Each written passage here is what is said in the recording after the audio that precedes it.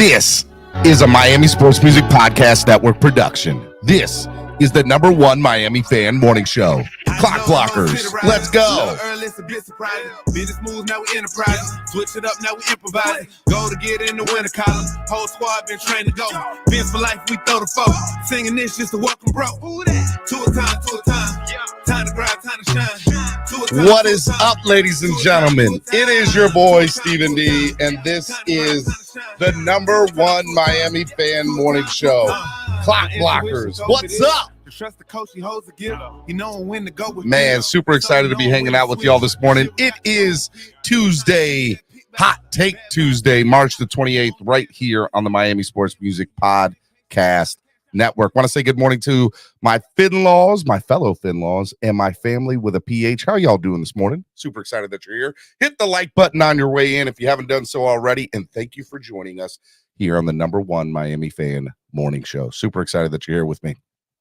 Hey, look, if you want to, because it helps, it goes such a long way to helping the channel grow.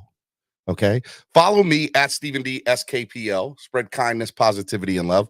Follow me on Twitter, Instagram, everything. Okay, make sure you follow me everywhere at Stephen D SKPL. Okay, you haven't done so already? Go do it. Go do it now. Do it. Do it now. Get to the chopper. Get to the chopper now. Follow Miami Sports Music everywhere at Miami Sports Music, except on Twitter, where we are at MIA Sports Music on Twitter. Follow them there. It's good stuff. Also, hey, look, if you haven't done so already, on your way in, like I said, hit that like button. It's free. It doesn't cost anything to hit the like button and subscribe to the channel. If you're not already subscribed, what are you doing? What are you doing? Hit the like button and subscribe. Only 9 likes, 30 of y'all in here so far. That number is going to keep growing. So the more people you see, you need to be putting in the chat. Hey guys, have you hit the like button? Have you hit? Matter of fact, I'm gonna talk to you. Talk to you right now. No, I'm talking about the one that's watching me while you're sitting on the toilet. Okay, first of all, I don't know why you're watching me while you're sitting on the toilet, but do me a favor, hit the like button, please, please. God, all right. Anyways. Subscribe to the channel. If you want to sign up and become a member of the channel, let me know. There are plenty of seats waiting for you. Plenty of seats waiting for you. We'd love to see you sign up and become a member. If you're rewatching this on replay, in the link below, you'll see membership. Just click that link and sign up and become a member. Okay? Make sure y'all do that. It's a big deal. It's a big deal. Sign up, become a member today. Would love for you to become part of the family. In my Vin Diesel voice. Family. Make sure y'all do that. Okay? Big deal. Everything's a big deal with me. Don't you know this by now? I make everything out to be a big deal. Make sure y'all sign up. Hey, look, if you want to help the channel grow by donating, you can do that as well. You can use the YouTube Live Super Chat, which is the $ below the bottom of the chat. In that rectangle, hit it. Just click it. See what you can do. You can hit super chat. You can hit super sticker. You can gift a membership to somebody. What else can you do? You can just absolutely be awesome. Click it. You can hit any amount you want. You can donate to the channel. You can ask a question. You can say, good job, Steven. You can say, I just want to do this because you're amazing. You can be whatever it is. Just hit it. If you don't want to get through YouTube, you can also use Cash App and PayPal. PayPal's $MSM Podcast Network, or use the QR code that is right on your screen. Or you can use Cash App or PayPal, which is also MSM Podcast Network. Okay. Make sure y'all do that here. Or use the QR code that's right on your screen. Want to give a big shout out to our sponsors of the show, ZSM Sports. ZSM Sports, the #1 place to get your cards, jerseys, balls, and hard to find items. ZSM Sports is the place to go. Hangry Owls, good food, good mood. Make sure you give them a call today at 305-279-5332. What else? Vasasaur. We love some Vasasaur. That's right. In Wynwood, Miami, Florida, born and raised, a beer created for the fans by the fans. Just like this podcast network. A podcast and a morning show made for a fan by the fans. Make sure y'all do that. A great place to sit. Greatplacetosit.com. Go check them out in the description below. You click that link to a greatplacetosit.com, and the price you see is the price you get. There's no extra ticket or service fees. The price you see there is what you will pay at checkout. It's great. It's amazing. We love it. Greatplacetosit.com. And last, but certainly not least, Tail Greeter. We love Tail Greeter. Download the app today on your current Apple or Android devices. Okay? Make sure y'all do that. It's a big deal. All right. Today we got a big show lined up for you today. I know I was supposed to have Alex Dono on. Okay? Alex and I talked late last night, or yesterday afternoon, really. And, he had to reschedule because the Miami Hurricanes have some press conferences going on, and he needed to be a part of it as part of Locked On Canes. So he will be on tomorrow. That's right. Alex Dono was moved to tomorrow as part of Wildin' Out Wednesday. Now, Alex will come on for the first part, and hang out with us, and then I will start Wildin' Out Wednesday after Alex gets out of here. So it's going to be good. I'm excited to have Alex on tomorrow. I appreciate him rescheduling so quickly and to the next day. So shout out to Alex. Alex is such a good guy. Sorry we couldn't have him on today. But hey, you know what? That doesn't mean anything. You want to know why? Because it's still Hot Take Tuesday. That is right. Hot Take Tuesday. And I got to talk about, I guess, what everybody's talking about. And that is the Deshaun Elliott tweet. And we're going to get down into that. But there was a few other things that happened in the world of sports that I want to talk about because, this is a sports morning show, not just Miami Dolphins morning show, although we primarily focus on the greatest football team of all time, the Miami Dolphins. And if you feel any other way, I'm sorry. Sorry about your life that you chose to root for another team. Okay. It must suck. It must suck. All right. A lot to kind of talk about this morning. We're waiting for, it is Hot Take Tuesday. So we are waiting for Nando Talk to get on. And so as soon as he gets on, we're going to be able to go through everything. He just texted me and said he's about to get on now. I was late this morning because I had to create everything new. I had everything all ready to go this morning, and then I had to create everything all over again. Just so y'all know that's kind of what you see on a day in, day out basis. I create a thumbnail, I load up, I do keywords, I make sure that the YouTube channel is put up and it's put in where it's supposed to go. And so, yeah. All right. Let me say hello to the people in the chat. Let me do that real quick. Who else we got up in here? Who do we have in here this morning? Who was first in? Trucker Sean was first in today.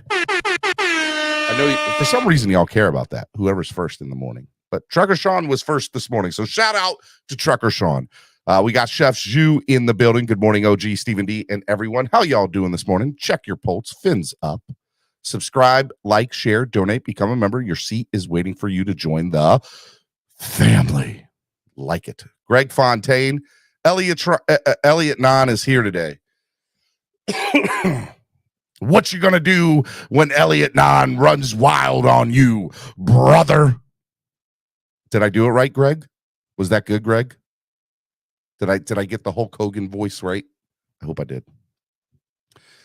There will be no Deshaun Elliott hate on this channel, or you're just a hater and don't know football.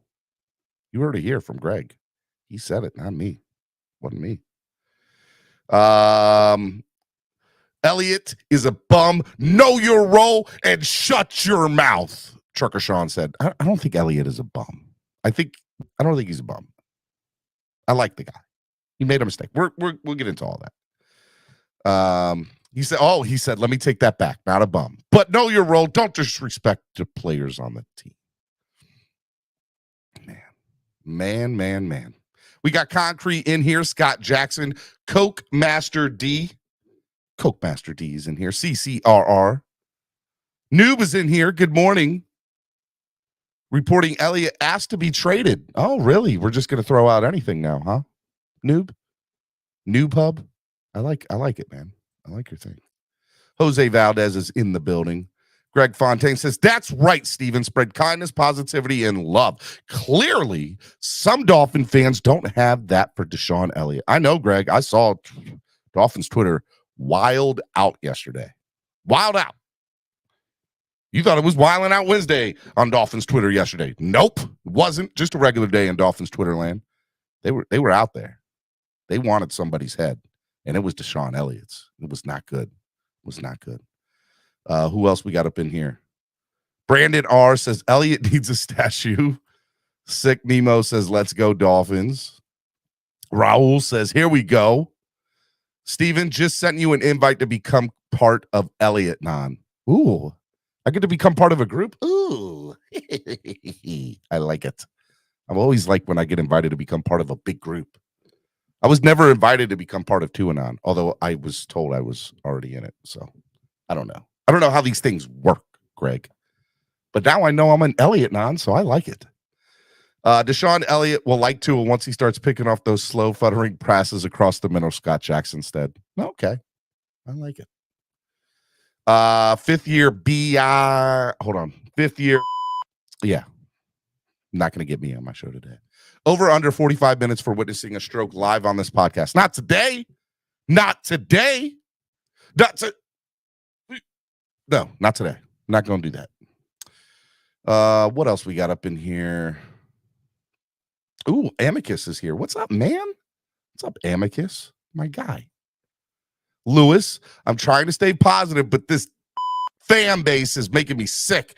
And I think the rabid dolphin is coming back in full effect. I knew you couldn't last the full offseason, Lewis. I knew it. It was too good to be true. I knew positive Lewis couldn't stay here forever. Knew you couldn't do it, man. All righty. Lewis, I'm disappointed in you, Lewis. All right. What else? Didn't mean to hit that. Let's see here. Steven, I will cancel. We will cancel you if there's any Deshaun Elliott hate. What you gonna do when Elliott Non runs wild on you, brother? If y'all put wrestling references in there that I know, I will try to do it in the voice that is done. I'm just letting you know. I do like wrestling. I do like it. All right. Let's see here. Old school wrestling. Okay. Not this. There's some of the new stuff I like, and I still watch it here and there. I'll watch it with my kids. My kids are like, what is this? I do like New Day. New Day rocks. New Day rocks. All right. What else we got? What else? Mr. Negative here. I listened to your show yesterday. Good points on your 5 reasons to be excited about the Dolphins. No more excuses, Steven. By the way, Elliott is my new favorite player. I think he's a lot of people's new favorite player. Good, bad, or indifferent. Let me tell you. Dolphins Twitter got in their feelings. No lies told there. They definitely did yesterday. Most definitely did. Shake Money. Good morning, my neighbors. And it's another beautiful day in Zamunda for being a guest in the blender. I was a guest on Shake Money's show. We pre-recorded it. I don't know when it's going to go live.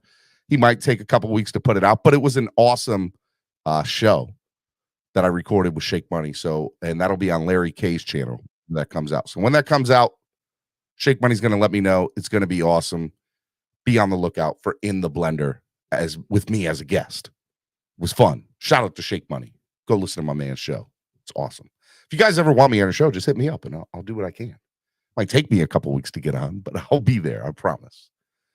I'm all about the content creators. Bring them on, baby.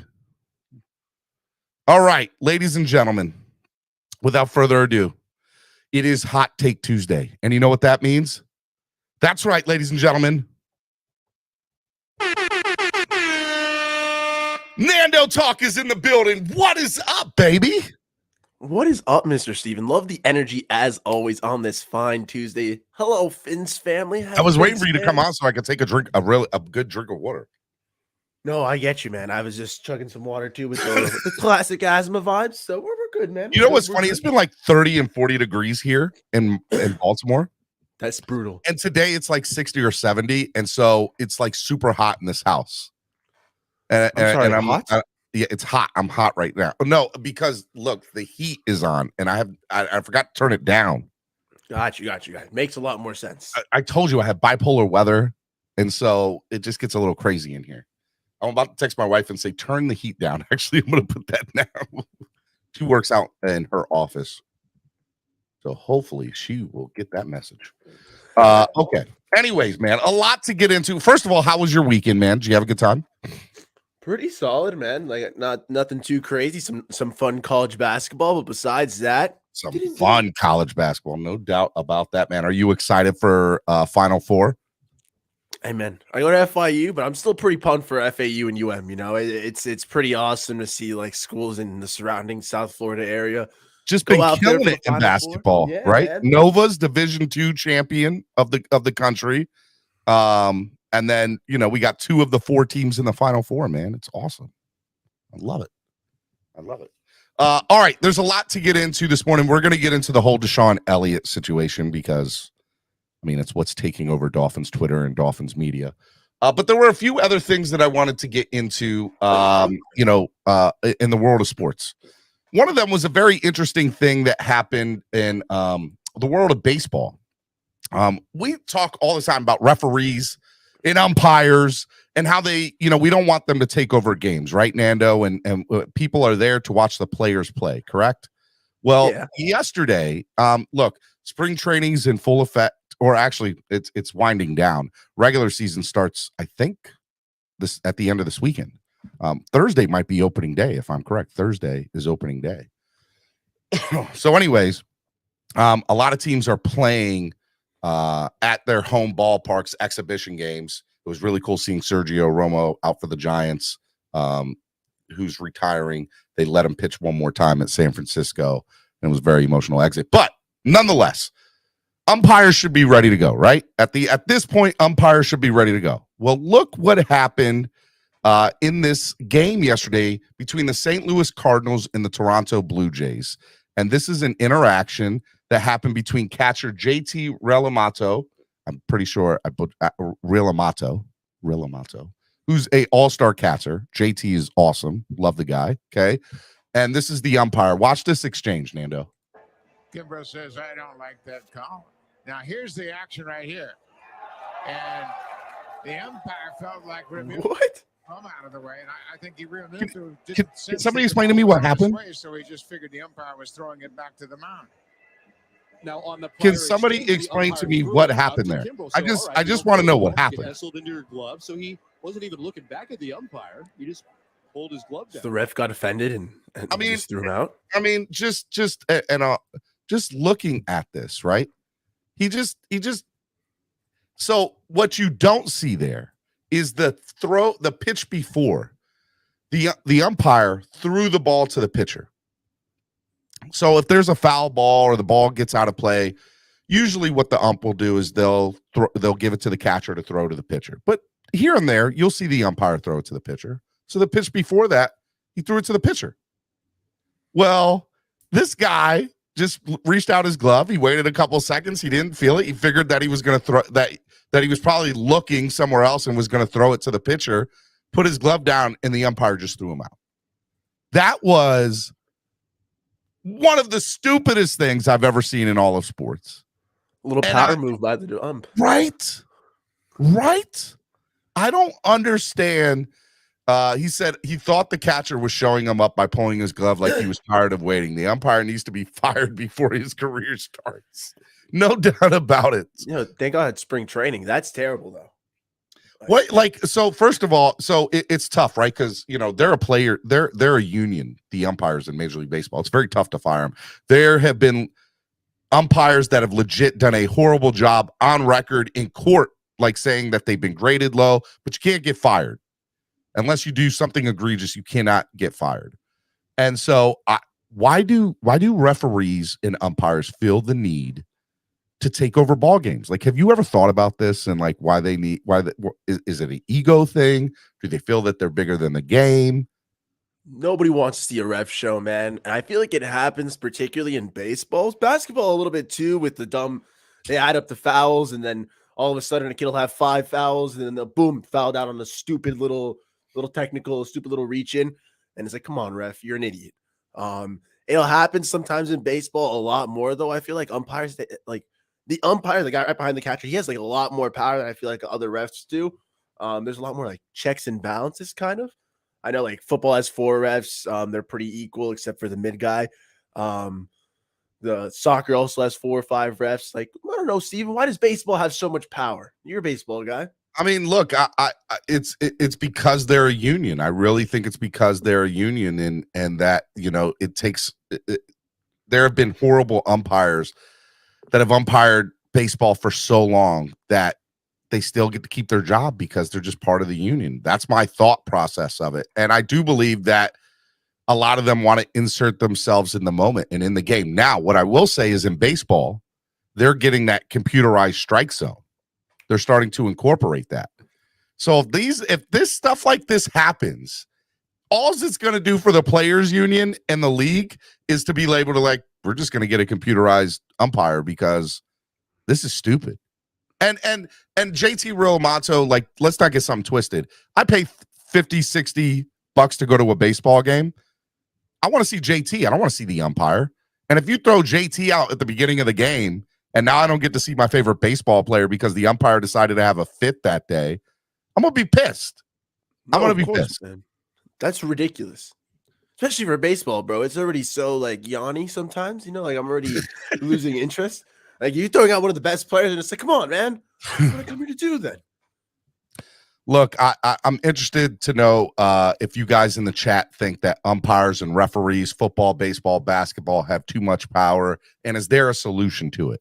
Put it in the chat. If you're rewatching this on replay, put it in the comments section. I'd love to get your thoughts about that because I think it's something that needs to be talked about. But I thought it was interesting. Hopefully it doesn't happen throughout the season. And I don't know what Major League Baseball or a league can do to an umpire in that situation.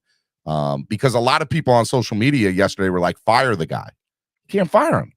I don't know if you'll get fired, but what I know, like, your ref career literally depends on situations like this. Like, the way you get to be the ref in a World Series, in a World Baseball Classic final, and the tournament in general is by having a pristine, crystal clean refereeing career with no missed calls like this, no public backlash of just some buffoonery. And if you have stuff like this, Noob, I don't know if you'll get fired, man, but I don't think his career will take off for a couple years anyways. He's going to have to, like, have some perfect games, some beautiful calls, and be like, look at me, like, I called it right here on this tying run, on this crazy out. Like, he's got to make up for it, Steven. But until then, he's probably screwed. Like, 100%. All right, let's transition. Miami Sports Music's #1 Miami fan morning show, Clock Blockers, right here on the Miami Sports Music Podcast Network.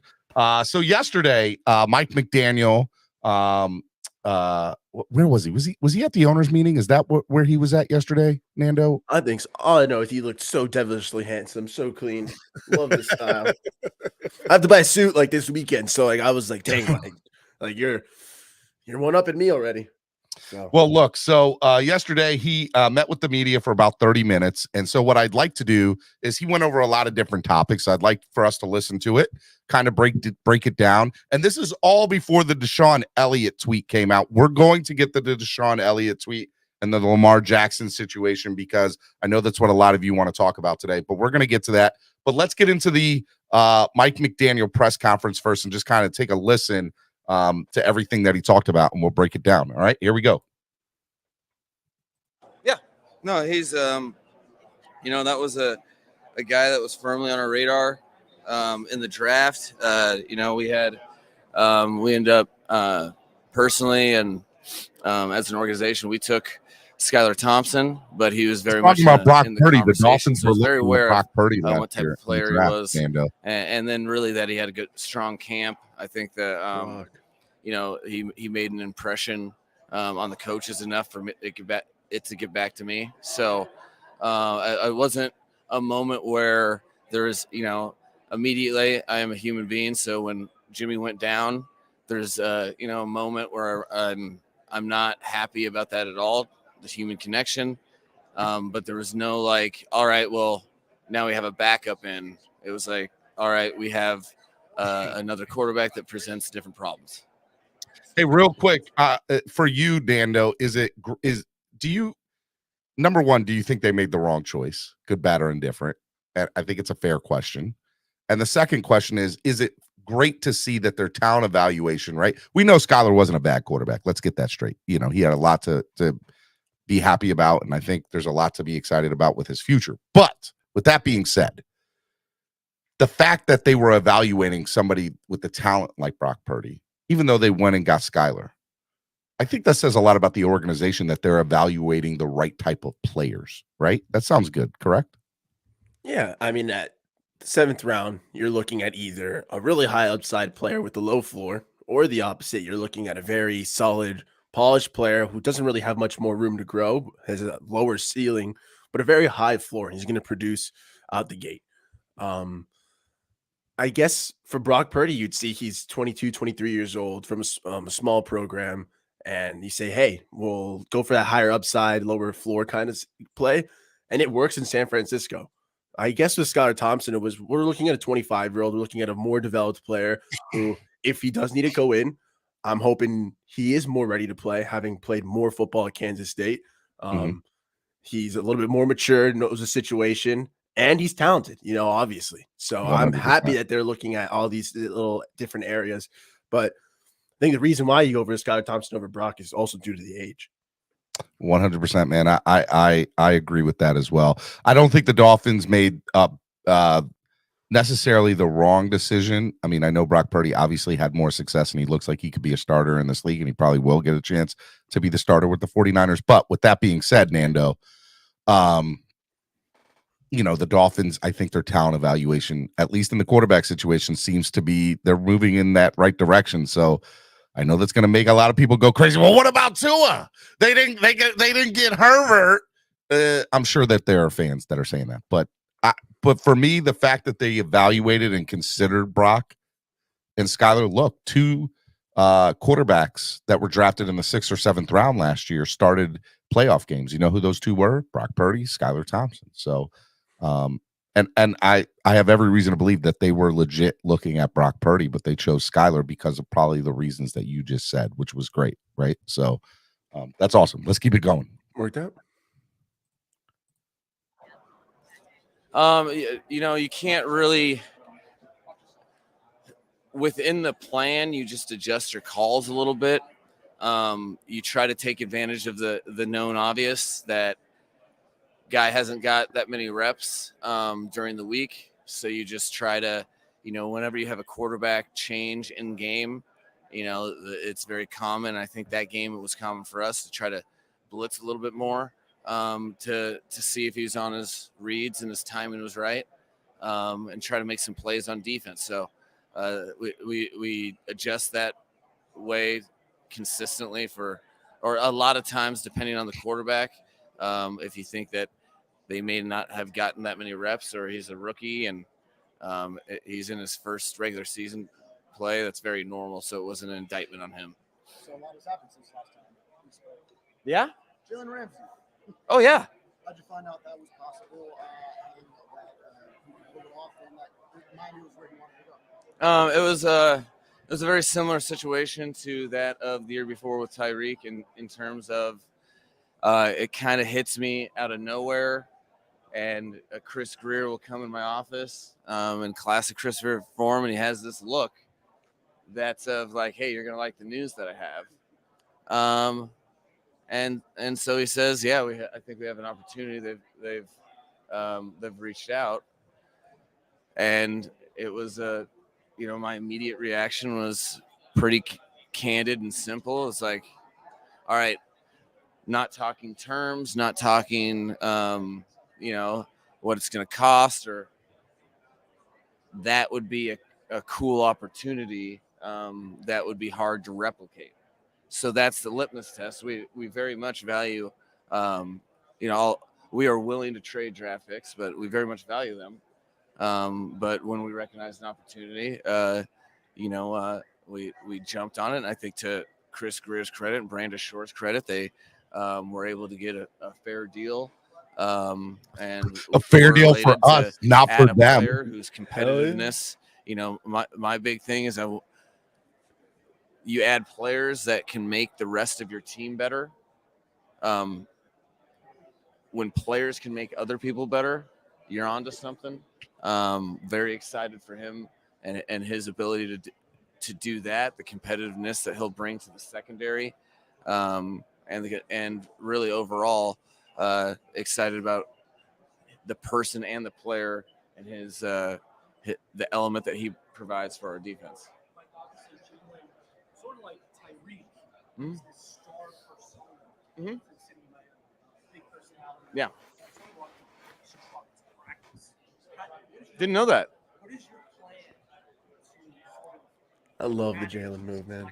I know, me too. My plan is I have to be a bigger star than them.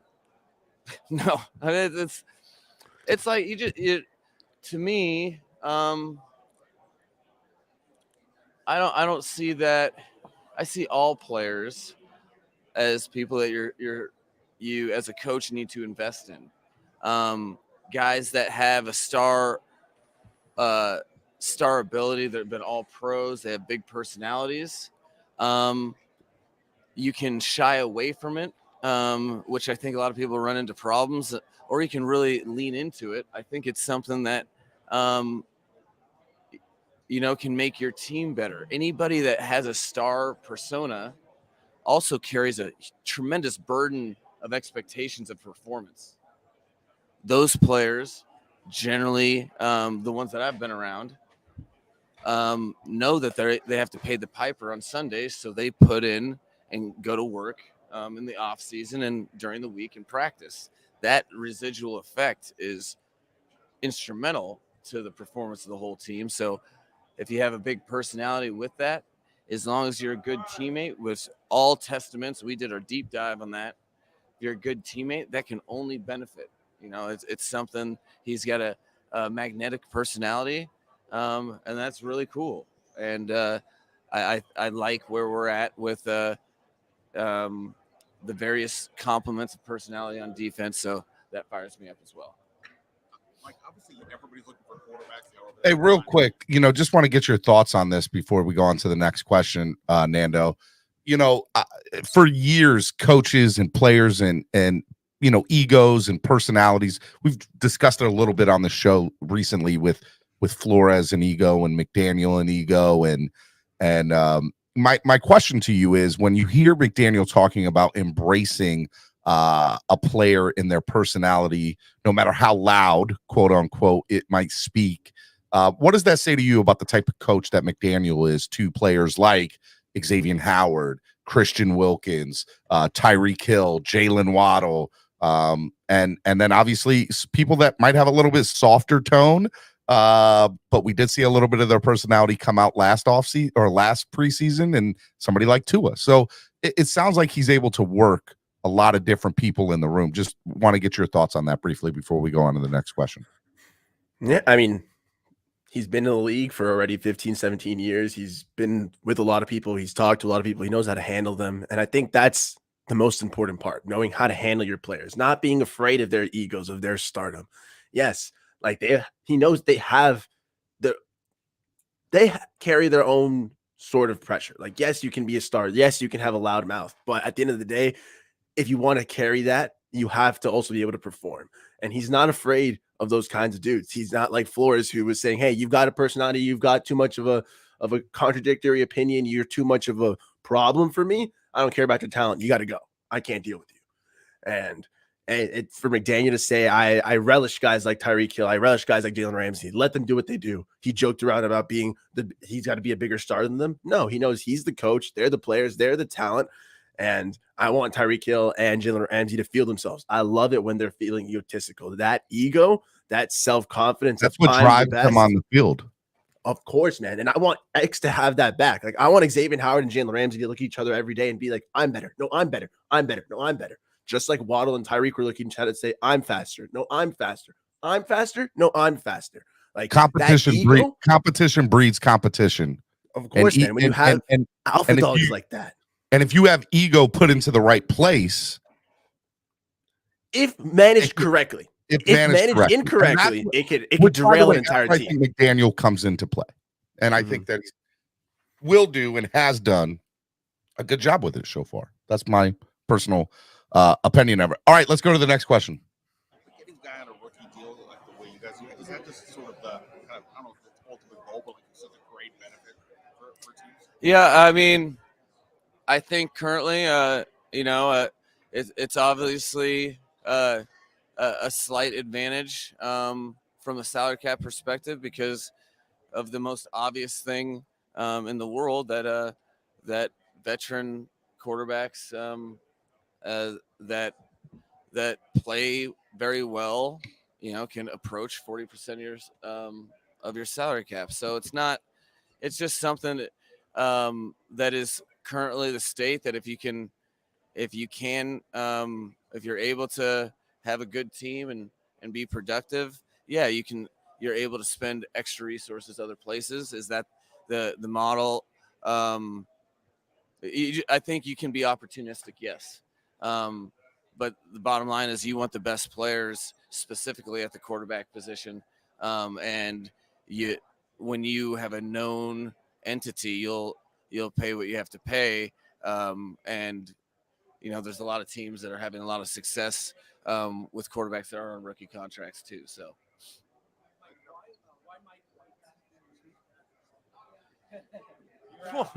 Wow. I don't think that's just a Tua, by the way, like at all. So it wasn't funny. Yeah. So go ahead, I think elaborate that's on that, almost because I know some people said that yesterday. I just think that's almost a preparation of saying like, hey, we're going to be successful right now on the rookie deal, and we're going to be successful when we're off the rookie deal because we'll have built the team correctly. Mhm. We're not just skipping steps. We're not rushing forward. We're doing it the right way, and we're going to win, Steven. That's how I'm going to view it. I'm not going to think of here that my coaches sneaked this in his own QB when they just picked up the option, and he's had other quotes saying that he wanted to support Tua and that he In was this ready to go press and shut conference, down the he narrative. talks about it like Tua's our quarterback, I think, later on in this thing. Now, let me say this, right? I thought it was very interesting what he said. He's like, look, there are teams where if they have that star quarterback, it takes up 40% of their salary cap, which is crazy, right? That's a big number. Dolphins don't have this. Dolphins don't have this issue now. They won't have it next year, and they probably won't have it the year after that, depending on the franchise tag or if they extend them or stuff like that. Now, or if they end up going after a rookie in next year's draft, like Drake May or Caleb Williams or somebody like that. Now, let's go on and just discuss a little bit, Nando. What I'll say is, I believe that McDaniel's a Tua guy and has backed him up since day one, knows what he has with him, and is excited about the future with him. You agree? Yeah. I mean, again, we keep making moves. We keep dealing assets. We keep trading away players. We keep building the team. If the idea was to build and get a different QB, we would have done it by now. QBs have been dealt. QBs have been signed. There have been plenty of, that's the other thing. There have been plenty of quarterbacks over the last 18 to 24 months that have been available in this league. And the Dolphins continuously say, Tua's the guy. Tua's the guy. Tua's the guy. And it's not like we have no draft picks. We haven't made any moves. We've been salary cap hell. We've signed players. We've traded for players. We've addressed every position except for QB. And so I get that might ruffle some feathers. But what that means is that the team is at least thinking, at the very least, is thinking we're not sure on Tua. Let's build the other positions to make the team as strong. At the very most, they're thinking Tua's the guy. We just need to elevate the team so we can win a Super Bowl. Like, all signs are showing that Tua's the guy that, for now, anyways, that's, I don't know, Steven. We've seen so many QBs move around the league. I mean, the Dolphins still have Tua. Like, it's hilarious that we still gotta rock with it. There's so many other positions, my friend. I agree. Let's keep him going. Miami Sports Music's #1 Miami fan morning show. We're talking the Mike McDaniel press conference here. Once this is over, we are going to get into, as a reminder, to the Deshaun Elliott tweet, and we're going to go head first and dive into that on a deeper level. So just stand by, hit the like button if you haven't done so already. Donate to the channel, help the channel grow. Nice.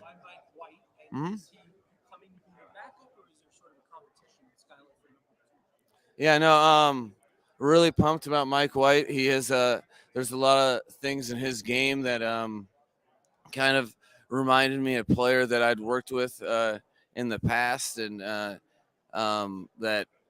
when I left Houston, he was playing a super high level, Matt Schaub.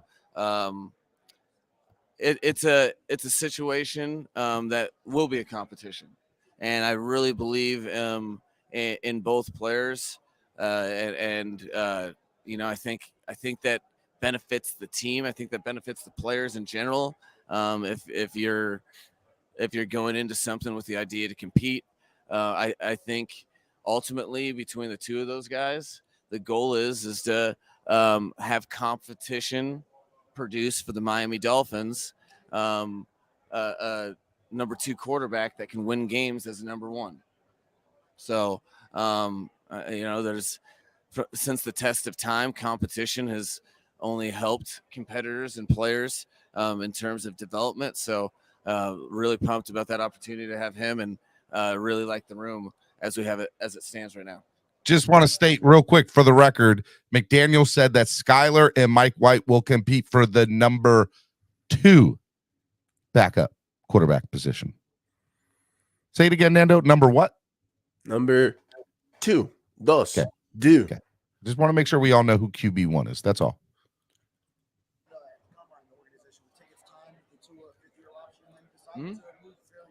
No.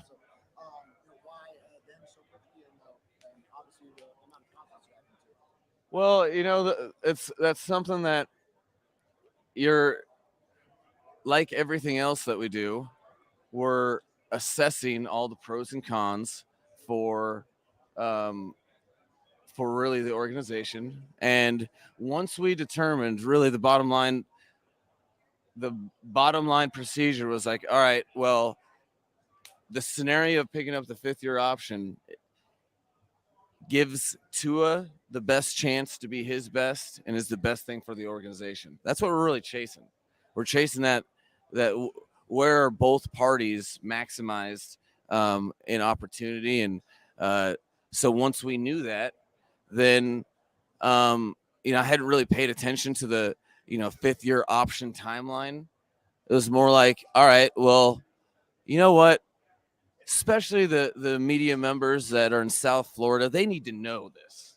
We need to tell them this 5th-year option is, once we knew, we knew. So hopefully it was that way I didn't have to play unnecessary poker face for no reason.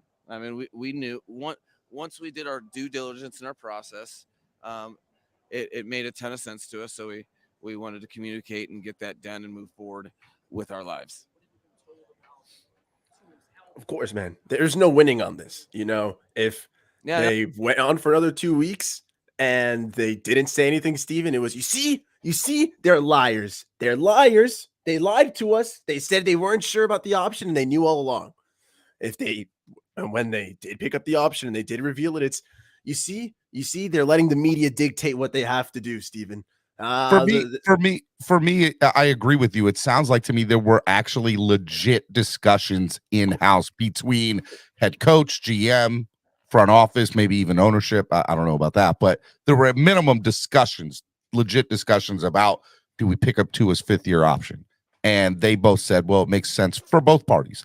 It makes sense for Tua, obviously, but from an organizational standpoint, if Tua works out, we're only on the hook for him for $23 million next year instead of, oh my God, we got a franchise tag on him and he's going to be 30 to 35, which by the way, still probably going to be better than going out if he blows up and wins a Super Bowl or makes a Super Bowl appearance or an AFC championship game, where we're going to have to give him, he's going to ask for an extension or a long-term contract. And, right now, quarterback, they're going for 40, 45, even $50 million a year right now.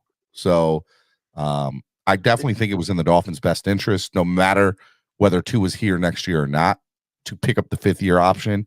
And best of all, it sounds like there was actually discussions in-house about what's the best thing for the future of this team.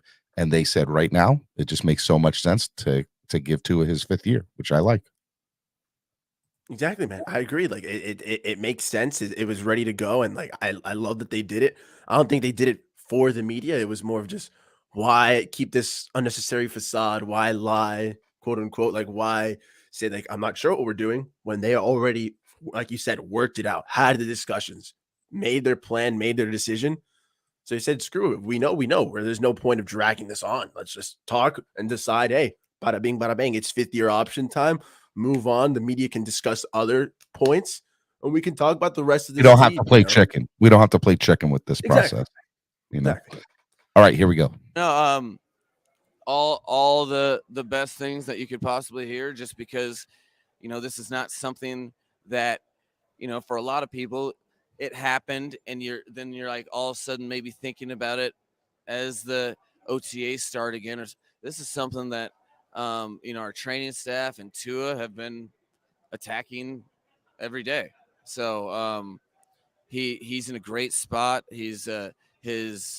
I'm really encouraged about the work that he's doing for preventative injuries with his core and his neck training. His jiu-jitsu stuff has been outstanding. So, you know, doing all the things that we can control to best position us. And he's in a great place because of that. He's excited.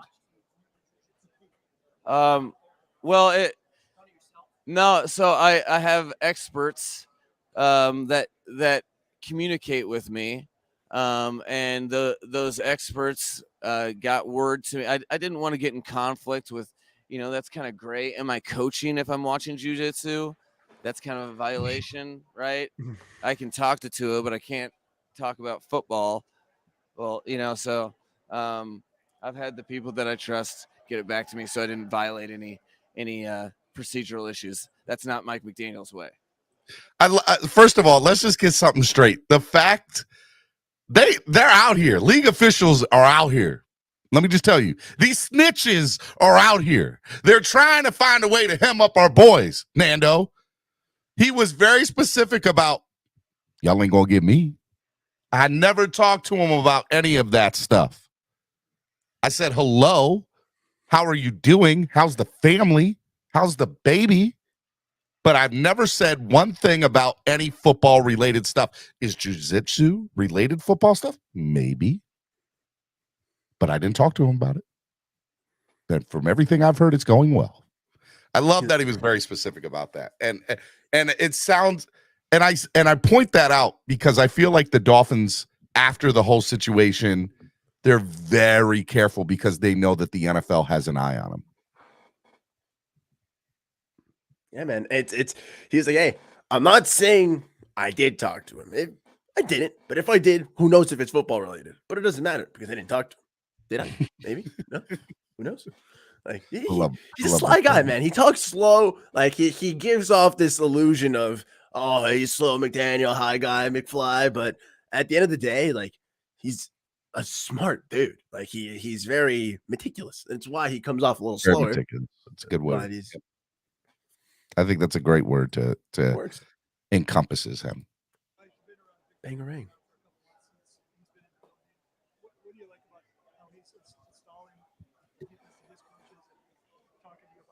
He's talking about Vic Fangio. Working with Vic since he's been here has definitely validated everything that I thought. You know, when we made a decision to really target him as the defensive coordinator, you know, I spent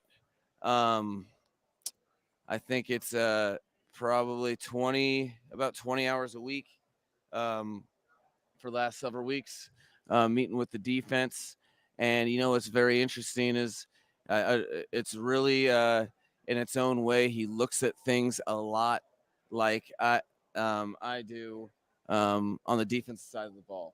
His devotion to tape, his devotion to coaching, not in absolutes, but through relationships and you know, really trying to get players to get the best out of players in every way, shape, or form, allowing them to be themselves, not putting them in a box, not confining them.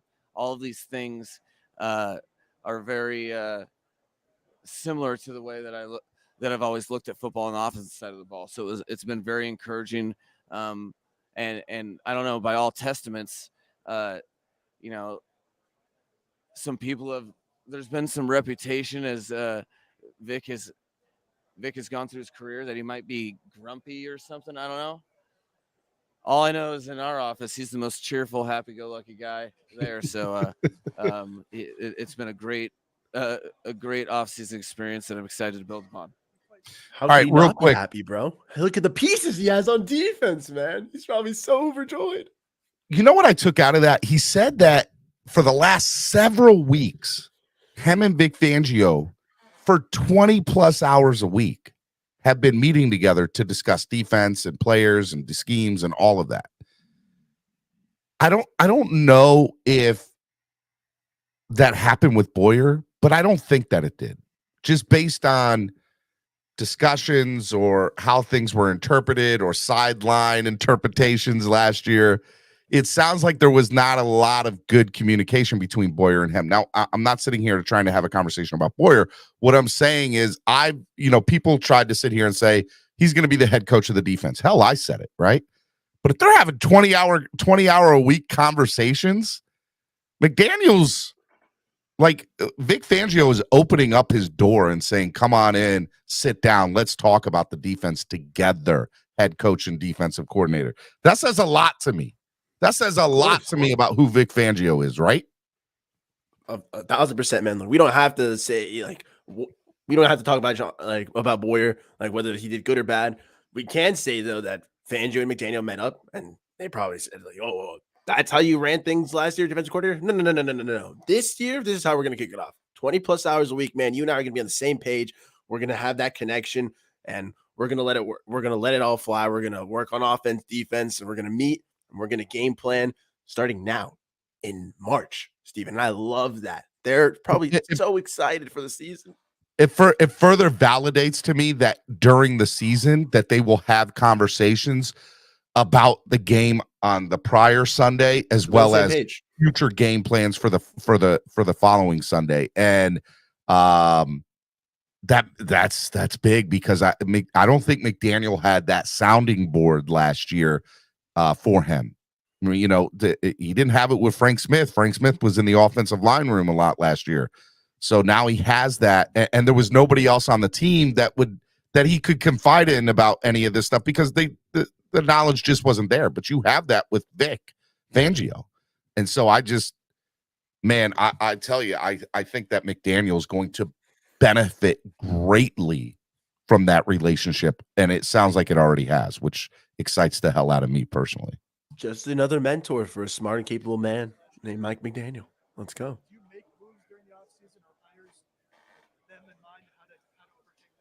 You always have your division in the back of your mind, but I think it's important to create a team that's its very best against all opponents because they are two very important games, division games, whichever team it is. But 2 games doesn't get you to the playoffs. 2 games doesn't win your division, so you keep it in mind, but you don't directly, I'd put it this way. If you have a good quarterback in your division, we have Josh Allen. We have multiple good quarterbacks, but just your example. You can only say Josh Allen because Mac Jones was not it, and at the moment, so Zach Wilson isn't it. That way, but that's a diss. That's a sneak diss. Their excessive strengths, and you have to be ready and prepared to deal with those. But you're also motivated by just creating your best team against all opponents, all structures of offense and defense, to be your best version of yourself. Mike, with that though, it seems like the division has gotten a lot better and potentially could, have Aaron Rodgers in that same division. Let's talk about the state of the AFC East and just how, competitive it has gotten. No, so it's two-pronged.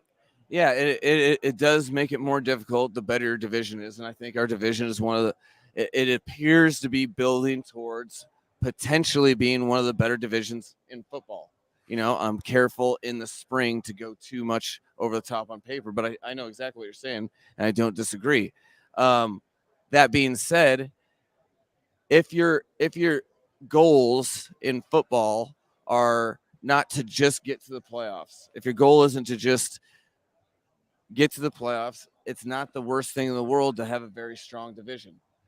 Granted, it still makes it more difficult to get to the playoffs, but if you are able to, within that very good competitive division, you are much more battle-tested for the games that really, really matter. Because no one wants to just we lived it once, and one time was enough.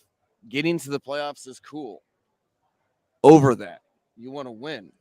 And so playing good teams in the Drop regular the mic, season, Mike. however, in the front end might seem, oh, that's tough.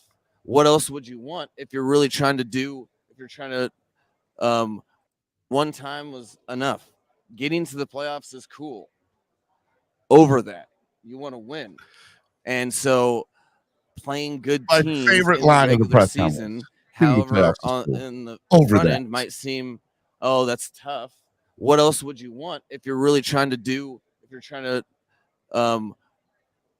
actually win playoff games, if you're trying to actually get to the AFC Championship, if you're trying to win the AFC Championship, if you're trying to win the Super Bowl, all of those things, you better be a very good team and battle tested, and our division should help us do that. But it's going to be stressful. You know, he's not wrong. You know, one of the reasons the Dolphins have not won a playoff game or even been to the playoffs but 3 times in the last 20 years, let's call a spade, is because they played in a very tough division, right? Whether the Bills or the Jets were good for the last 20 years is irrelevant, because divisions play very well and very tough against each other, no matter how bad teams are. Divisional games are a totally different animal from the standpoint of the state of the team for that year. I feel like there's been years where the Jets were just straight horrible and just found a way to beat us in a game. And we're like, what happened? This team sucks. Or vice versa. The Dolphins have been bad and they still find a way to beat the Patriots, who will go on to win Super Bowls in those years, right? So I think that the fact that this team, he's right. Eventually this division could look, by the beginning of football season, maybe the best division in all of football on paper. On paper. Yep, and you do have Josh Allen. You do have Tua Tagovailoa. There is the possibility of Aaron Rodgers.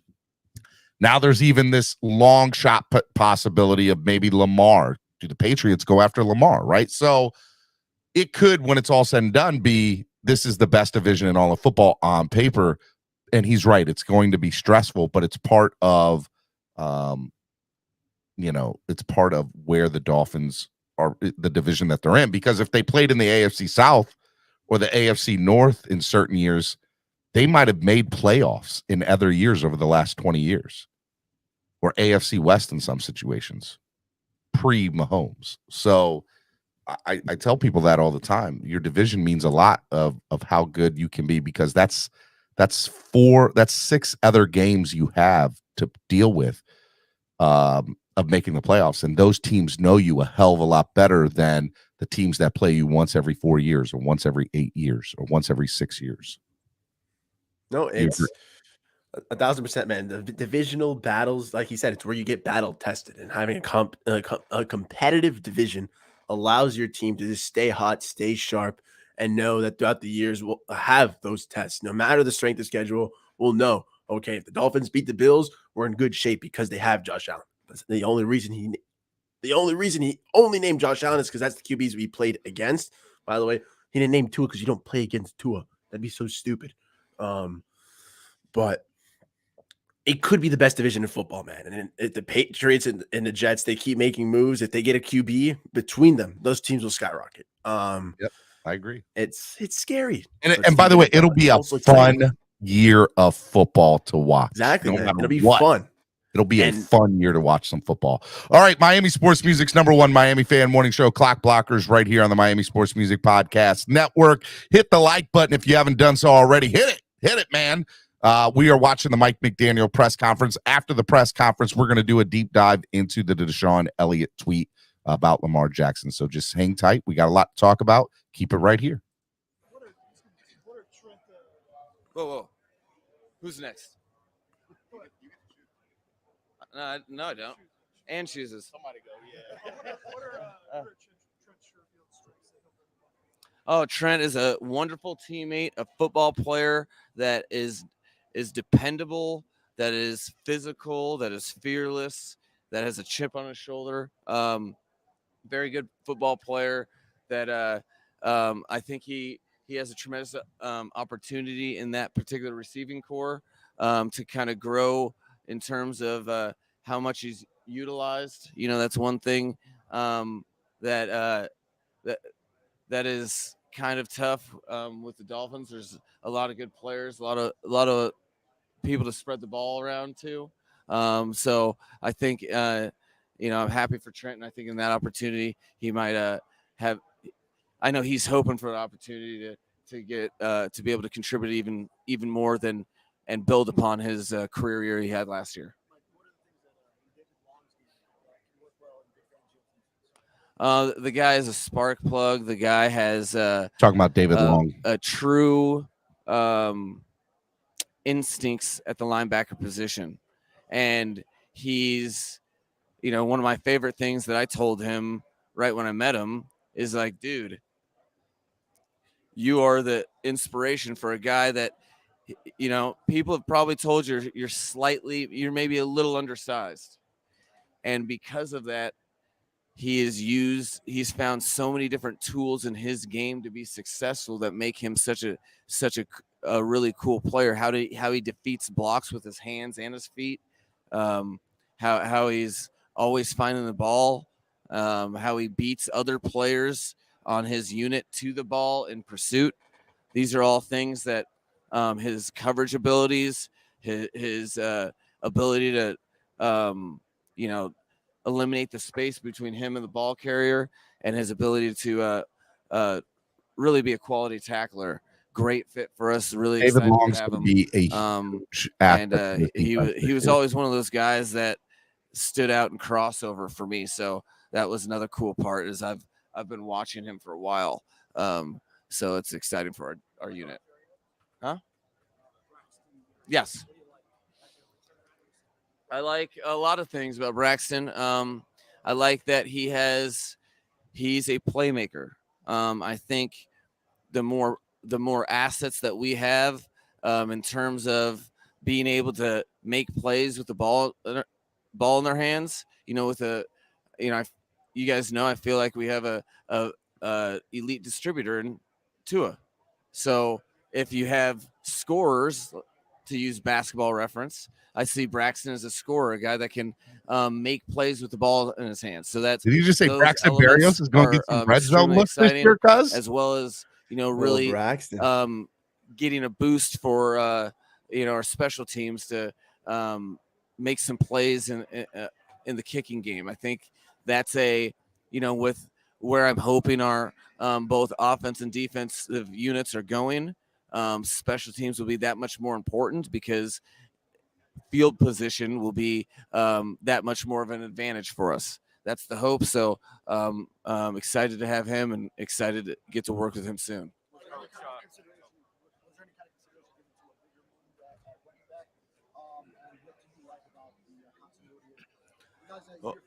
So you take a look at the whole class, and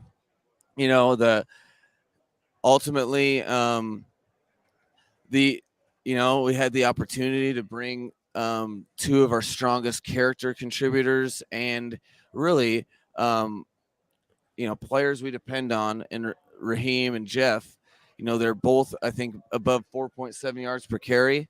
And when I look at the tape, I think there'd be a little different feeling if, I don't think we didn't run the ball, not because they didn't run the ball well. We didn't run the ball well in games that we were overly injured or some games that just didn't call enough runs. So when you look at it, historically, if you can get a runner 4.5 plus, they're doing something pretty good. I think we were able to get those two guys together, which was very important.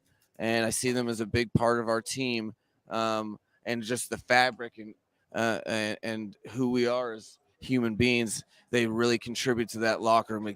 Very excited to get those guys. And I honestly believe they're playing their best ball of their careers.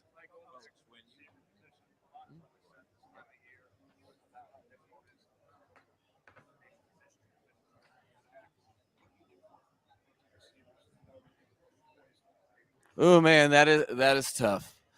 The toughest part The easiest one are the guys that are fortunate enough to be in systems that are very similar to pro.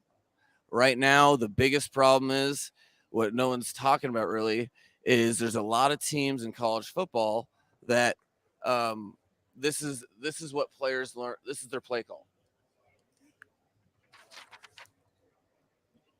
Okay, no, it's a picture from the sidelines. That's not verbal.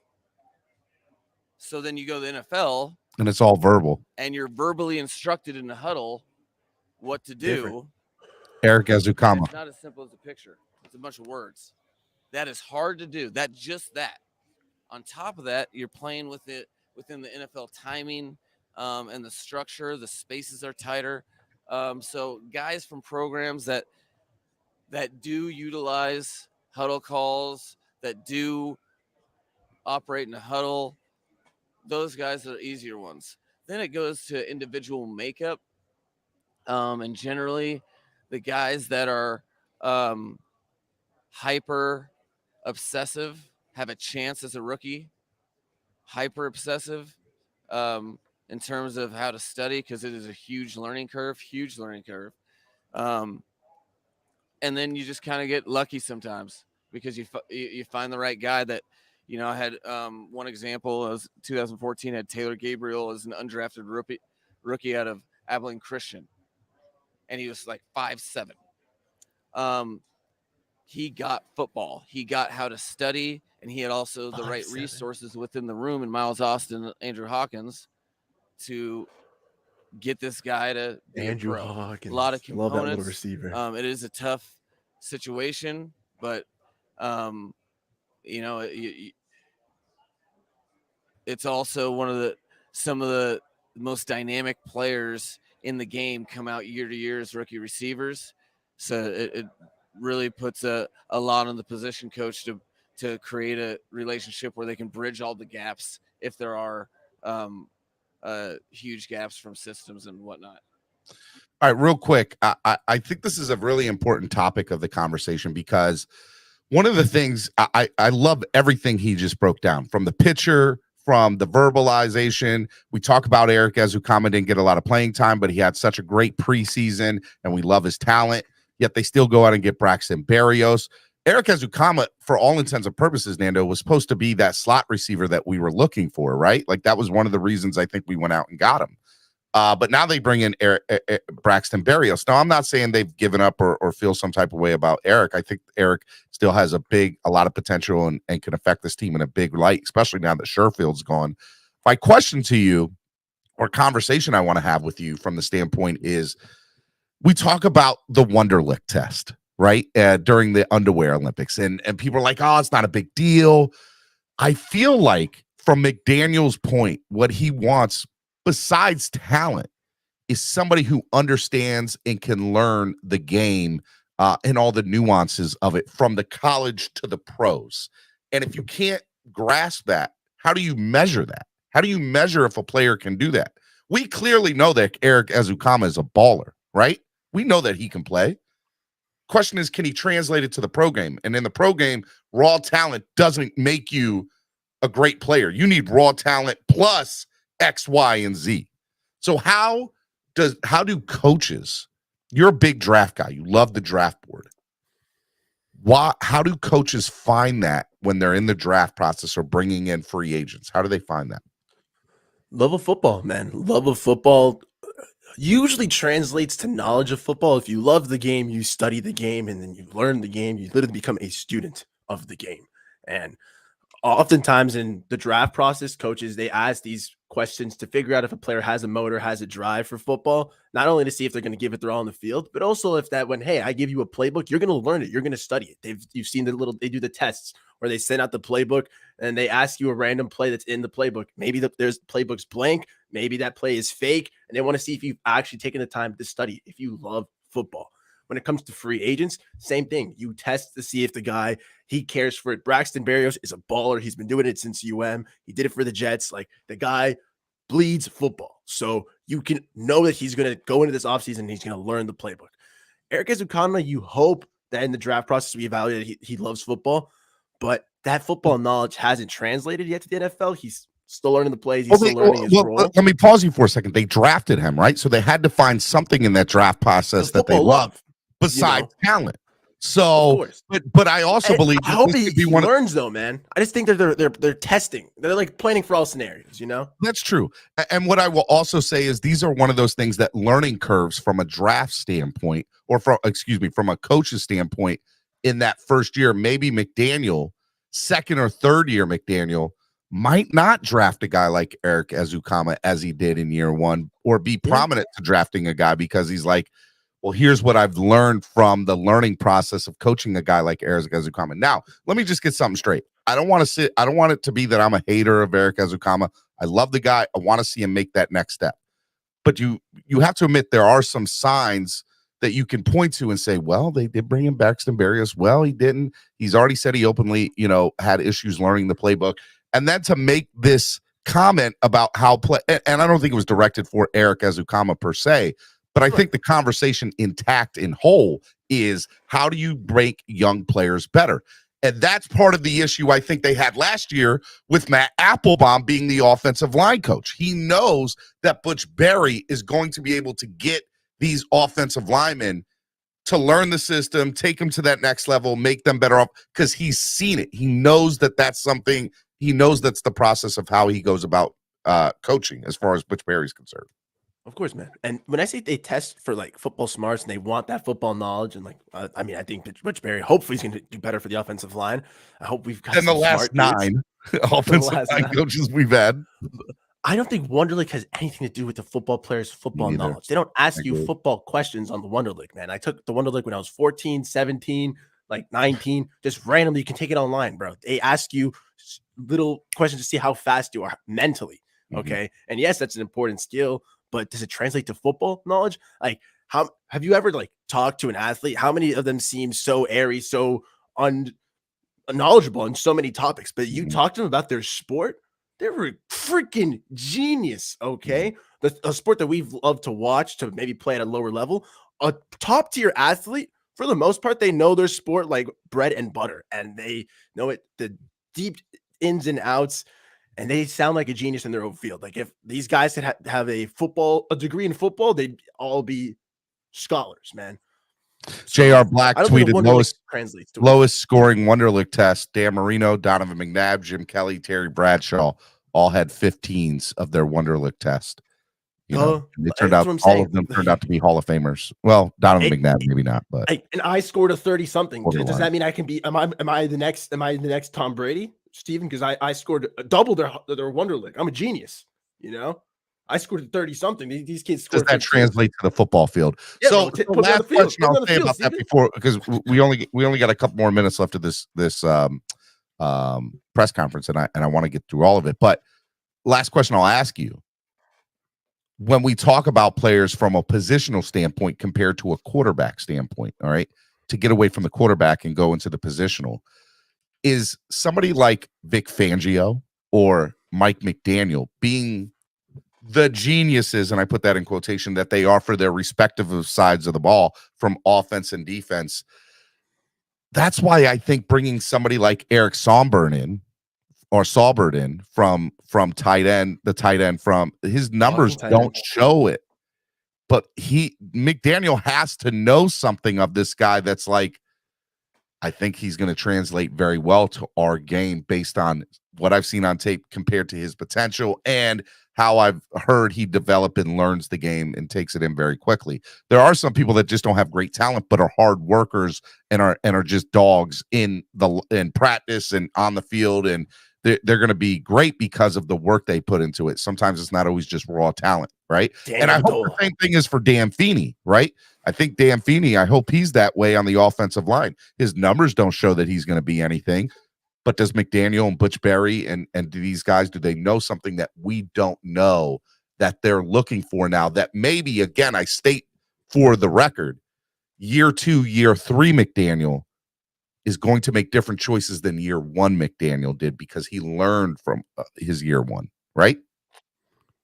Of course. We're talking about another student of the game, Mike McDaniel, man. The McGenius, the nerd of football. Like, this is a guy who he knows ball. Okay. I know he's going to take his year one and study up on it. That's all he's got to do right now. It's what he's being paid to do. You spent time in Washington. Mm-hmm. What is it like? This is a great thing. This is talking about the Washington. We've all seen this on Twitter. Talking about Snyder. Dan Snyder selling the franchise. What's that like for? Now that you look at it, where you see Dan Snyder looking into selling the franchise, and you used to work No. with him. So I look at it like, wow, the organization's worth that much. And, you know, I couldn't get free coffee. You know, no. Such a funny line. It's a cool process because to me, I look at it less as, you know, business is business. I look at it as the health of our league. And it's very encouraging. And to me, it's the greatest litmus test that exists. How it seems that every sale of a team is for a larger number. That I feel like, I don't know if this is accurate. Maybe Google could check, but I feel like Mr. Ross for the Dolphins, when he bought the team, was the first owner to buy a team for $1 billion. So you want to, for me, what it means is I don't know if he was the first, but I know he was one of the first. There's multiple $1 billion being discussed for that. I know the Broncos it was like 4.5. That means the NFL has made a ton of good decisions, and that we're building in the right direction, because people don't spend that much money on something unless it's probably going to continue to grow. When you work for Dan, did you ever think like this time? Smart dude. You see him selling the franchise? You know what? I get what you're asking. When I worked there, I felt as though he was a guy that has lived his whole life to be the owner of that particular team. So it is surprising, I guess, and from my experience, just because of my, 3 years there, I didn't necessarily see that coming. But in general, people have different reasons to do whatever. I'm not going to pretend to know everything that's going on there. I'm just more looking at the fact that he's able to that business is good for the NFL, pumps me up, and I think that's what I take from it. Hey, Mike, talk real quick about the type of player the Patriots are getting, Mike Gesicki. Oh yeah. No, I'm excited for Mike, and I'm excited that he's getting the opportunity. I think what you're getting is a guy with a chip on his shoulder that is going to really, really go after it, and I think do whatever the coaches ask of him, and they'll be able to. He's a guy that I think the Miami fan base will miss, and excited to see. It's just unfortunate in a weird uniform, right? But that's our business that we play, that we thrive in. But ultimately, I'm excited about really where our tight end room is going, and some of the things we got going on there. Happy for Mike that he's getting the opportunity, and know he's going to do his very best to make the best of that. Mike, I wanted to ask you about Byron tweet last month about painkillers. You kind of suggested that people not take them. Has that spurred, I guess, an internal thought? Like, are we administering this the right ways? What ways can we do it better? Or do you feel like that the protocol you guys have followed, Byron, any other player, is right? Now, so there's a fine line. I'm not going to in any way, shape, or form dismiss anything that Byron says about his experience at all. I respect it. I regard him, and I trust him from his experience. However, I do have to acknowledge that one of the things as when you're in charge of things is you have to pay attention to everything, and everything that I haven't heard that be any sort of a consistent or a theme from other players. However, it does open your eyes to make sure you listen. Remember but I have been very encouraged. I have the utmost confidence in everything our doctors and training team do and have done and moving forward. But you're always, it just brings your awareness to it. But haven't heard anything in the slightest degree close to that with any of our players. So I'm feeling good about the direction we're going, but feel very sensitive to his experience, and don't wish that really on anybody.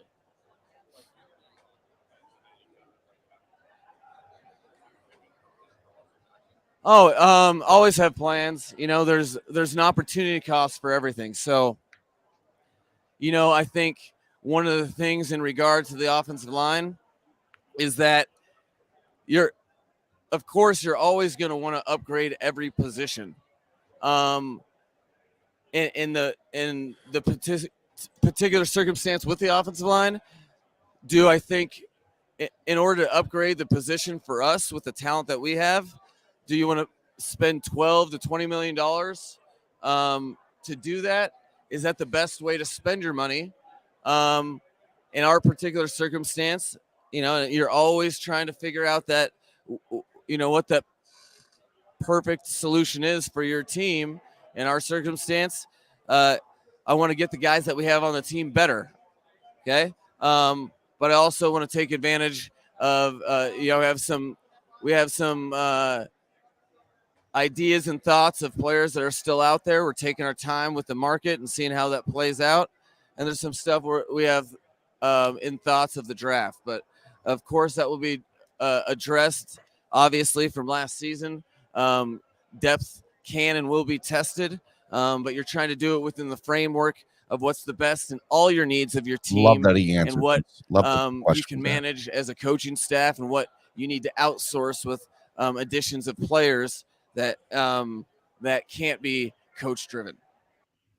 All right, Miami Sports Music's #1 Miami fan morning show, Clock Blockers, right here on the Miami Sports Music Podcast Network. We just wrapped up Coach Mike McDaniel's press conference at the NFL meetings yesterday. I thought it was really good. Let's just elaborate real quick on that last question. He basically said, in regards to the offensive line, we're still evaluating from a free agent standpoint and a draft standpoint. That makes me think that the Dolphins are waiting for the draft to happen to see what they get from the draft, and then they'll see what is remaining out there on the offensive line, and then obviously address if anybody gets cut or released in training camp to obviously bring them in here. And we know that there's a lot of good quality football players in training camp that get cut because of salary cap, because there's young players. So just because you get cut in training camp doesn't mean that you're bad, or that it just means they decided to go in a different direction. So I was really happy with that he addressed it, and it further confirmed for me, guys, if you're watching, don't fret. The Dolphins are going to make more moves on the offensive line. This is not the offensive line that we will see week 1, and there'll probably be, my guess, 2, maybe 3 more acquisitions from the offensive line. Do you agree with all that?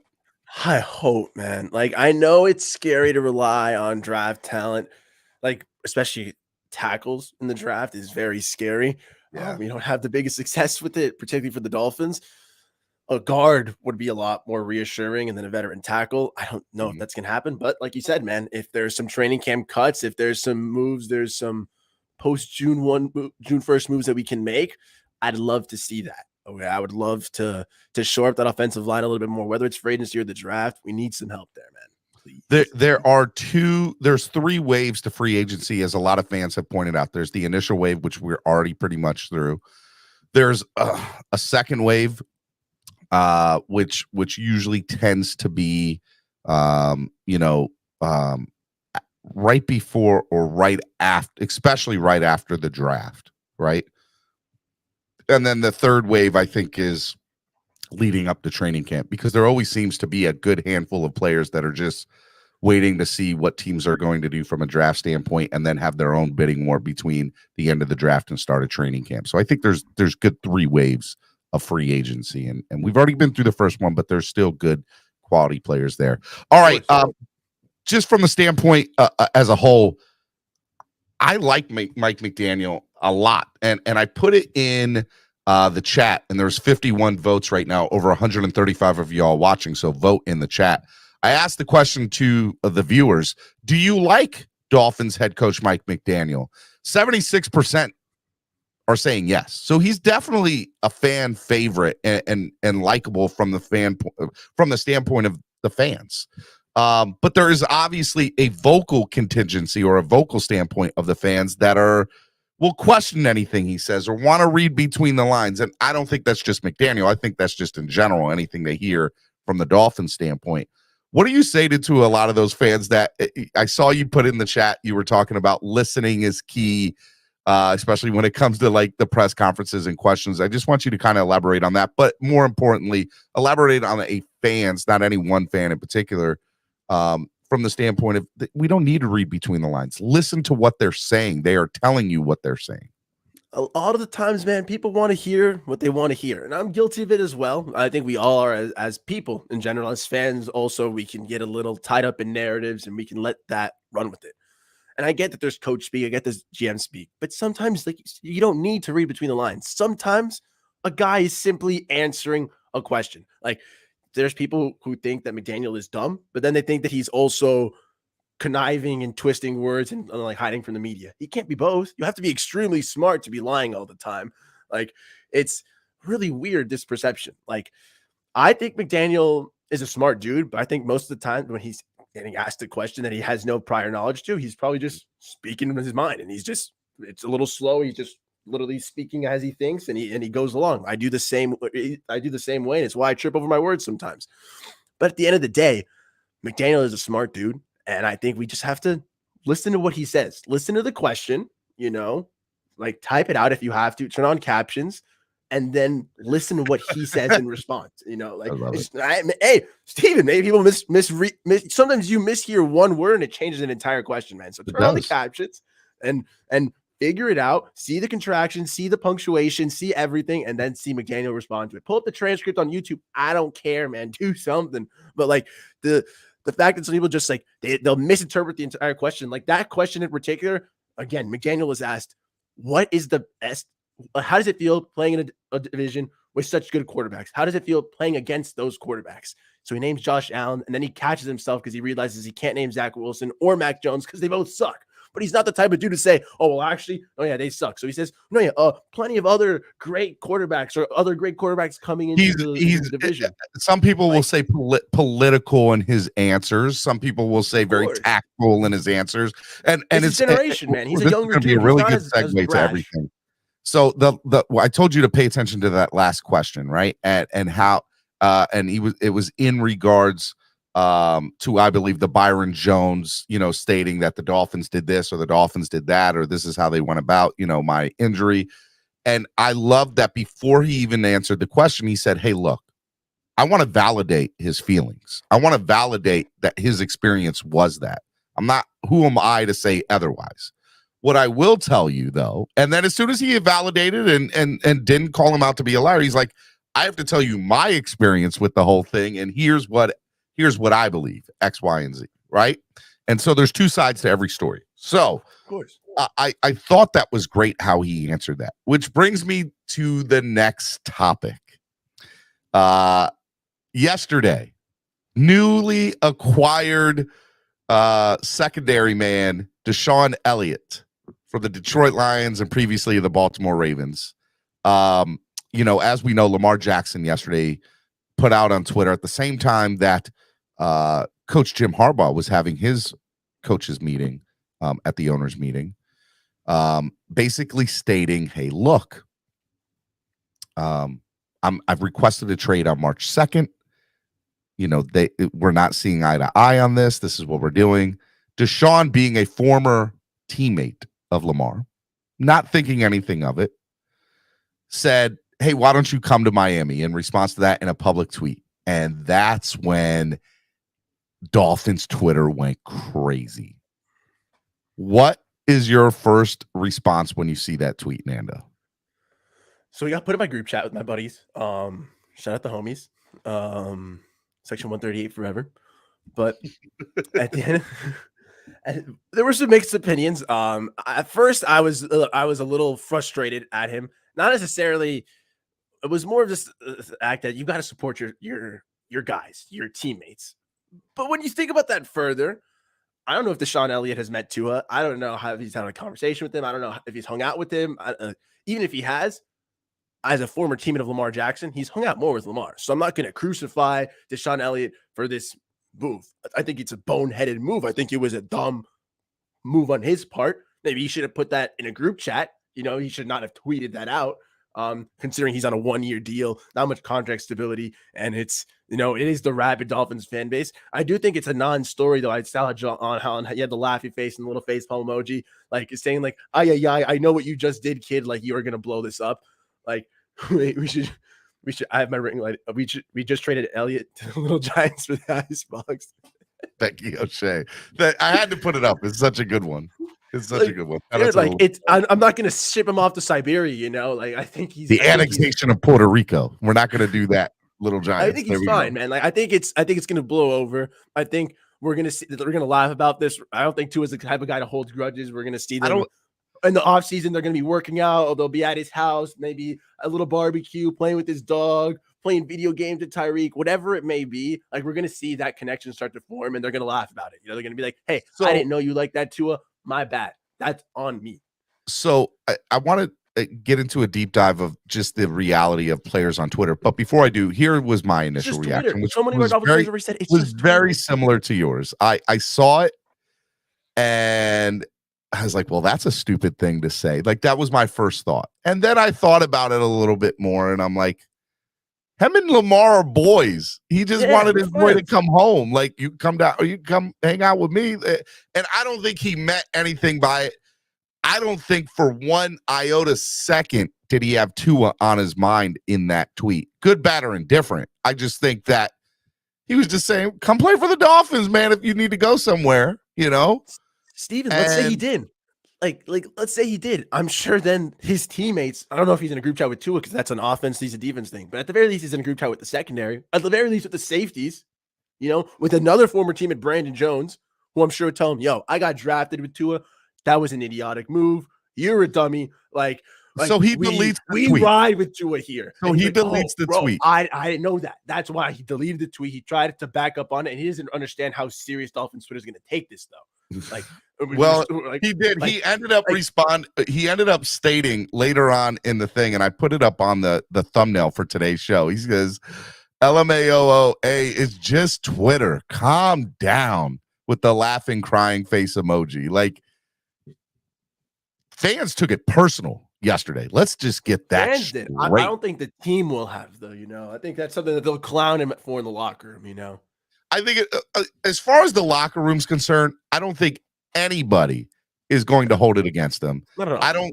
I do think the team probably called him up and said, dude, that was a stupid tweet. Oh, yeah. I do think that he got flamed by Holland. Do you realize how that makes Tua look? And he probably went, I didn't even think about that, but yeah, I can see how it was stupid, but that's not what I meant by it. And everybody was like, oh, we know that's not. He's new. He's a former teammate of Lamar. He's been a Dolphin for all of a week. Like, dude, let's be real. He's a football player. He's not a social media manager. He's not he's not an influencer. He's not it's just Twitter. And he made a dumb move. Okay, like, again, not gonna crucify him, not gonna trade him, not gonna fire him, not gonna cut him. I'm gonna wish him the best. I'm hoping that his play makes up for this. Because if in a year's time he has 2 tackles and he has let up like 8 touchdowns and he's been trucked like 5 times, Steven, yeah, I'm going to be mad. But if he goes out there and he starts the ball, who cares about a tweet in March, man? So let's come at it. I want to do a deep dive from a player standpoint and then a fan standpoint. Do players think about what they put out on social media? And and I guess a question B to this is, we all have tweeted or put stuff up on social media that as soon as we do it, we're kind of like, did I want to put that out into the world? Or we've all had one tweet minimum or one post minimum on social media. People that are on social media, you at some point in your life have questioned something you have put out. That's what the drafts are for. Or somebody has called you out for something that you put out, and then you're like, oh, snap, I did do this. Do players even think about that? And if not, because I don't think Deshaun was thinking in that moment about that. But I'm just interested and curious to know your thoughts about the player's perspective of do they care? Do they think about it? What happens when something like this happens and occurs? How rabid do you think the Detroit Lions fan base is with their glorious winless seasons and their mockery of a team? You know, I'm sure when Deshaun Elliott tweeted for Lions, he probably got no reaction. He's just firing on social media, not thinking like most of us do. Occasionally, when I do think, I hit cancel, save to drafts, or after 2 minutes, I'll look at it and go, wow, that was so stupid, and I'll delete it. Or, you know, the call will get overturned and I'll have to delete the tweet. Like, it makes no sense anymore. But for the most part, you just fire off. It's just Twitter, you know. Now, this kid Deshaun Elliott definitely did not understand how rabid Dolphins Twitter can be, for good, better, or worse. At the end of the day, though, there's no animosity. I think there should be no animosity towards it, man. Like, it was a boneheaded move. I'm sure Holland and Xavier Howard, two captains who are also in the let's not secondary. get something straight, Nando. There were some people, content creators, fans, of course, people in the national media that were calling for this man's job yesterday. You're allowed he to feel that way. As fired. He should go. Yeah. How stupid can you be? They need to sit him down and just give me your playbook. You're done. You're not going to make it. Of course, man. If Deshaun Elliott wants freedom of speech, I think it goes for the fans as well. They're allowed to voice however they feel. We should also understand, though, that the team's not going to listen to what we're saying. You know, whether we're calling to keep him or whether we're calling for him to be fired, they're going to do whatever they do. You know, if this was like, if Holland and Xavier Howard went into Fangio's room and said, yo, listen, you know what?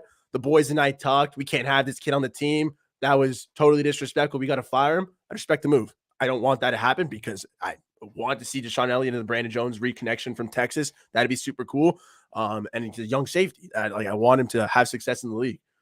But for most, what they're probably going to do is say, hey, this wasn't even an issue. We squared this away. Actually, we're having lunch with Tua next week, and we're going to be fine. We're going to be good to go. We're going to meet the dog. We're going to meet the wife. We're going to meet the kid, and we're going to be all squared away. Deshaun Elliott. Everybody's going to be happy. It's all going to be good. Yeah. All right, now, let's talk about a fan perspective. Fans do what they want, obviously went crazy. The teams do what it does. It's valid to talk about. We're a fan morning show, Nando. Like, we have to discuss the topic of, of course, a fan's perspective. When fans will take anything, I think, and run with it for their own personal narrative to fit their own thing. And yesterday, it got out of. I'll say it got out of hand, but it a lot of it was funny. I'm not going to lie. I was sitting there like, do people really do they really think like that? Or is that really how they feel?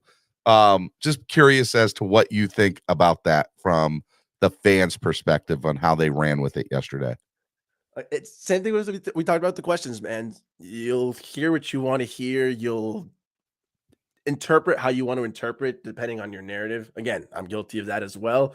I've got a very positive, skewed lens on things. But at the end of the day, Steven, we don't understand how the players are viewing the situation. I would like to think we can put ourselves in their position, but for the most part, I have no clue what an NFL star feels like. Not at all. Okay. I don't know what that dynamic between defensive captains who have had success versus an up and coming third, fourth year safety. I don't know what the dynamic is there, man.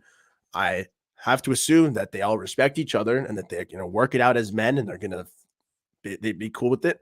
But as fans, sometimes we want to make a mountain out of a molehill. Sometimes we think that this is a crack in the armor and that we're going to run with this narrative and then, oh, look, here's all the problems that are lining. If Deshaun Elliott has issues, then everyone has issues with Tua or any player.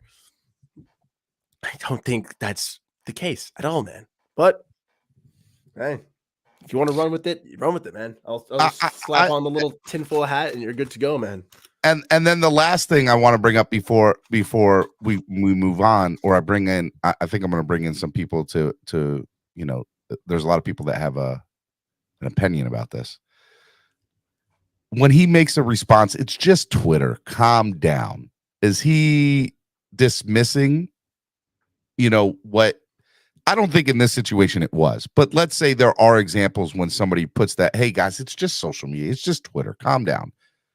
Does he have to worry about anybody else's feelings? And I'm not saying that he does, or that even the party that could potentially have been slighted from this is slighted, because I don't think that's the case. But just curious as to, is he just telling fans, shut the F up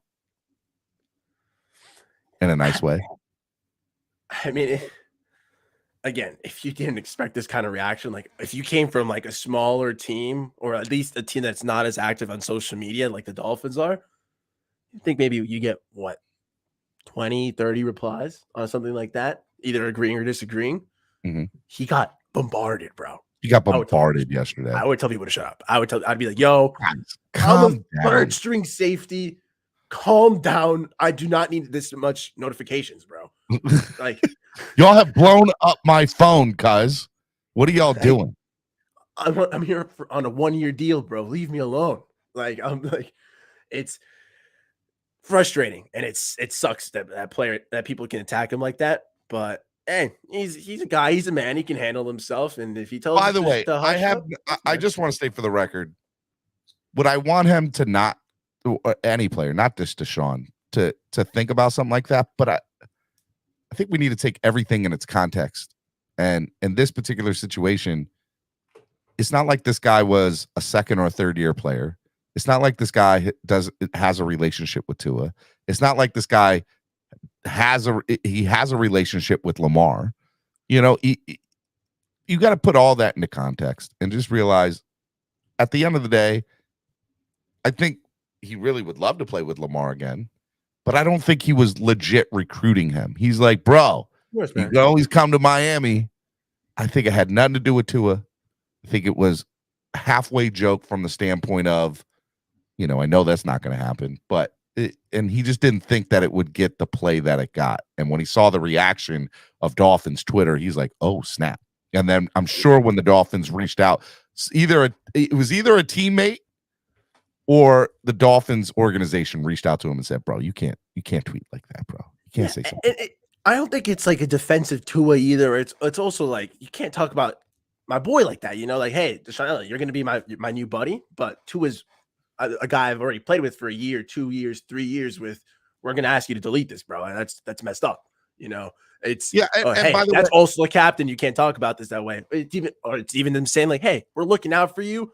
You can agree with this. Maybe I even agree with this. You don't want that smoke on Twitter right now, bro. Yeah. It's not worth it. It's not worth your time. It's not worth going after Tuanon and Dolphins Twitter, cuz. Like, don't let it happen. Whatever it may be, bro. Like, they told him to take it off. I don't think it's just in the best interest of all parties. I think you don't need to see any disunion, any disgruntledness in any team, bro. Like, I don't see any team where that flies. Okay, any organization. You can't be even at work. You can't work for any company. You can't work for Apple and say, yeah, man, look at my Samsung over here. Look at my Android. I love this. This place sucks. Yes, you can. Terrible. Apple does suck. Apple's crapple, man. I can't believe you brought that up as the analogy here. You know how I feel about crapple. Give it the program, bro. Get the program. No, Samsung. Android all day. Team Android. Let's go. All right. Miami Sports Music's #1 Miami fan morning show, Clock Blockers, right here on the Miami Sports Music Podcast Network. Are you going to stick around for a little bit longer, or do you got to get out of here? I said 11:30. I could probably go till like 12. All right. So what we're going to do is we're not going to do long. I'm just going to allow a couple of people to come on and talk about the Dolphins or talk about the Deshaun Elliott tweet or anything from the Mike McDaniel thing. MJW125 says, I'm convinced Steven is officially a Tua and not a Dolphins fan. I'm what? What'd you say? I'm what? Because I bleed aqua and orange, cuz. I bleed aqua and orange. Don't you call me out. Tuaneers have ruined this fan base, and I'm really sick of it. I can't wait for this waste of time with this Tua experiment to be over. I'm going to throw a parade with Tua's finally out of here. Man, tell me how you really feel, Von Joe. Man. Caslin, wow. Caslin just gifted 10 memberships. What a legend. Just gifted 10 memberships. There we go, Caslin. Thank you, man. Let's go. Let's go. I love it, man. Terry Jackson's a new member. Miami Hellbound. For Contreras, R.L. Lyles, Shazard Master, Ronnie N, Joe L. All gifted memberships. Shout out to Kaz. Love it, man. Shout out to you, Kaz. Love you, brother. You're the man. That was awesome, man. That was awesome. All right, let's bring him on real quick. We'll go to the first one. 2 Sports Network. I think I know who this is. Who's this? You guys are 2 This Andre is clearly the 2 Network. This is the 2 Network. You guys are pathetic. You're trying to stop Deshaun's free speech. I'm not trying to stop Deshaun's free speech. I would never do Listen, such a Deshaun thing, Elliott should be able to tweet whatever he wants. Elon Musk said so. Let him tweet whatever he wants. While we're at it, you know what? I'm just going to tweet some crazy things from my completely real Stephen D account. Y'all have a good day. Hey, real quick, hold up. Hey, oh man, he left. Hey, if you're listening, Andrevius, I legit had somebody in the community text me, go, hey man, I think there's a fake account out here with your name on it.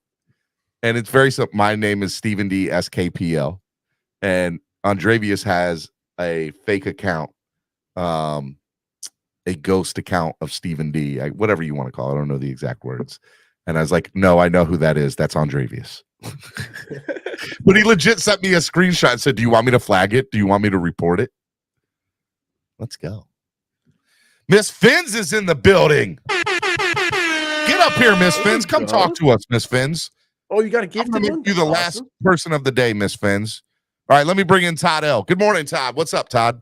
What's going on? I love the fact that he took accountability for not running the ball enough in some of the games. Daniel, yes. Yeah.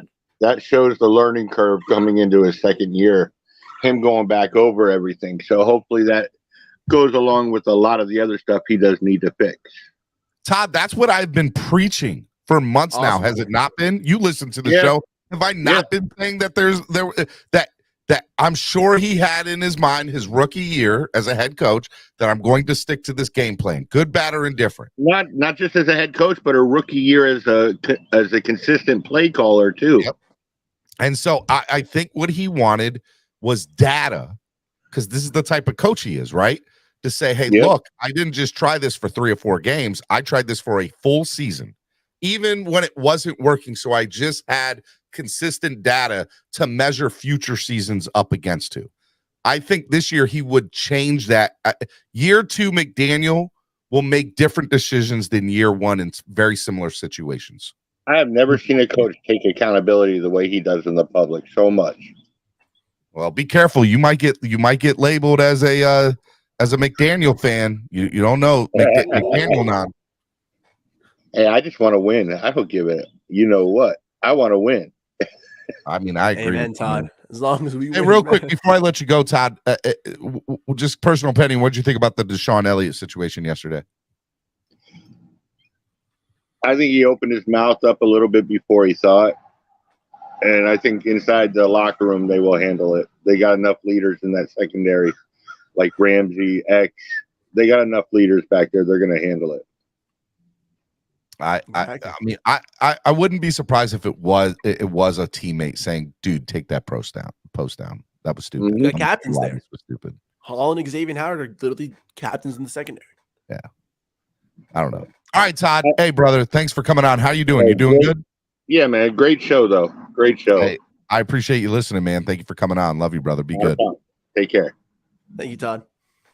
All right, Miss Fins, DWA. Look, she's all about it. She's got all the little photos in it. Get up here, Miss Fins. Look at that, certified. No, I love it. Let's go. I love it. All right, let me bring on. I got to bring him on, Nando. Yes, I was also gifted one, by the way. So thank you to whoever did that for me. I'm not sure. Caslin out here just gifting memberships. I love it. You can, hey, if you're a member, not a gifted member. I had to think about that for a second. We're all gifted in some way. If you were not gifted a membership and you're a permanent member, and you signed up to become a member, you can gift memberships too. Just click the $sign below the bottom of the chat where you do super chat or super sticker, and it should be gift membership as an option up there. So just go look at that. All right, let me bring him on. What do you want? Lewis. What do you want? Gatekeeping at its finest. No, what? Gatekeeping How at its dare finest. you, Lewis? How I- dare you? The I would thumbnail- never do such a thing. I'm not saying you and Nando are gatekeeping. I'm saying this fan base is sickening. You try Okay. to be positive in this fan base, and bro, this is the problem. Why don't the people that are Tua supporters, real Tua supporters, right? Why don't they wake up and smell the fucking word? Sorry, because I'm gonna be out here cussing this morning. Because it's frustrating. If Deshaun Elliott would have came out here and said, "Go sign Orlando Brown to go play right tackle," nobody would have went off in arms on Twitter because Austin Jackson is trash. So no one would have had a problem. But because Deshaun Elliott came out and said, "Oh, go get Lamar. Lamar, come play in Miami," people have an uproar because people getting their feelings about it's only Tua. This is what we've been trying to tell y'all. It's gatekeeping. It's ridiculous already. If he would have came out and said, "Go get," we've seen a rumor, the guy in Cleveland, the all-pro guard, Wyatt Tiller. "Oh, Wyatt Tiller, why don't you come to Miami and take Liam Eichenberg's job?" No one would have said nothing. Oh, the Tuaneers on Twitter would have shot him out and said, "Oh, this guy is the smartest man in the room. Go get him." Right? Yep. So why did they go crazy then? I mean, Eichenberg and Austin Jackson aren't captains, though. You know, it's not the same. I'd say in that sense, it's not like they had the same production, the same value. Okay. I mean, Tua's not done anything crazy, but he's definitely outperformed Nando, Austin Jackson and Eichenberg. Nando, I'll give you a. I agree with you though. Like they shouldn't attack him. That was way too much. No, like by Nando, Dolphins fans. I'll give you an example, Nando. If he would have came out here and said, "Go get Orlando Brown to replace Terron Armstead because Terron Armstead is always hurt and we need a guy to Terron Armstead is a captain. They wanted a guy up in arms for that. That'd have been crazy. Like if that happened, Lewis, I agree. That'd be 88 Hardaway with his 4-month chat says Elliot knows what's up. 88 Hardaway, thank you for being a member for 4 months, man. Appreciate it, brother. I don't believe that Elliot knew what's up. I think Elliot just said what he said. I don't think there was any ill intention behind that. Do you believe that, Lewis? I don't think there was no ill will until there was the people that came after him. And you know what's funny, Stephen? When you go down and look at his tweets, he did put what your thumbnail said. "Oh, it's only Twitter. I'm having fun." Whatever he put, right? Did you see later what he put? No free speech. Did you see that? Yeah, I think I did. I don't recall off the top of my. I think exactly. I do remember. I'll send it to you because I screenshotted it and I put out a tweet too with it. I'll screenshot. Bro, does that not piss anybody off in the fan base? I mean, look how our organization is getting labeled, Steven, for one They've player. already been labeled that, though. Real talk. 88 Hardaway paid your swear jar. He said, "Talk your talk, Lou." They got love me people out here paying your swear jar. Hey, Look at man, you. because again, no one's being. I'm positive about this team. I like all the moves we're doing, but it's stuff like this that is just it's aggravating. This is right here is to show you what we've all been telling. Again, I couldn't be labeled as a hater, and I could take it. Sometimes I do hate. But real quick, Andravia says if a player said replace Terron Armstead, they would absolutely get on his.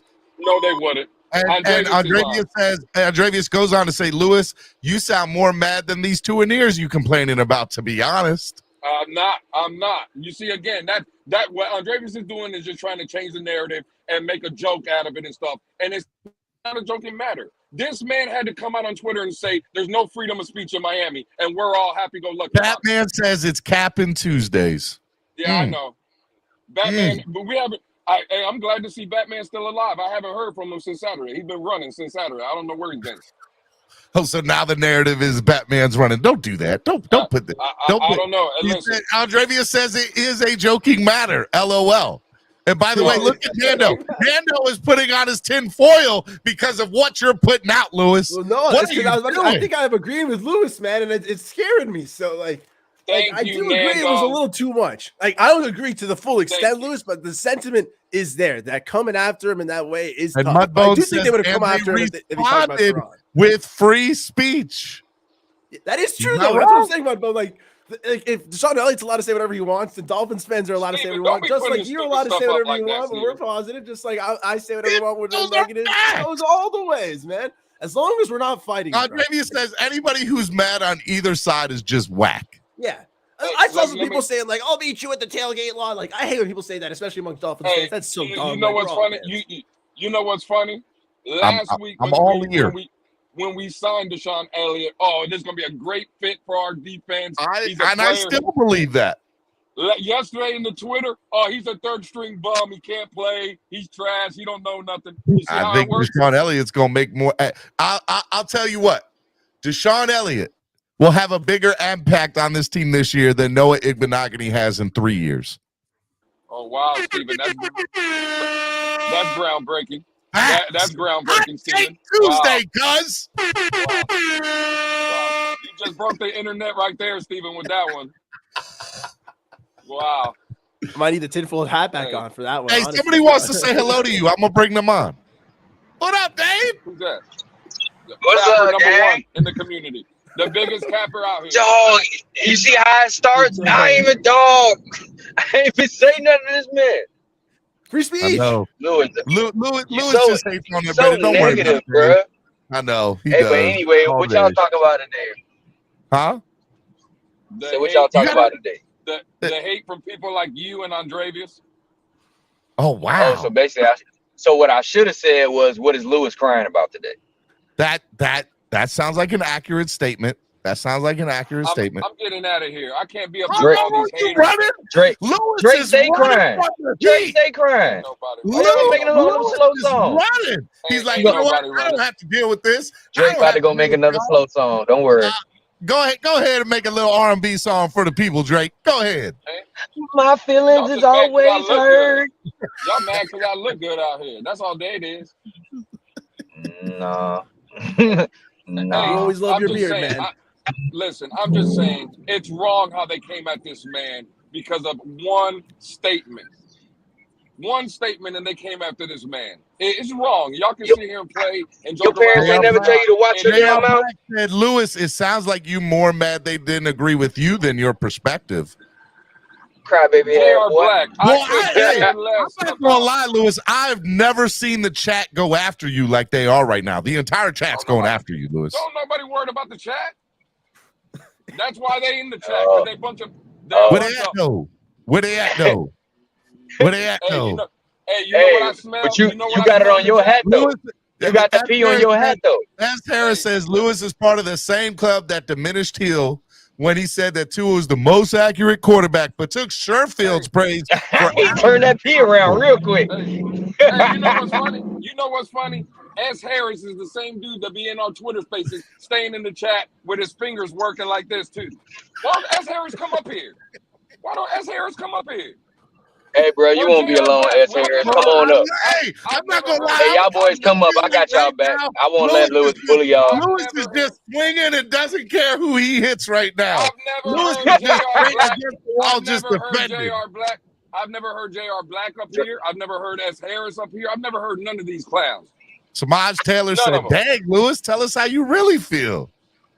I am Drake really in his feelings. It's getting back to his point. Elliott, trigger warning y'all for surprised Drake in his feelings. Cat for Life did say finish up. Lewis, finish them. Scott says Lewis was right.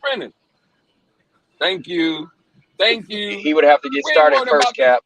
We got two people to co-sign what he said. Meanwhile, the entire chat said Lewis is wrong. Send me cosign. You had some good valid points. You had some great valid points. Okay. Well, Nando counts as 20. Nando's just a nice guy. Nando's just a nice guy. What's up, Nando? I just like good points, man. I respect good points, and I don't like dumb ones, you know? But look, we all know that I love Lewis. But if I'm honest with myself, I feel like 70% of Twitter yesterday was just, we're just going to tack on as it was funny. Like a lot of the Dolphin fans were like, this is so stupid, but I want to get in on this. What can I say that's just stupid? I feel like I want to make a meme, man. Twitter. I do feel like there was a loud, boisterous 30% that were actually legit pissed off by it. But I think a majority of Twitter was just like, this is Dolphins Twitter at its finest. What can I say to get retweeted? You I know, just looked at it like, hey, he about to learn what type of fan base he about to walk into. That's all. I felt bad for him in that sense. When my boy dropped it in the group chat, I was like, oh no, he's about to get destroyed. David says Scott Jackson has never said anything that's true, so his opinion doesn't count. Flipside Fishing says, don't lie, Stephen D. Lewis is right. Okay, all right, y'all. You got some people out here. If facts are wrong, then I'm wrong. Scott said. Omar says Wolfpack was mad as yesterday. Man. Hey, you know what? I got a screenshot of all the 2-and-ears ganged up in one space. I should screenshot that to you, Steven, so you can put it up here. And you see who the real ones that are hurt. Their feelings were hurt yesterday. It wasn't the Wolfpack. You know what tomorrow is. You know what tomorrow is, right? Lewis? Hey, matter of fact, I think Dade County was in that same space. That 2-and-ear space yesterday. I have to go back. Man, stay capping, bro. Like, brother, be capping, bro. Were you in there, Dave? Were you in there? there? Be straight lying to our fan base. Give the fans their freedom of speech, Lewis. I know Andrevius was in that space. I got him on that screenshot. Oh, you're saying Andrevius was in there? Yeah. But hey, you know what? I ain't gonna be like Dade and snitch out here. I'm just gonna keep it to myself. Sir, that time has already passed. You've been snitching all week. You forgot? You've been snitching all week. I don't this person said this. This person said this. You're snitching. You got to put a name on people. That's a snitch. You're snitching, sir. At least I put my face on mine when I snitch. What? Oh, yeah, but you see how he took that? He took his face down real quick. Real quick. Real quick. At least I put my face on when I snitched. What space was I in yesterday? All right. Hold on, God. You know what? People calling me out. I'm gonna send it to you, Stephen. We're gonna put it up on the screen. Don't worry about it. I will. If you send it to me, I'll put it up. I will put it up. The name of the title of the space, so when you get it, Stephen, it says Deshaun Elliott roast session. All 2-and-ears welcome. That's what the title of the space was. Cruz Ruiz says Eichenberg is trash. And Samaj says Lewis is right. Let your nuts hang, Lewis. Love it. I love it. Andre says, "Oh, I did go into that space." LOL. Before you can send me, he's like, "Oh, you got proof?" Oh, my bad. Hey, I was there. Oh, okay. That's what that sounded like. Hey, that's why I mess with Andrevius. Right there, because Andrevius I swear is a real one. Well, whatever. I already got my swear jar paid. They paid for my swear jar. He's got $6 credit right now. He's got a $6 credit right now. See, people do like you, Lewis. Lewis thought it was a gotcha moment.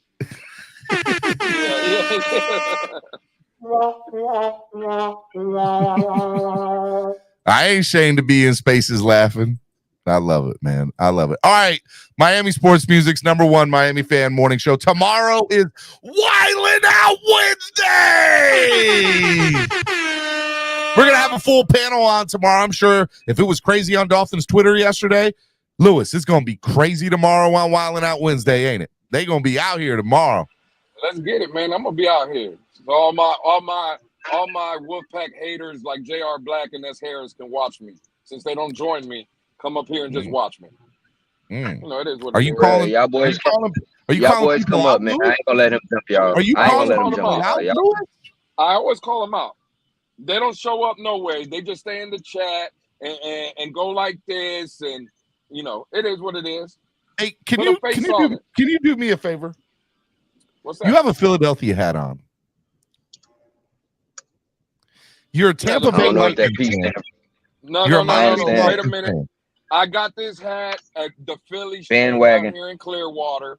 I took my son to a spring training game and they were passing out hats. So so you was teaching your son to be a bandwagon kid too. I got free tickets. I got free tickets to go out there. Why wouldn't I go spend an afternoon of watching spring training baseball with my son? I've been to the Yankees out there in Tampa. Because baseball is not a sport. Hey, Omar Castro said Wildin' Out Wednesday was dry last week. Let's hope it's more live tomorrow since the real Wolfpack is back. So, Lewis, what I hear from you gonna be on here tomorrow. Dade County, you gonna be up here tomorrow. First of all, Oh yeah, because I got somebody got to come regulate Lewis. No. And hold on. Again, I did not say nothing negative about the team. I'm not talking bad about the team. I'm still very positive about this football team. And what I'm negative is with these damn soft-ass people like S. Harris and J.R. Black in the chat. That's who I don't like. It's the fan base. Robert, you got something to say before we get out of here, Robert? You got something to say? So angry. Yeah, Robert, always. Quit being a bitch and being in your feelings. Whoa! Get him. Get him. Like you asked, Steven. You told me to hurry, so let's just go for it. Well, I mean, don't be a female about it. Stop being in your feelings. It was a tweet. It was a dumbass, stupid thing to tweet. You're being sexist over here, Robert. Why are you doing that for, huh? Cancel Why culture you gotta out play here. cancel culture, Steven? Why you gotta play cancel culture? I'm just I saying. ain't changed for no one. I ain't changing for shit. I am who I am, and we all know. Dude, you are at $2 right now, sir. You are at $2 in your swear jar. Okay. That's actually not that bad, but that's fine. Rodriguez said Robert came in guns a-blazing. Because you also are whining about nothing. You're worse than a freaking infant. Y'all want to get in your feelings because someone made some dumb statements and let it drive. Dude, Twitter, the Dolphins fans. It is a group of children. Dolphins fans in general are nothing but a bunch of children said, I'm sick time of on their hands. Hey, Von954 says, I'm sick of the gatekeeping. Do you all actually know what gatekeeping is? LOL. How am I being accused of gatekeeping? No. He's not talking. Yeah. I'm just saying. Omar says, don't insult. I mean, y'all acting like y'all surprised by that, though. Y'all know this fan base, bro. Y'all can't be surprised by what y'all saw yesterday. It doesn't mean I'm not going to call it out. When it's stupid, it's stupid. Yeah. If you're an idiot, you're an idiot. If you're an asshole, I'm going to people- treat you the like people you're that's an calling for this a-hole. man to be cut. The $3, people that's calling for this man to be cut, y'all are going too far, bro. Like the man does not deserve to be cut. Like, come on. I agree with you. He doesn't deserve to be cut, and it's not our place. The coaches will fix that, and they'll just ride the crap out of him. They already did. And make him realize. Oh, hey, that's a good point, Robert. J.R. Black says, he said, Lewis stated my name 3 times. LOL. Ooh. You know Well, what you're saying living rent free. Living rent free in Lewis. Hey, Steven, tell the Wolfpack to go start a fund me for Lamar Jackson. Hey, you know what's funny? You know what's funny about those comments, Steven? Right? I mentioned him 3 times. The only reason I mentioned him because you put a comment when he was using my name, right? Cruz said dumbass. Cruz, dang, boy, sound like you snitching on Steven. He's snitching on you, Steven. Hey, look, if the shoe fits. Cruz said he said most overused terms: gaslighting, gatekeeping, cap, Tua, hater, and that horn button Steven is always pressing. Got you. And what, Cruz? Like, I like my horn button. it is absurd to sit there and think that because someone said something that wasn't actually racist, sexist, prejudicial, hurtful, shameful in any way, that they deserve to be fired over it. Like, that's just Well, dumb. you got to remember, a lot of them are following Big O too.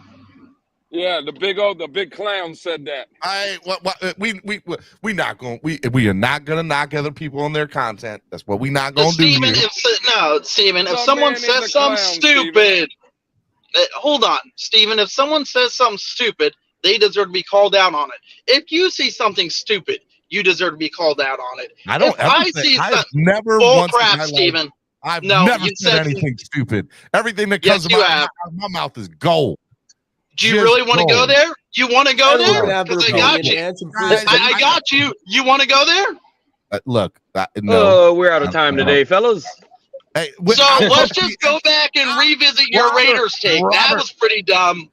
It was wrong. It wasn't dumb. Find He out got you next there. episode. He got Just you there. Wrong. All There's I a have to difference do is between prove wrong once to prove your statement incorrect. It was dumb, Steven. Well, I'm trying to end the show, and y'all keep on coming up. I'm trying to end the show. Von 954, what is up, Von? I don't ever get to see you, so I figured I would. Don't start this nonsense this early, Vaughn. I'm telling you What's now. up, Vaughn? Yo, man. What up, Vaughn? Steven, we got to ban Lewis from this channel, man. We got to ban Lewis? What the hell? Oh my God! What's up with this cancel culture, bro? Did you just say I got to ban Lewis from the channel? This is a man that I sat next to Why? at a football game, and this is the man that's trying to ban me. Man, I sat Vaughn. next to this man. What's Vaughn, going you on, out Vaughn? here trying to What's good, cancel man? people, Vaughn. Why would you do such a thing? He ain't like Drake lyrics. Nah, Drake man. is I had to head of Drake has had gatekeepers, some dog. bad Sorry, albums. man. I got to do it. Guys, I'm trying to get off, and y'all keep on joining. Shut, what's Wait a up? minute, Why? wait a minute, You Steven. not Wait a getting minute, off, Steven. You're stuck. What up? Wait a minute, Steven. Steven, you ain't going nowhere, Steven. I just heard You somebody ain't going nowhere say today. we ain't supposed to be calling for players' jobs. Alabama When TD comes fans out are here every week and says we need to get rid of Tua, y'all better stop it. Alabama fans are Y'all all better over. stop Hey, it. you can go down Hold to on. Y'all the better timeline. stop I'll it. definitely be on TD. Y'all better Alabama stop fans it. upset. I'm keeping Hold on. receipts. Let me respond to that. Hold on. I'm keeping Rashad, receipts. ever call for his job? No. I'm not talking about you, Robert. I'm talking about the people who crying about Deshaun Elliott. Put a name on it. Look, Lewis. PJ, Put a y'all name on it. donate $100. I'll stay on. It's all Tua sexuals. That's it. But it's okay for us to call for Tua job. But when Deshaun Elliott says, "Oh, we shouldn't be calling for his job," I'm saying it's stupid to call for someone's job based upon a tweet. Now, play's a different story. Robert, Elliott didn't get the memo Robert, I do from not Miami. recall you saying anything about yes, we should get rid of Tua. Everybody else, buy Tua, yeah. Oh, in a heartbeat, give me Rex Grossman. Like they do not care. Like that's dumb too. They're just over Tua. That's what it is. For no reason at all. But we shouldn't get rid of Deshaun Elliott because I'm not saying we should get rid of Deshaun Elliott either. But don't contradict yourself. Don't try to play that card now after somebody else says it because it's against Tua. That's the only reason why y'all sitting there whining right now. Y'all crying about people crying. It's stupid. I'm crying about people being idiots, if I'm being honest. I'm just tired of everyone trying. Wayne D said, "What?" Wayne D said, "Light that up, Rashad. Light him up." Elliott didn't get the memo that he cannot, criticize Tua. He didn't know. He knows now. He won't do it again. You can't say anything negative about Tua without getting stomped on. All right. But any of his teammates, I'd hope. All right, guys, we're gonna do final thoughts of the day. Nando, final thought of the day, because I know you got to get out of here, Nando. Hold on. Someone else can go first. Oh wow. Okay. All right, Lance, final thought of the day. That's it. Get rid of me first. Bring in Lamar. Just plugging into my camera. Bring in Lamar. Y'all have a good one. That's why you're first, Lance. Yeah. You ain't a statement like that, Lance. That's why you're first. Okay. Hey, you know what, Lance? Stay up here. Because you know what? My brother, CB83 is in the building.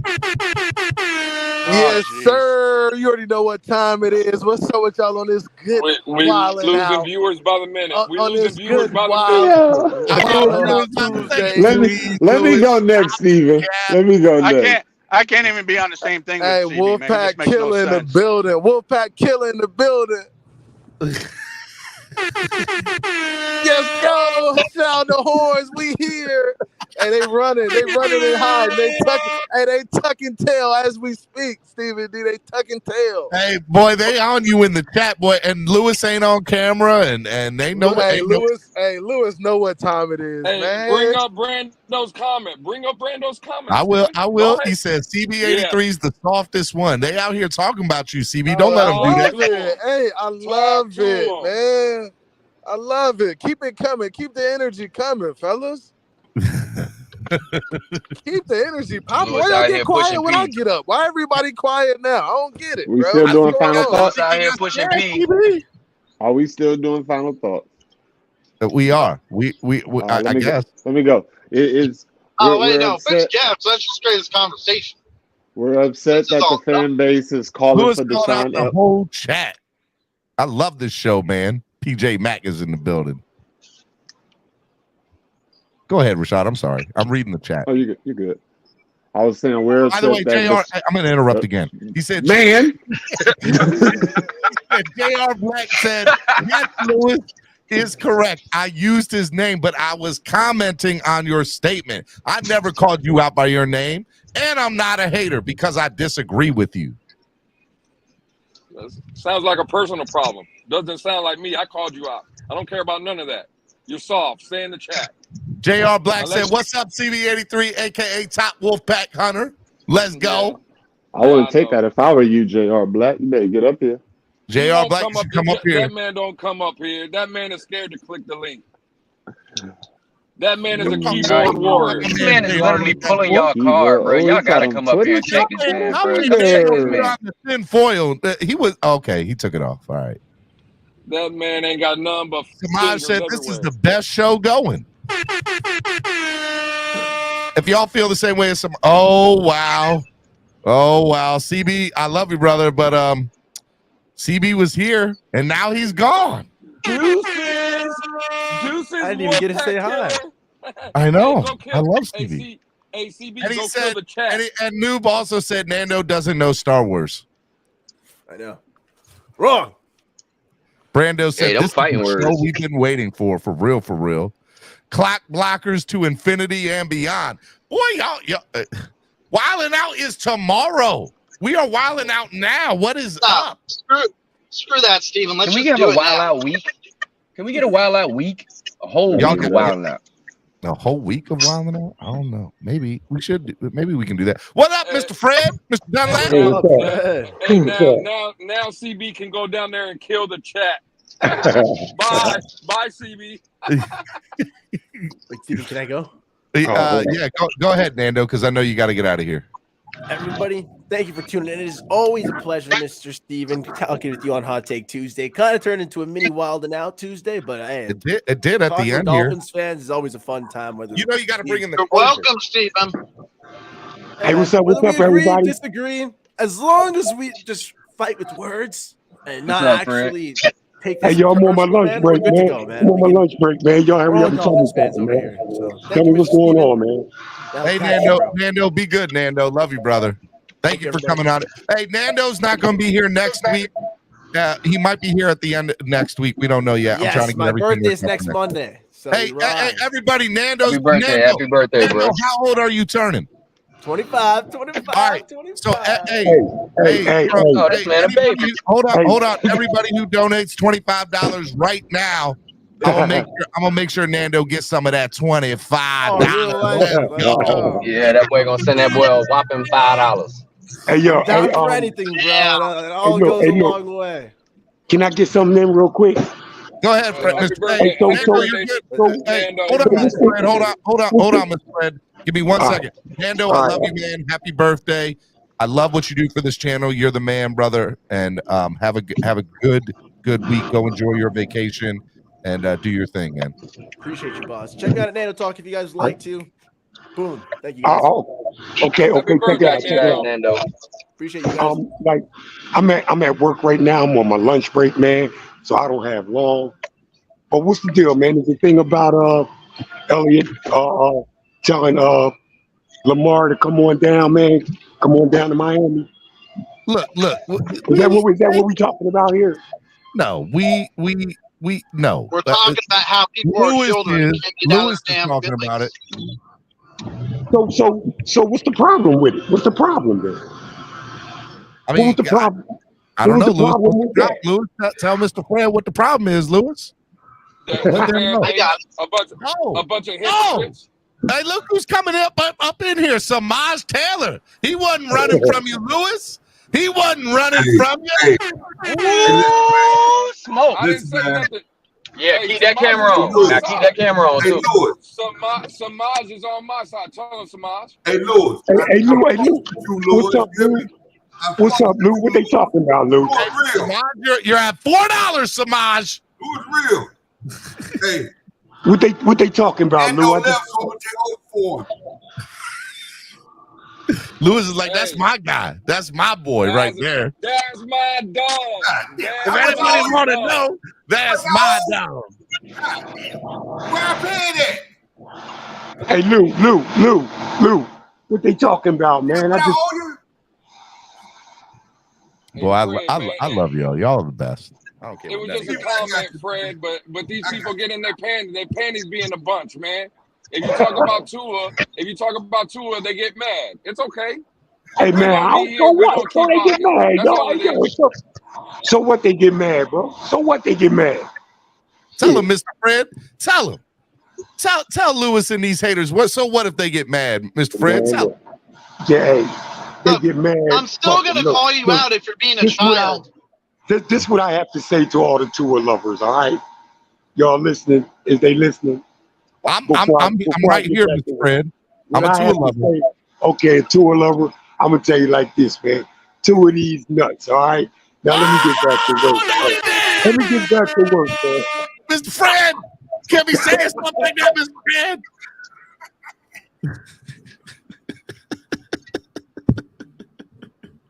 Shout out to Mr. Fred. Mr. Fred went ham. He went hard in the paint. I mean, Steven, it could have been worse. You could have said, "Get on your knees and make an O shape." I mean, that's true. Lewis back to normal. I do. Hey, Samaj said this should cover me for about 3 minutes. I have not said nothing negative. I have not said nothing negative about the football team. I'm talking negative about the fan base that are a bunch of crybaby girls that get their panties in a bunch every time they talk about QB1. That's it. I'm still positive about the team. I know Listen, a couple of girls that beat you down. Listen, man. Dave, I'm gonna be on your ass on Twitter. I'm telling you right now. Hey, Hey, bro, I know a couple females beat you to sleep, Lewis. Stop it. I've been a Dolphin fan. I bet man. you I was Tua born in would be one of them. 1972, bro. January Yeah. 26, 1972, Stevie D. Do you know the significance of that date?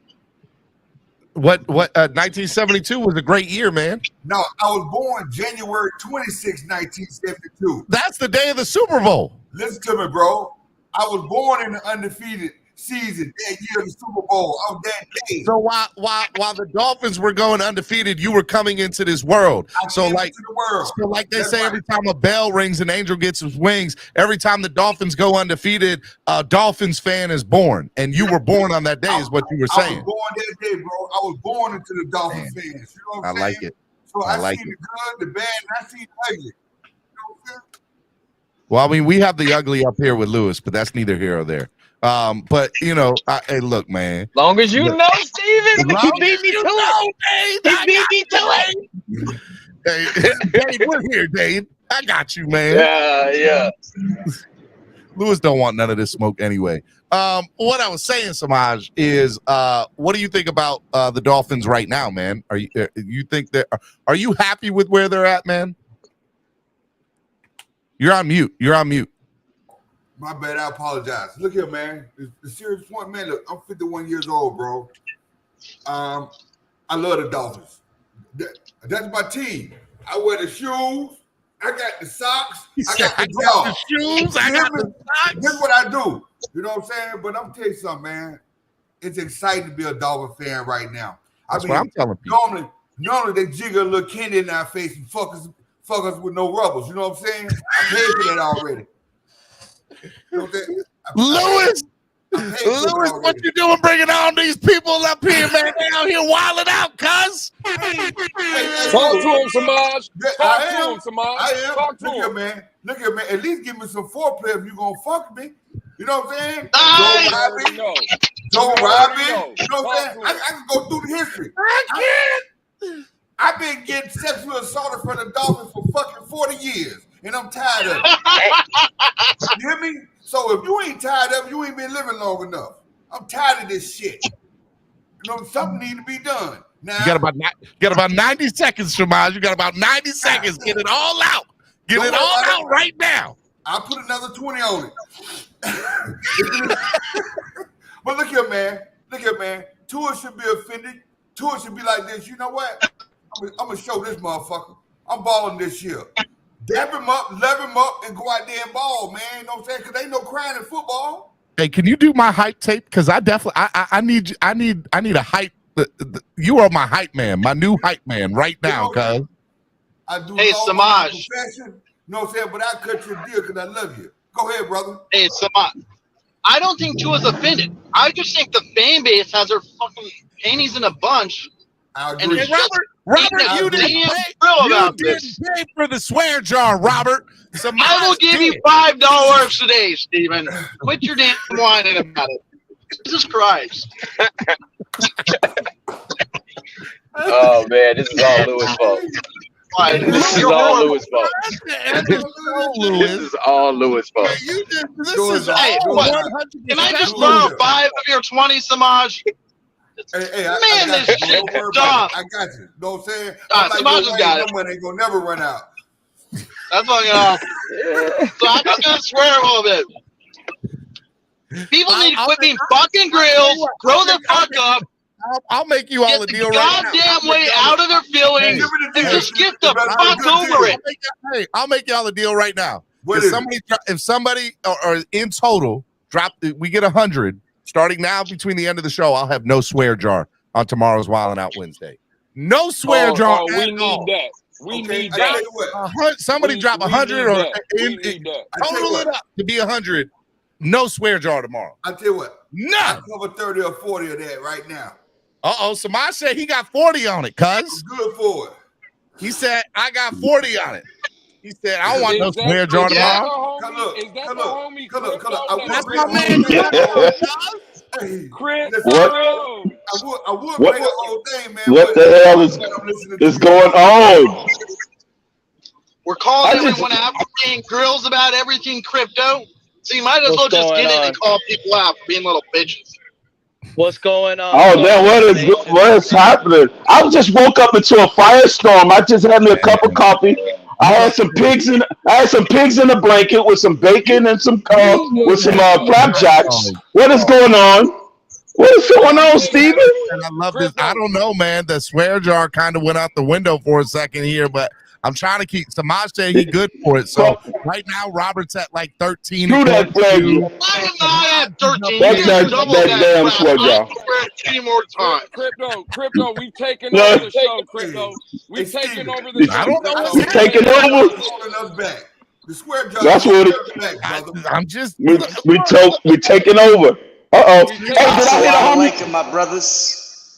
Hey, did I hear the homie say he was born on 1972, January 26th? What is going on? Damn. Hey, I was born 3 years and 5 months exactly after that day. Y'all are some old people. I don't 3 years to that day. It's 5 months after you, man. Yeah. Wait, are you shaming elderly people, Steven? Identity theft's a real thing, brother. No, show us your credit card. You can't be shaming no elderly people, Steven. Robert, I am saying that crypto and Samaj's old asses have been around so long. They remember years before Don Shula, okay? Steven, you should respect them and learn from them. Exactly, Robert. Exactly, Robert. Steven, I'll give you a this time. I've ever been to in my life. Give you a this time. It's very disrespectful right now. And Noob says you dropped 3 straight F-bombs after you hit 5, dummy. I know math is hard. He calling you out, That's Robert. still not 13, Noob. That's 11. And it wasn't 3 straight F-bombs. Go back and rewind the tape. You want to make crap up too. Robert, That's what I paid for. Robert, you got to take that pitch out your voice. Jesus Christ. Robert owes $75 to the swear jar. Man, it's increasing by the minute. I love it. You can all go Hey, Steven. but that shit ain't getting paid. Hey, Steve, you can't be making stuff up, Steven. Hey, Cap said it. It must be true. If it was online, it's true, right? All right, Steven, I'm going to tell you why it was 0, and it must be true because I said it. Also, Eston never pays his bets if we're going to talk about people.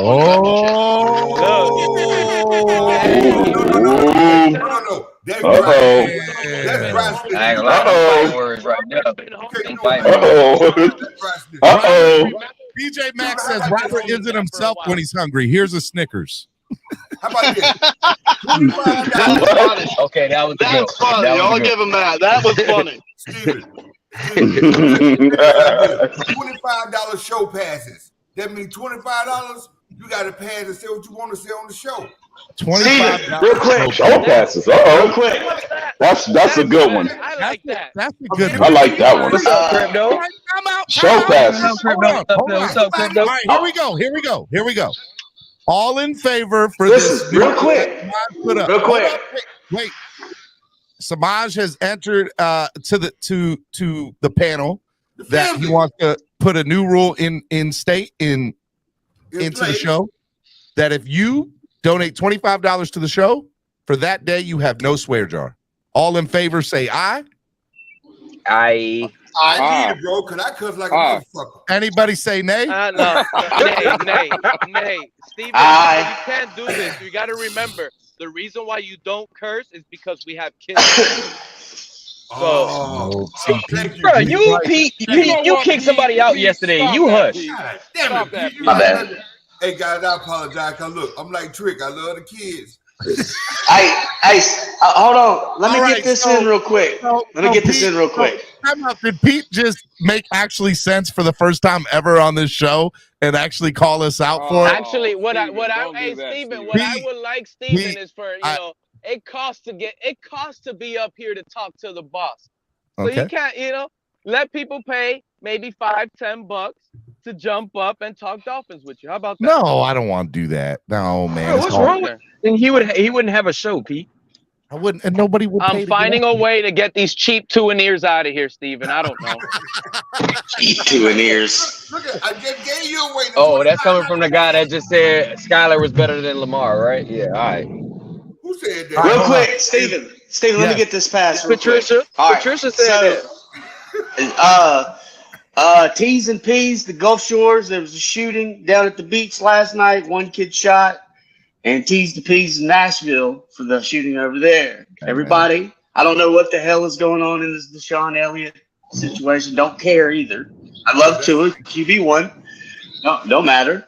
I don't, words is words, but like what happened last night was there was a fight down at the beach right up the street from me, and a kid got shot. That's real shit. This is football shit, and this is way dumber than that. Have you heard about South Beach? Everybody, what happened in South Beach? I live in. It's Memorial. I know Alabama, right? But it's Memorial, like spring break, bro. Don't nobody worry about. Yeah, it's spring break down here too. Steven, you know what's bothering me as a Dolphin fan? Shut up, Pete. Not done. Hold on a second. Anyways, y'all have a great. Y'all have a great day. And spread love, kindness, and peace to everybody, because it could be a lot worse out here. We're talking about football. I love you, William. You right. I love you, brother. Be good, William. Stay black, William. I don't think he's black. He's Creole. He's everything. He's mixed with everything. Black to somebody who ain't black. Steven, he's everything. I stay telling white people stay black. I don't care. I don't care. I like to see the confusion. Stay black, William. I'm pretty sure he's Creole. I mean, you should see my managers. Steven, you should see when I say this stuff to my managers. Steven, you know what I come to realize? That this fan base that supports Tua, you guys are just sinking yourself in misery. What we're going on with is not going to stop. And this is what I'm talking about. We keep being laughed at. One of our new players come in, and look what he does. Look what he does, Steven. Why are we the laughing stock? Why can't we be taken serious? We just need to stick to football. And on panels, we're just driving ourselves crazy, never really talking football because of this guy, Tua. It's always a different crap. You go to other football panels with other teams, you're listening to football conversations. When it comes to Miami Dolphins, it's straight up Tua can't pass for 10 yards. And that's facts. That's facts. It's gone on too long, Steven. How is that facts? How is it facts that he can't pass for 10 yards? How is that facts? Well, you know what how is that facts? Explain to me how that's facts. What I meant by that was That's how the world is seeing it. Like, we're the laughing stock. That's what they run with. Oh, Tua has a weak arm. Like, every year is something new, dude. This is what I'm trying. Like, we're going into year 4. Lewis, come get your boy. This. Year 4, he's learning how to fall. You see what I'm saying? Like, Oh my every God, year, it is something Pete, you haven't unbelievable. said anything new in like 4 years. Hello, it's the same stuff. Rinse and repeat. Robert, you should, first of all, hey, you haven't said anything new in 4 years, man. Steven, why is this guy even up here? Why is this guy even up here? You haven't said anything new in 4 years. Samaj, they don't think that you're going to pay your end of the portion. That's why they haven't paid. They said. Man, my money's good. I don't lie. I'm too old to lie and too big to run. What they talking about? I don't know about y'all, but I believe him. They called you I out. believe him.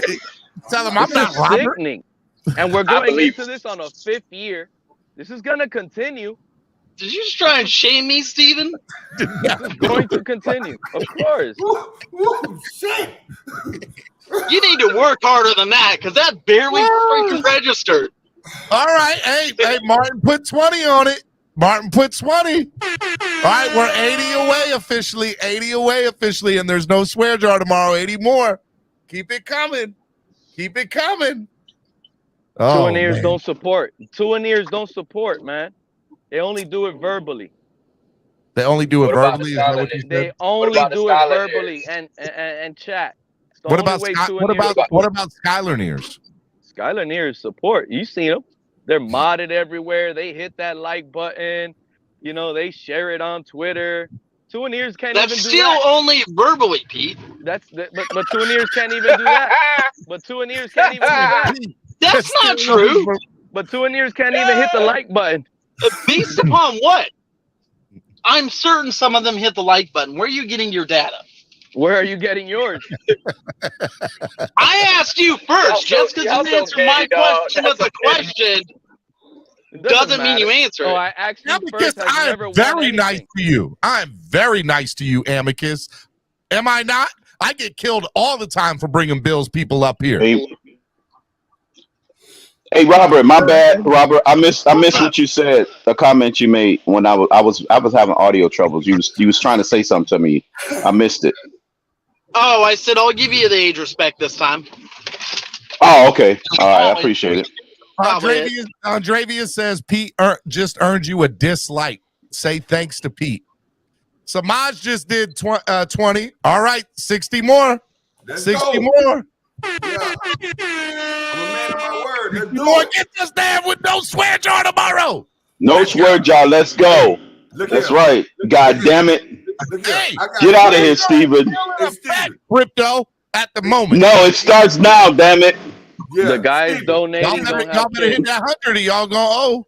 Steven, Gonna wipe it. I got 5 kids, a wife, and 2 baby mamas. I can't afford no square job. You know what I mean? Especially when you got young ones, right? 2 baby mamas. 2 baby mamas. That's why I work hard. Every day is Friday. Hey, first of all, that's a good thing and a bad thing. I gotta ask you 2 things. Number 1, what are you sipping? I need to know what you said. Grey Goose Club Soda and Lime. Okay. Oh, damn, that's what I'm talking about. Number 2. You're getting started early. I got some scotch back there too. Hey, now. thank for Caleb says Robert over the limit. Make him pay it or boot him, Steven. Your rules. I need to come down there. I gotta boot you, Robert. I need to come down there, man. I need to come down there and get some sip on that Grey Goose, man. What the hell? You need to give me your coordinates right now, man. Give me that coordinates. I live in Parkland, bro. Just go 95 north and just take the street west. You're gonna run right into it. Oh, that means I'll be there in about 17 hours. Robert, you currently owe $12. Robert, $12 to Robert, and Those Robert pockets deep, Samaje. You could do the flat 100. No, Samaje giving them coordinates. Shout out, man. I need to come down there and have a drink now, man. He gave her coordinates, man. I could do it, Pete, but look, I think everybody should Parkland know the skin in the game. You know what I'm saying? Because they make it more personable and make people really value what we got right now. That's 100. Yep. I respect. Yep. I respect. Good point.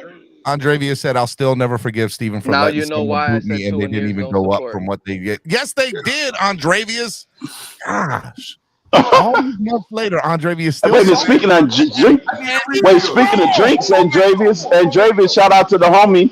He took care of the homie when I was down there. Shout out to Andrevius. He hooked me up with the drinks, man. Shout out to Andrevius. He gets shout out. You know, he's hooking brothers up when they come through.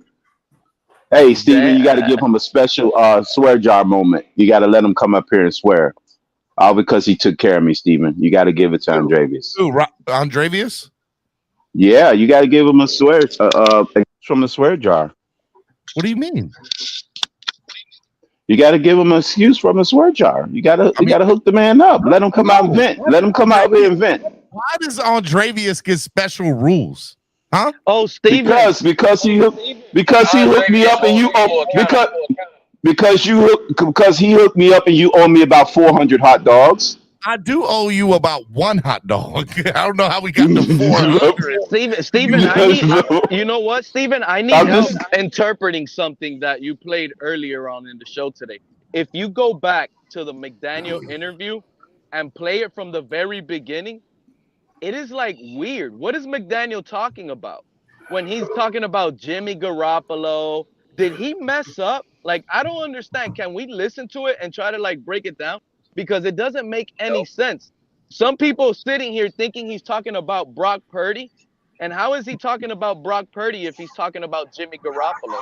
And then he said, like, I don't get it. I just didn't get it. I don't know if he was talking Dolphins or 49ers or he messed up the wording.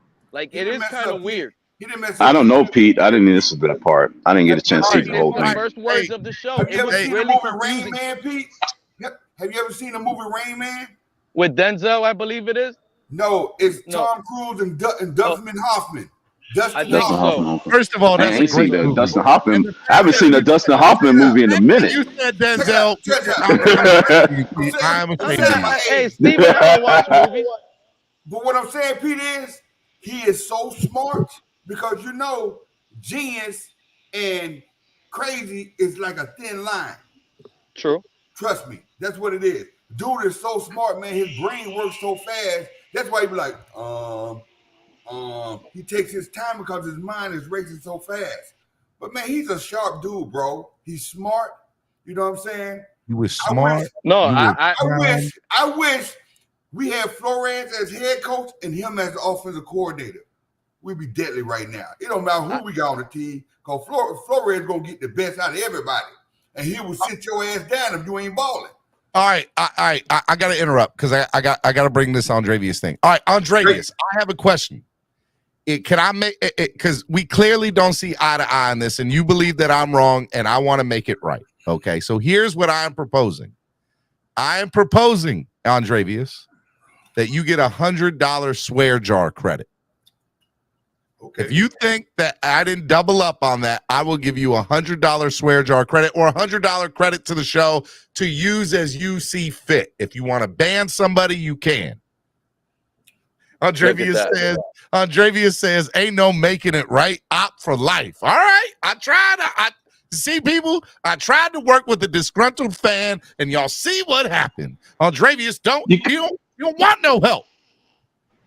That's because you disappointed them in the first place, Steven. Well, what happened. I knew Andrevius was an op. I knew he was. Well, he did come out as an op, though. That was it took a lot to get reset point. Lewis gave hey man, I fucking love Lewis, man. You know what I'm saying? My brother. That's why I rock with Lewis. Everybody jump on Lewis' back. Shit, I'm gonna ride with you, player. I'm with you. I appreciate. I got you, brother. 100. I'm a Florida boy till I die. You know what I'm saying? That's who I am. Likewise, I born and raised in Florida. Never leave. Everybody right here ain't us. Ain't that wrong with that? But I'm glad they rock with us. But it's different between me and you. Man, he's a closet Bucks fan, boss. Don't fall for that. He's a closet Bucks fan. He's a Tampa fan. He be talking about Miami. He don't mess with Miami except for the Dolphins.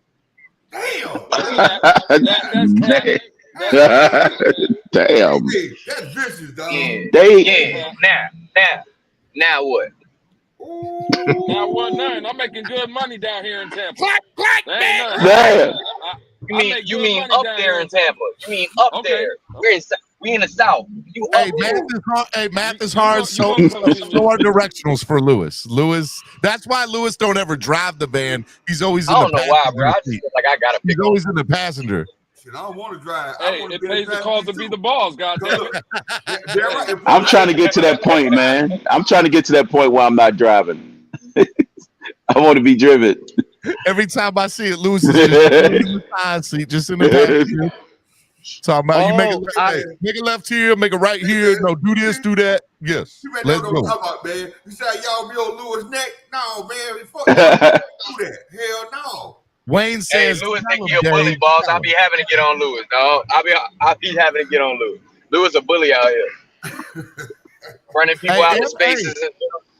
Hey, Bon Joe says, "There you go, Dade, hating again, man." Talk to him. That's a fact. Yeah, talk to him, Bon Joe. Bro, Bon Joe, bro, dog, like, hey, Lewis don't defend you the way you defend Lewis, bro. Like, what's up with you, bro? Damn, look at Amicus. Amicus shouting out the homie Lewis. Amicus, he's got Bill's Mafia on his side. You're a part of Bill's Mafia now. Damn, Lewis, he's got Bill's Mafia on his side. What's up, Luke? What's going on? You got them all on your side. You had Bill's Mafia. I don't even believe that. He got support. He got love. Man. Damn. Bill's Mafia, Jets Mafia. They buy into your lies. Hey, man. and Dave, don't start lying about Bon Joe. Bon Joe's my brother. Another mother, man. That's the homie. Again, I ain't got no reason to lie on Bon Joe. I just say you don't Steven, remember him what the I way told he you? It's defends never you? Dolphin content. Look what we're talking about here. Hey, This is the Dolphins community. I can only respect the people that I know truly be outside, like Crypto, Stephen D, Von Joe, the real ones. I ain't never seen Dade County outside. I don't never. Whoa! I'm outside right now. I'm outside right now. What you talking about? I'm outside. He just he in his backyard. Don't worry about it. It's good. You good, Dave. Backyard count. I wish I could make. I wish I could make money in my backyard. Dade, I'm in the drive. Tell him I'm in the driver's seat. I drive anywhere I need to go. I don't have to have a chauffeur like Lewis does. Hey, Dade. All we need you to do, Dade, is keep that big ass fucking dome of yours from hitting the sun. Because when that thing hits Drake, your I know forehead, you're not talking discount, Drake. When that Drake, sun hits first of your all, forehead, you have a it was Beijing. wrap. First of all, you have a Beijing. Stop it. You What's get a a glass of water and rub it across your A forehead. It's Beijing, gone. damn. It's gone. You got a Beijing. Yeah, you can pull Beijing. Yeah.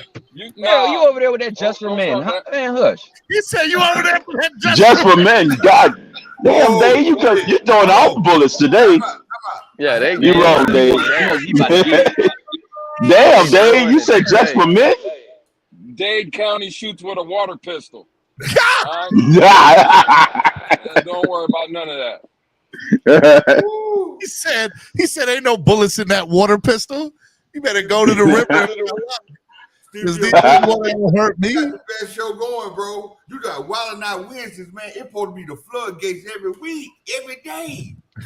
Man, we can take this thing to another level. Look, so, you know how many? You know how hard Steven. Hey, Samaji, you know how hard Steven worked to stop the. He only made that become one day.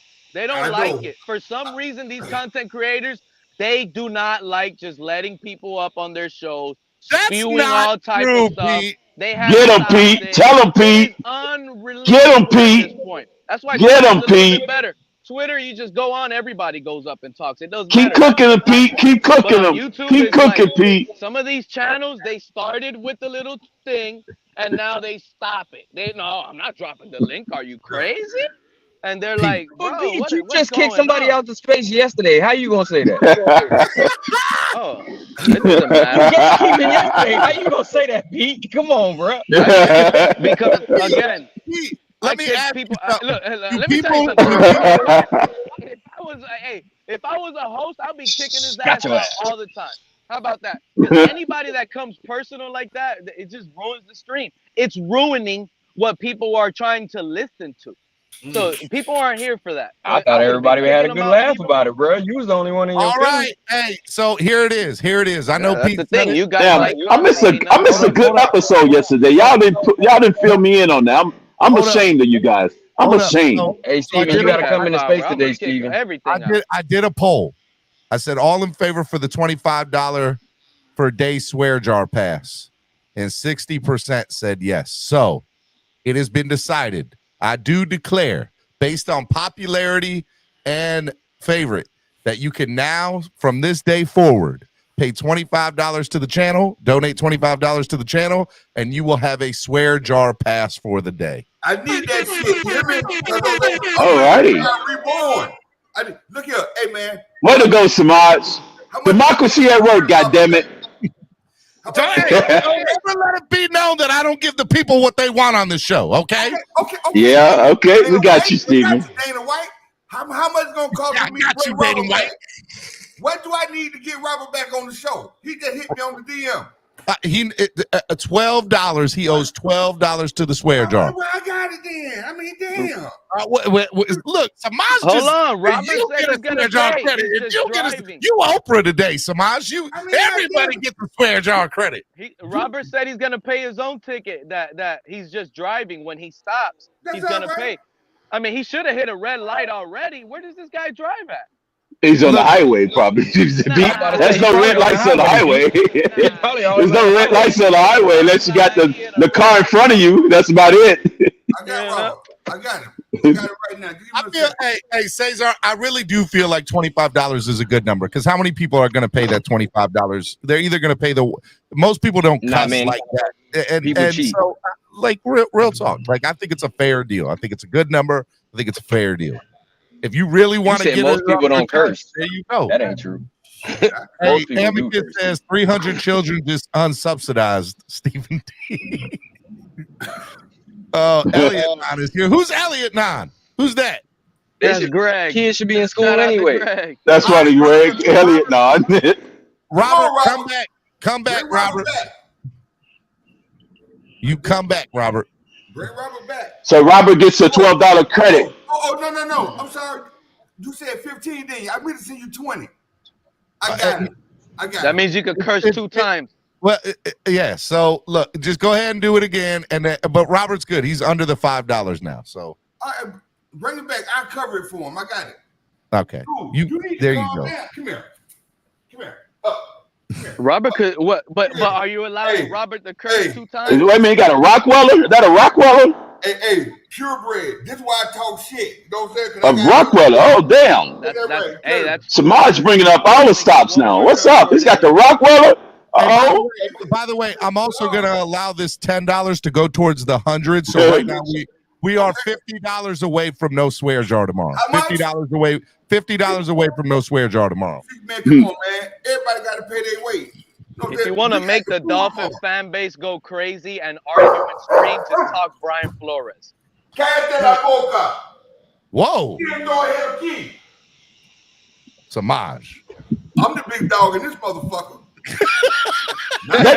Hey, Samaj, that dog look kind of big now. Don't try that dog look kind of big now. Samaj, be careful. Nah, it ain't a Corso. The FBI. If it was a cane Corso, he probably need to worry about that. But it ain't a cane Corso. The FBI might kick in his door the way you're treating that dog. That's what I wanted. My wife You said can't no. talk You want a cane Corso? I ain't gonna lie. I want me a cane Corso too. You can't Okay, talk to Corso. dogs like that. Yeah, that's a dog right there. Caslin, I look at it like a big no pimple. amount of money. Yeah, it is. That's what it is, Dave. Basically. No amount of money to hate on anybody, Dave. But I do appreciate the $2 donation. I'm gonna steer clear from being able to diss people in the public forum. If you don't got nothing nice to say about somebody, you can call them out a little bit, but there is a line that doesn't need to be crossed. So thank you for the $2 donation. So now we are $48 away from our goal for no swear jar tomorrow. Keep it going. Keep it going. I've crossed that line a couple times already. Samaji, you're in trouble, dude. You can't talk to Hey, dogs Lewis, like that. it's all good, Lewis. Habitual line stepper. Hey, by the Lewis way, is a habitual line stepper. Samaj just paid 5 more, so that's $43. $43 left to the goal. $43 left for no swear jar tomorrow. Wait a minute, I thought we was $80 already in the good. No. What are you doing that new math, Crypto? God, that's why. Hey, you gave Andrevius new math. I got a right to have some new math. Trying to make it right with Andrevius, and he didn't want nothing to do with it. So you know what? You can't make everybody happy. That's you owe him a hot dog. 40, right? I said I'm gonna cover 40. Exactly, Pete. Tell him, Pete. 400. More than 40. How much did I cover, Steven? I think I covered more than 40. No. Robert's good. Robert's good. So there is currently, what did I say, $43 left. $43, and we're there. It gets us there.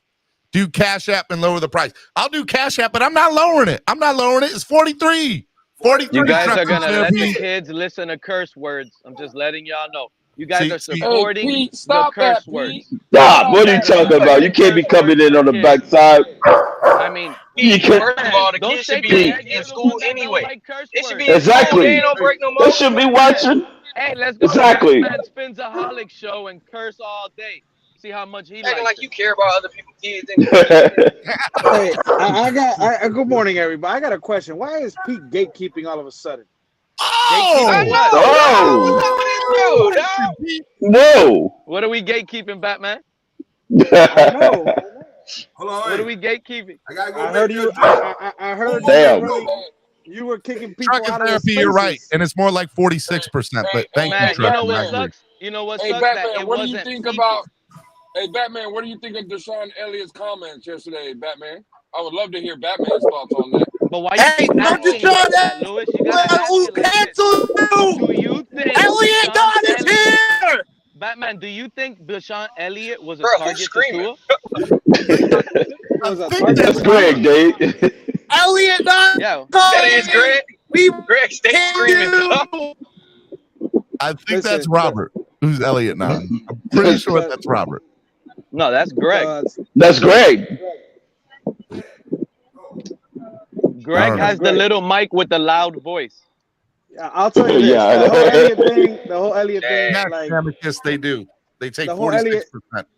The whole Elliott thing. Yeah, but yeah, hey, let Batman go. At the end of the day, you gotta be able to crawl before you walk. And this man, he might have not known what he was getting himself into. I don't agree with how people came to his neck, but people were really going at this man. Like I saw some of the tweets yesterday. I was reading it, and so yeah, some people are talking about get him off the team. He's not even gonna make the team now.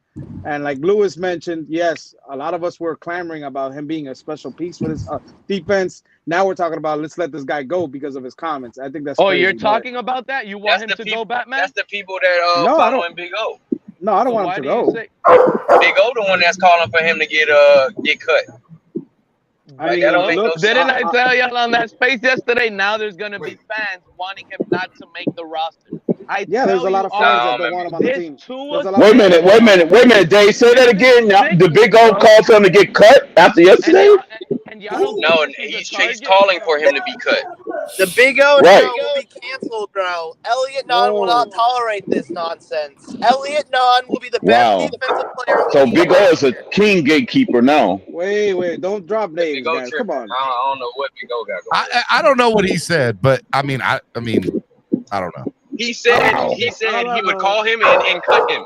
Like that's what he said. Like, bro, you doing too much.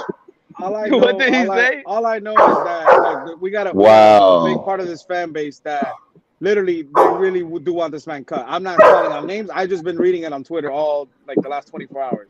And I went into a Twitter space, Batman. They was literally saying that. Yeah, they want him off the team immediately. There's like no justification for it, or whatever. I will say this: the one thing I do agree on, and Samaj, your dog be loud, man. No, I know. Listen, bro, I'm ready to take him outside. The Depends. Don't kick me off. I'm watching on my phone. All right, don't kick me off. Yeah. We got you. You done dropped too much bread up here. We ain't gonna let that dog said he's in charge. You're gonna get that dog to get screamed at now. The dog's gonna get beat up in the corner. Come on. Hey, you know what they should do? I did make a comment on that, and I agree. Put his locker next to Tua's. Let him learn the hard way. That I will say. I think him and Tua Put a blocker next to him it. and Tua should have one-on-one tackling drills. They should just go at it and practice. Because Tua tackles, right? Yeah, that makes sense. No, I mean just let them have it. Let Tua try to run them over like he tried Michael Carter in practice in the Jets game. They should just try it out. He be trucking. He don't be tackling. He be trucking. Yeah, let him go at. There you go. The wall drills, huh? Yeah, I don't want y'all new safety to get ran over. You think Tua will run over Deshaun Elliott? I mean, he's done it to a lot of people, Pete. Yeah, Deshaun Elliott smacked Derrick Henry and laid him flat like a pole, dude. That's not Derrick happening. Derrick Henry was up in the air. Relax. Hey, Pete, are you gonna go to Tua's foundation next Monday? Are you gonna go to it, to the Lua? Batman, I'm up here complaining that it is sickening. Like, look what we're dealing with as a fan, okay? You guys don't really like to talk about it, and it's a joke to a lot of you, but we are the laughing stock because of this guy, Tua. Oh, my Everything God. is a joke for this guy. I'm so tired of it. He needs to just quit, retire already, bro. Like, we need real football conversations up here. Pete, I hate to break it to you, my guy. Obnoxious at this point. Go ahead, Steven, bro. Because y'all think it's a joke. Give him the breaking news. Steven, give him the breaking news. Oh, yeah. Tua's the starter, Pete. Yeah, Tua's going to start. He will be the starter. Pete is not ready. I know. Pete was talking about McDaniel. Wait, Pete was talking about McDaniel's interview. You missed that part, Pete, where McDaniel basically told y'all stop asking about it? Yeah, Pete. Because the Miami media needs to fall in line. Because Skylar Nears want to make it that and there's only one person that's a real Skylar Near, and that's his name is Pete. But neither Pete already moved on. Pete already moved on from Skylar. No, he didn't. Batman, you missed yesterday. Batman, you missed yesterday. Pete say, what's the name? Skylar's better than If you wanted it, but you already know how we have it. I'll buy you the jersey at the game, week 1. Tyreek Hill is yours. But I'll bet you another bet that Skylar Thompson takes that leap and plays games. How much you want to bet? And that's a whole nother seasonal bet. Skylar Thompson is going to be a starter for the Dolphins, Batman. I guess. So when you say leap, when you say leap, meaning what? He is going to beat out Tua soon. When you say that, Pete, do you mean like in your Madden game? Like in your Madden career? Season, you mean in your Madden career? In the first 4 weeks, 2031, it's going to be Skylar's team. All 2031. All over again. And Steven, I'm so happy I was up here because I can't remember if you were talking about this today or you were talking about this yesterday. I'm not too sure. But a lot of you Dolphin fans seem to forget, and all because they're telling, and you heard McDaniel on his presser, oh, we're a playoff team, but now we have to win them. I want to hear that crap. We snuck in. We got a discount at the dance, okay? We weren't truly invited. We weren't a playoff team. We lost that. Skylar Thompson saved this team from becoming and missing the playoffs. Never forget that. You mean the kicker? You mean the kicker, right? You mean the playoffs, Steven. And I wanted it to be heard. We almost Bro, that man scored 3 points. Relax. No. I got it. Never forget that. We literally missed the playoffs because Come on, Pete, cut this shit out, bro, y'all know who y'all talking to. This man said the defense played his Skylar's better than Lamar, bro. Like, that's a lie. I said if you were in this offense, potentially career stats, passing wise, I think Skylar will have better numbers than Lamar Jackson. That's what it'll be. He's a pure passer. Dope. That's what we have in Skylar. Pure meth. Gotta put that down, bro. Remind people that we're because you said so. away. 2 in here. We're $43 away from having no swear You jar. can call me that, but not a I know. Anybody that believes in Tua just gets no credibility, honestly. They get no credibility. Bro, you get no credibility. You just said Skylar is better than Lamar Jackson, and you're telling me I'm not credible, sir? Yeah. Okay. Why don't they want Lamar Jackson over here? Where's Alex when you need him? Why don't they want Lamar Jackson over here? Why you need people? Why you calling a Knicks fan? What a Knicks fan gonna do? I done told Alex ass up all week. Clearly, what is the narrative? I done tore that boy ass up all week. You don't want to call Alex. He can't pass out of the pocket. You guys just don't want to accept it. He just doesn't want to accept it. Hey, Skylar Thompson is a pure passer. Yeah, he purely passed for 3 points last season. Yeah, you're right, Pete. His opportunity passed. You're right. I don't know. I mean, what was the last Oh, that he that was called even Tua? that was even Like, better, this is Batman. the I like issue. that one. Look. I have never in my life heard a player say they shut me down for the remainder of the year to evaluate my concussion. Can you believe that? Guys, It's the first time for everything, on the Pete. line. It It's the is first time for everything, bro. crazy to say that when you need your franchise quarterback to come in and take you to that promised land, they said, nah, man, you stay away. Matter of fact, don't even travel with us. We like Skyler. He couldn't travel. The guy I Pete could have chose. gone on a plane. Yeah. How? Remember that whole narrative, Batman? Look how much they lie to us, Batman. Remember that whole narrative? Oh, no, he didn't make it to the team because he was being evaluated for his concussion. That's why. Bull crap. You know why? They didn't evaluate or do anything until after the season, Batman. That's what came out of Tua's mouth. So we were lied to. And you remember when Steven kicked me out of the show because I called Tua a liar? I never kicked you out. Now, you might have been kicked out, but I never kicked you out. Remember that when he had a concussion in Buffalo in week 2? I did do that. I did do that. Exactly. You called me a liar. Because you kicked me out for calling Tua a liar. You did do that. Well, you were making fun of his, What does that? No, I wasn't making fun of him. I just Yeah, said, you were. He still ain't back down off that, Steven. So let that ride, Steven. This is when they say, "Oh, Pete's never right," but I guess I'm always right because they love the truth. You were wrong. Listen, week 2, I got kicked out of Steven's stream for calling Tua a liar for faking that concussion. Oh no, Pete, shut up! You don't know football. It was his back and his ankle. That's what we were told. On that Thursday, Steven. The That's guy what we were almost told. died on the field. Y'all were crying up here. Pete, that's what we were told. So did Tua lie or did the team lie to you? You could. Did Tua lie or did the team lie to you? You just gotta be smart enough and know. And don't be kicking people, timing people, blocking people because they got their opinion. That was Pete, right. but you did it yesterday. You blocked. You just did it yesterday. Time out. You just did it yesterday. First of all, I did it yesterday, and again, D1 is retarded. Okay, since he likes to call me retarded. Whoa. You just kicked him out for calling you the same thing yesterday, bro. Steven, I'm just saying everything he calls me. So you see how you just acted? You see how you just acted, Steven? But Great One has never done that on my channel. If he did, I would call him out the same way I just called you out. It doesn't matter. So what I did was when he didn't let anybody else talk, and I have to repeat the same question 5 times because he just wants to be the first to talk and act stupid like that. Yeah, I kicked him out. And I felt good because other people probably love it because they want to hear. As soon as you did it, hear football. As soon as you did it, I got a bunch of messages. Pete, you're stupid. Pete, you're retarded. Pete, shut up. Pete, when you have been right. Hey, D1, if you're listening, you just heard when I was right. When I was telling all you little Tua-near defense force that got weak by Christmas night, that force that got weak, guess what? Yeah, I was the one telling y'all he had a concussion week 2. And that's why y'all that following Thursday were crying when he almost died on the field. And y'all want Pete, him McDaniels gave us an update. He said okay. Tua was healthy as hell. He'll be ready. Yeah, okay. Hey, I just want to throw what Noob set up here. He said, in Pete's defense, the man did go after Pete's kids. Your problem is with Pete. Keep it with Pete.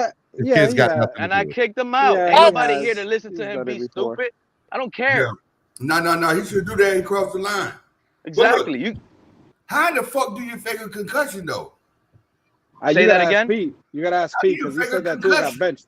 He said Tua got benched. Fake a concussion? No, you don't fake it. You don't fake it. You just lie about it. You don't fake it. Crypto, please don't feed into this shit. No, I'm not. I'm just saying you don't fake it. You remember the Buffalo game? You remember the Buffalo game? Yes. How Matt Milano pushed him and he landed on his head? What did you initially? His head snapped back. I saw that. Yes. Okay, and when he got up and you saw him wobble and stumble and fall, what did you think happened to him? Okay, and that's exactly what I came in the following day on that Monday over here. I thought his leg was sustained asleep. a concussion. I can't believe the Dolphins. Wait a minute. Say that again, Batman. That's how you when you wake up like too fast from the bed. Sometimes you wobble like that. So I thought his leg was asleep. He ain't old enough to have that problem, Batman. No, they were brain trauma. Batman. Nah. Look, I was there when Lewis, and we were. This is exactly what they told us. They said Tua sustained a back and what is it? Back and ankle injury. That's what it was. That's what they told us. And you believe that, right? And you still believe it? That's what came up on ESPN. But you still believe that, right? You believe in the Tooth Fairy and the Easter Bunny and all that shit, right? I believe. Damn, Cap. The Dolphins don't got no reason for me to. Hey, listen, Cap, you can't be talking about the Easter Bunny, man. Easter's all around the corner, man. Hey, I'm depending on the Easter Bunny. Yeah, you still think Vince Vigel's lying? You still think Trent Sherfield's lying? Kids listening. You think? Hey, Cap, the Easter Bunny is along the way, man. Can't be talking about the Easter Bunny, Cap. Hey, real quick, I cannot know you stand guys this, don't man. necessarily care about this, but I think it's pretty big news for NFL. Josh Harris, Mitchell Rails Group, which includes Magic Johnson now, have officially put in a bid of $6 billion to the Washington Commanders, which would make it the biggest transaction, the biggest sale of any professional franchise in United States sports history. You said Bezos? Yeah. Wait, who's Josh Harris? I don't know, but that's what it says. Josh Harris and Mitchell Rails, and the group now includes Magic Johnson. He's a tycoon. Officially has submitted a fully financed bid that meets Dan Snyder's $6 billion asking price per source. You guys don't think Bezos is going to top that? Yeah, Magic Johnson's been always looking for ownership in the NFL. It's going to happen. Man, $6 billion. You can count that. You can count that as a done deal. Imagine Tua tries to buy the Dolphins. Yeah. I think Bezos will put a $7 billion. How would that make you feel, Pete? How would that make you feel if Tua owned the Dolphins? Bezos is going to come with a big boy offer. Yeah, Bezos. He is. He's going. Bezos is going to drop $10 billion and say, "Here, keep the change." He said, "Checkmate." Bezos really don't. Yep. He's going. Bezos going to say, "Checkmate. Keep the change. Here's $10 billion." $6 billion. Okay, look, I need to understand, and I don't understand why the dogpiling is going on my man here, because my man Pete has been on point since day one. You have a guy coming here. You have a guy coming here from Detroit. Excuse me, sir. Excuse me. Literally what you're doing right now. Excuse me, sir. I have the mic. Love to hate. Excuse me, sir. Boys. The Cap for Life. And then the Cap for Life boy starts saying that this guy Elliott from Detroit is all this. He laid out Derrick Henry. He's going to be a baller. But now all of a sudden, since he spoke his mind, get him out of here. How's that work? That's not us. Yeah, that's not you, Nobody right? up here That's saying not that. you, Right? Nobody up here saying that. Who's capping now?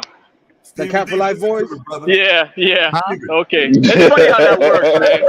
It's funny how that works, man. But you know what else is weird? Come on, go ahead, say that again. The guy laid out Derrick Henry. He's a baller. No, but he can't say that. He got to go. Hold on.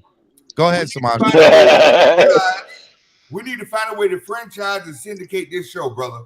Because you sitting on $1 million and you don't even know it. Hey, man. You speaking music to his ears now. Samaj, you just spoke music to his ears now. This man sound like a good man, but he 2 years late, man. Where you been? You got something good, bro. We've been on that. Where you been for 2 years? It's never too late. I want y'all to never. Yeah, it's never too late. It's never too late. I don't know how. That's all I'm saying. I'm gonna let it go. Hey, Steven. Hey, Steven. I want 49.6%. YouTube already takes 46% of my donation. You want me to give you 49?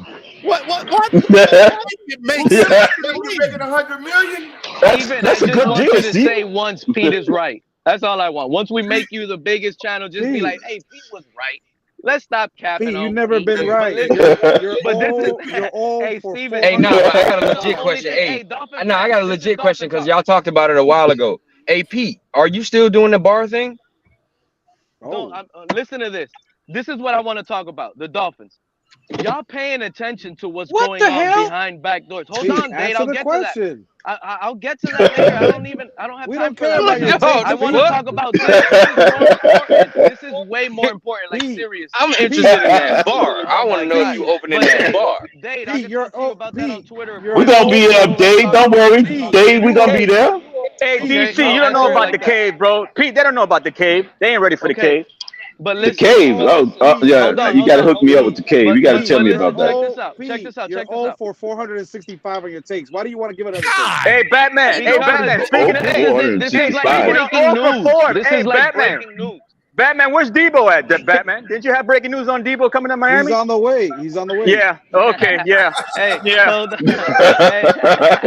hey, those guys and sources are so funny. But listen, this is like breaking news to the fan base. Like seriously, get your Dolphins. Stop with all the trolling and joking. Look, this is what I want to say. I heard Brandon Ayuk wants out, bro. If you're paying attention to the tea leaves that are going behind the doors, that what we're being told by the organization, listen to how lately they've been bringing up Brandon Shore's name as GM a little bit more. It has been a little bit more of Brandon Shore talk. Think about that for at least. Okay, no, Who's that? What you mean? You heard it from the interview. He's getting credit for the Jalen Ramsey trade, and then you got the NFL GM picture meeting, and you don't see Christopher Greer in the I picture. didn't see Chris Greer. You see what I'm saying? Like, you know what? He had the something shit. He had the run. He was eating that Yeah. in Arizona. I'm just pointing Tell us, something Samaj, out. tell him. Breaking news as a Dolphin fan that I've been paying attention to, and they're not going to get away with it. I honestly believe they're going to find a way. If this fails, they're going to, boom, get rid of Greer. We all know that. You've But been if saying this this for works, 7 years. That ain't going to happen. you're right. I mean, probably like 10, Hey, but man. you're right. You're right, Batman. Shaw is the mathematical genius behind the operation. And this dude manipulate numbers like nobody can. So that's why. So why wasn't well, like listen, that all given to before though? You know, the Cal Van Noy deals. No. All the big great deals that we did. How come he didn't get credit back then? Again, the thing all is, the bad his moves. job is to manage the money. His job is to make it work. This is what we want. Shaw, find a way to make that shit work. That's his job. His And name I didn't get guarantee mentioned when we got Byron Jones. Hold on. I get it. I understand that. But some people don't want to be. Some people don't want to be the face of anything. He might be coming. It's like Andy Ellisberg for the Miami Heat. Andy Ellisberg is the numbers guy from the Miami Heat. He never gets any clout. Hey, so now, Samaji, you're saying now that we did the Jalen Ramsey trade, now that we, they hit with the Skylar Thompson pick, now they want to bring in Brandon Shore's name a little bit. That's a hit. No. Now? Pete. I am not saying that. What I'm saying is this. You know how it is. If you're gonna run something, you want people smarter than you around you. Brandon Shaw is one of those guys. And Chris Greer know what he has in this guy. So I don't know if Brandon Shaw's aspiration is to be a GM. He might be comfortable doing what he's doing behind the scenes.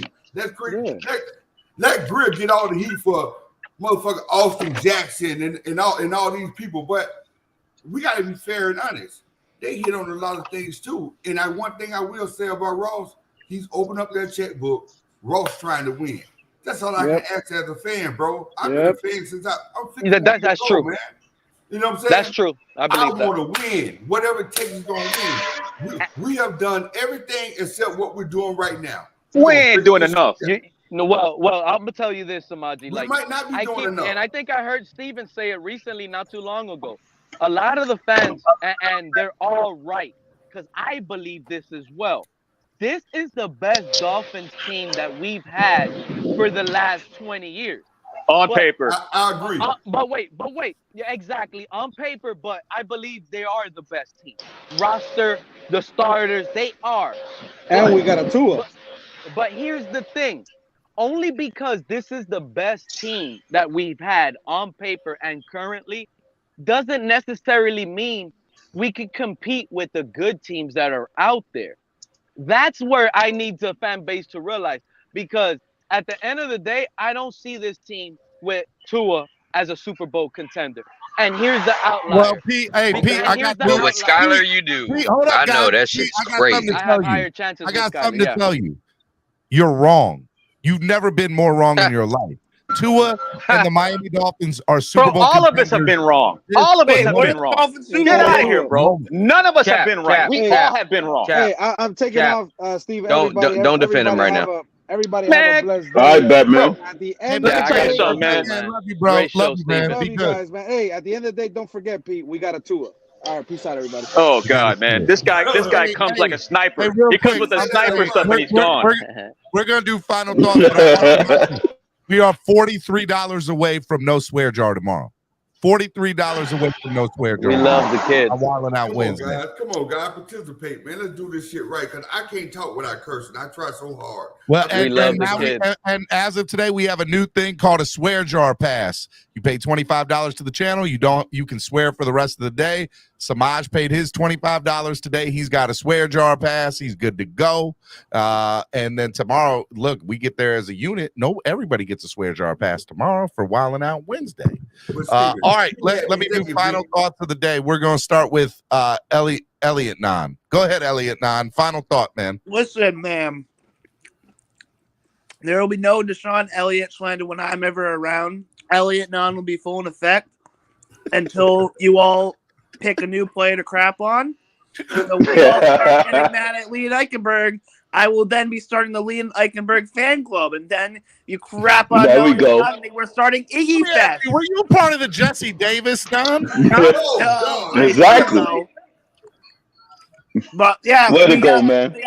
Leon Eichenberg fan fest or whatever I just said. Fan club, Leon Eichenberg fan club when you all crap on him, and then we got Iggy Fest when you go crap on Noah Monogamy. I got to come up with one for Austin Jackson. Listen, I'm just sick of the nonsense. Can we just I get you support Tua, but can we stop going after players saying he needs to be cut? Come on, man. I'm just done with the nonsense. So if you see me on Twitter trolling, just No, know. Greg, what's funny is I start hearing stuff about they should make this guy's life a living hell. Like, how does that work? Think of that nonsense, man. Yeah, that How does is that crazy. Make it a living hell. That's insane. He's your player. You don't want to do that. You want to support your guy, right? That's what everybody keeps talking about when they mention the quarterback. People on Twitter. Hey, by the way, the hypocrisy is amazing. The hypocrisy is laughable. Hey, a Bills fan just said y'all just wasted your money and you still can't swear because y'all ain't getting a Bills fan calling you all out. That's all I'm saying. Bills fan calling you all out. All right, Elliot Nahn, be good, man. Love you, brother. Be good. Buffalo never won anything. The whole thing Buffalo won, first loser. That's exactly. It. That's it. First loser. They've been the first loser since their organization began. So Bill fans can't tell me shit. I'm sorry. There you They go. probably have the biggest broken heart out of all fandom. No, Bill fans can't tell us nothing. They do. No. Hey, no, he's right. Bill fans can't tell us nothing. But when you have a player in Trent Sherfield who's a Bill player, all of a sudden nobody wants to pay attention to what he got to say on his way out. Yeah, well, it's all right for the Bills to feel I'm not good mad at now. Sherfield. Sherfield had how many catches he had? That's what I'm saying. You should not be mad at Sherfield. You should not be mad at Vince Beagle. You should not be mad at Elliott. You should not be mad at anybody else for voicing their opinion on the product on the field when they see what we see. Listen, Actually, man, I just want to win. I don't give a shit. I want Al Davis to come back. I want Ross to have that Al Davis attitude. I don't give a fuck. Al Davis died, bro. You know what? He can come back. I gotta get me a Trent Sherfield jersey. Wait a minute. You talking about resurrecting Al Davis? What the hell's going on? No. I wish Stephen Ross had that Al Davis spirit. Oh, okay. All right. I know, Samaj. It's all good, Samaj. Who is Deshaun Elliott Sucks Club? Deshaun Elliott sucks, and I am not here for his anonymous fan club. How dare you, Drake? How dare you, sir? Javius, He's back. There you go. See, Steven, you owe him $100 worth of swear jar, and plus a bonus. First of all, I'm not cursing on this platform because that would mean I owe money, and that's not happening. You want to say it? You know you. No, Andrevius, But no. Andrevius, if you donate, You gotta do it. You can curse all you want tomorrow. I don't want to do either of those things. No, I'm giving him. I'm giving you. I'm giving you my hot dog credits, so therefore you can curse. I got a feeling do it. No, nobody wants your crappy hot dog credits, Crypto. I got a feeling I'm giving him my hot dog credits. Damn it. Right. Can I ask you a question? Can I ask you a question, guys? How many people on this panel, when you go to the game, I never left that bitch without spending $250? I don't care if I got chicken tenders, nachos, and 3 beers. I'm always spending $200-something. That's that parking, bro. That's That parking's a That's hundo. Right up Samaj. the That's how road. much it costs. A hot dog is about $20 anyways. There you go. You're gonna blow it just on hot dogs. You better park at Walmart. Are you trying to say that? Anyways, I'd be I only came up here to say one thing. I only came up here to say one thing. All you people who are saying the fans are being too mean, too critical of Deshaun Elliott, don't talk to him that way. You know what you guys sound like? Y'all sound soft. What? Soft. The hell? Charming. This guy, bro. Y'all got sensitive butts. Y'all need extra soft toilet tissue. Hey, you don't say that. Hey, you don't say that, bro. You don't say that. He said, "Don't squeeze the Charmin." Wow. You said you need some Charmin Ultra. He said, "Don't squeeze the Charmin. Don't squeeze the Charmin." Damn. You don't do that, man. Hey, I just want to throw it out there that Samaj, you paid the swear jar for Robert, and he never came back. He never came back. All right. Hey, man, look. He was on the road. Charge it to the game, Stevie D. All right, let's do final thoughts. Remember, we're $43 away from the goal. You guys can pay on Cash App, PayPal, or YouTube. All right, let's go. Let me get final thoughts. Let me get final thoughts. Get it off your chest. I just want, I gotta get it off my chest, man. Because you talk about wanting to talk about football, but you're in here just talking about feelings and how you feel about this. Because if you want to talk about football, you should be all aware of how good Tua has played last season. Because if you go and look at the games that he was in, Christmas. He kept us in what time? Christmas. I'm talking about overall the whole season. I'm not talking about one game, anything. The live. Let me 9 and 8, Manny. 9 and 8, Manny. You're gonna Manny, get out of here, bro. Manny. You're gonna get your final thoughts. You want to talk about how you're right and how this and that, but you don't really want to talk about football. You act like you want to talk about football. You want to talk about Mike Gesicki, right, Manny? Last time I talked to you, you want to talk about Gesicki. You're diverting. What happened to Mike diverting. Gesicki, Manny? Wait. Let's talk about football, Manny. Talk about that later. Let's talk about football, Manny. What happened to Mike Gesicki? Manny, can you give me an example? Can you give me an example, Manny? Manny, we were 9. Let's talk about how you wanted to pay Mike Gesicki. Okay. Let's talk about Tua right now. We could get to Mike Gesicki later. All right. But right now, you want to talk about football, talk about. So how do you feel about Mike? How do you feel about McDaniel saying that the only reason they gave Tua the 5th-year option was to shut up the local media and the fans, Manny? Since you want to talk about football, how do you feel about McDaniel saying that he only wanted to sign the 5th-year option to shut up the local media and fans? When did he say that, Cap? I must have missed yesterday. That. Yesterday, bro. You didn't hear it? Steven played it today, bro. Hey, look. I'll be real with you. That's reading between the lines, Cap. Come on now.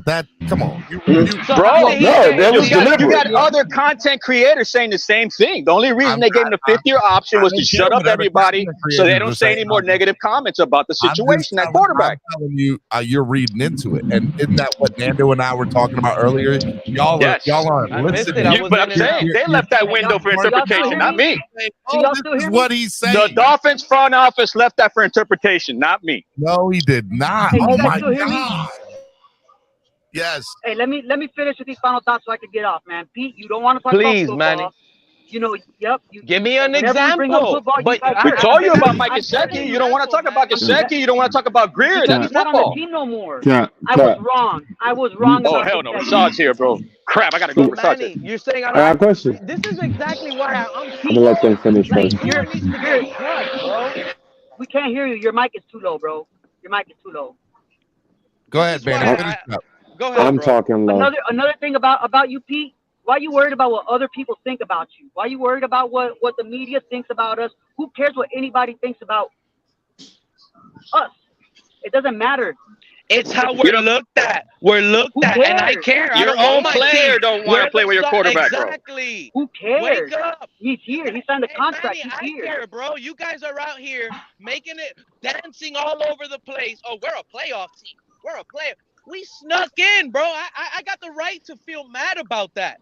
And again, you're in your feelings. You have every right, Pete. Don't let them tell you different. In your feelings, Manny. I'm not saying these you are don't. Feelings. These are facts, okay? But you're worried about what people think about you. You could feel bad. I don't care what people think about me. That's why I am the way I am on the internet. Listen, Manny. These are facts that I'm about to tell you. Not opinions and not feelings. We almost missed the playoffs entirely because of Tua Tagovailoa.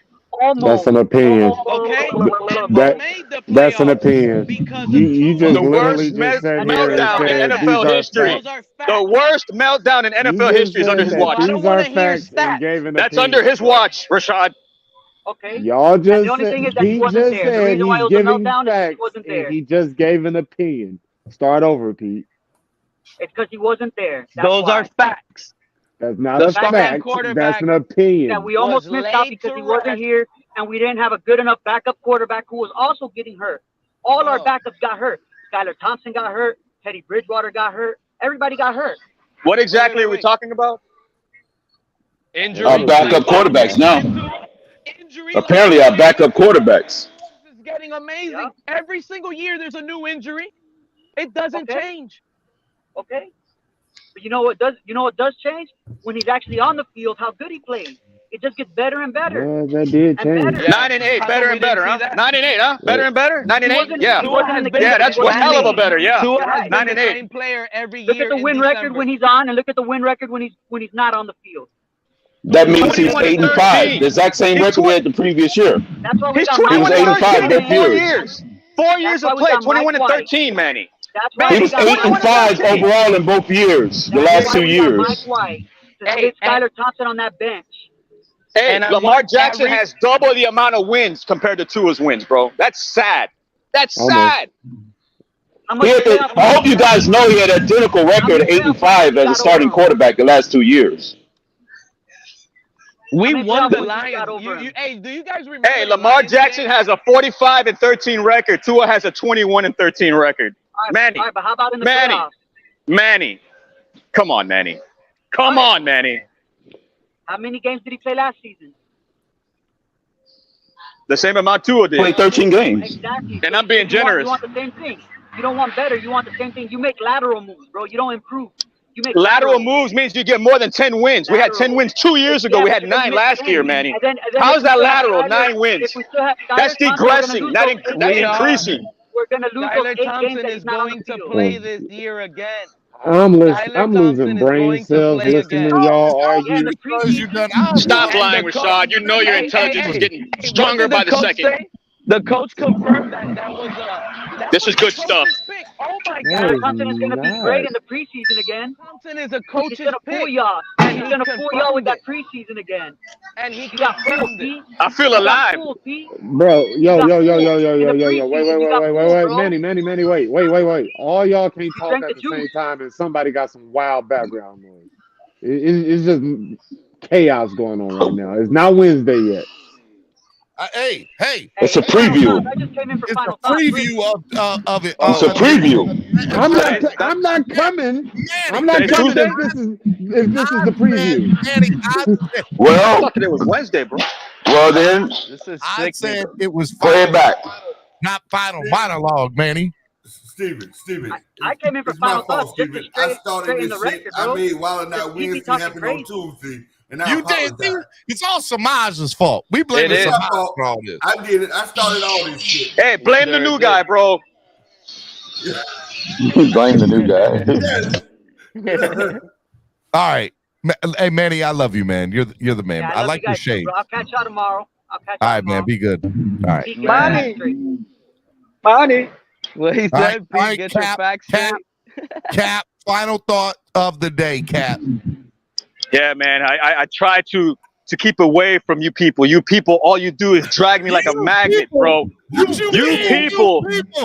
Let me tell you something, bro. It's something that keeps my blood flowing. I need this in my life. I feel alive right now. I need to bring you people back to life with good, knowledgeable senses and takes right now. All I'm hearing is crapola.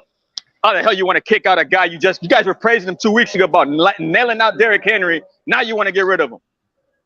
Get your priorities straight, Dolphin fans. Stop it. You're embarrassing yourself. It's bad when Captain voice breathing. I'll be back, man. I gotta go get a sub, bro. Cap, tell the people we $43 away. If 4 more people donate $10, we there.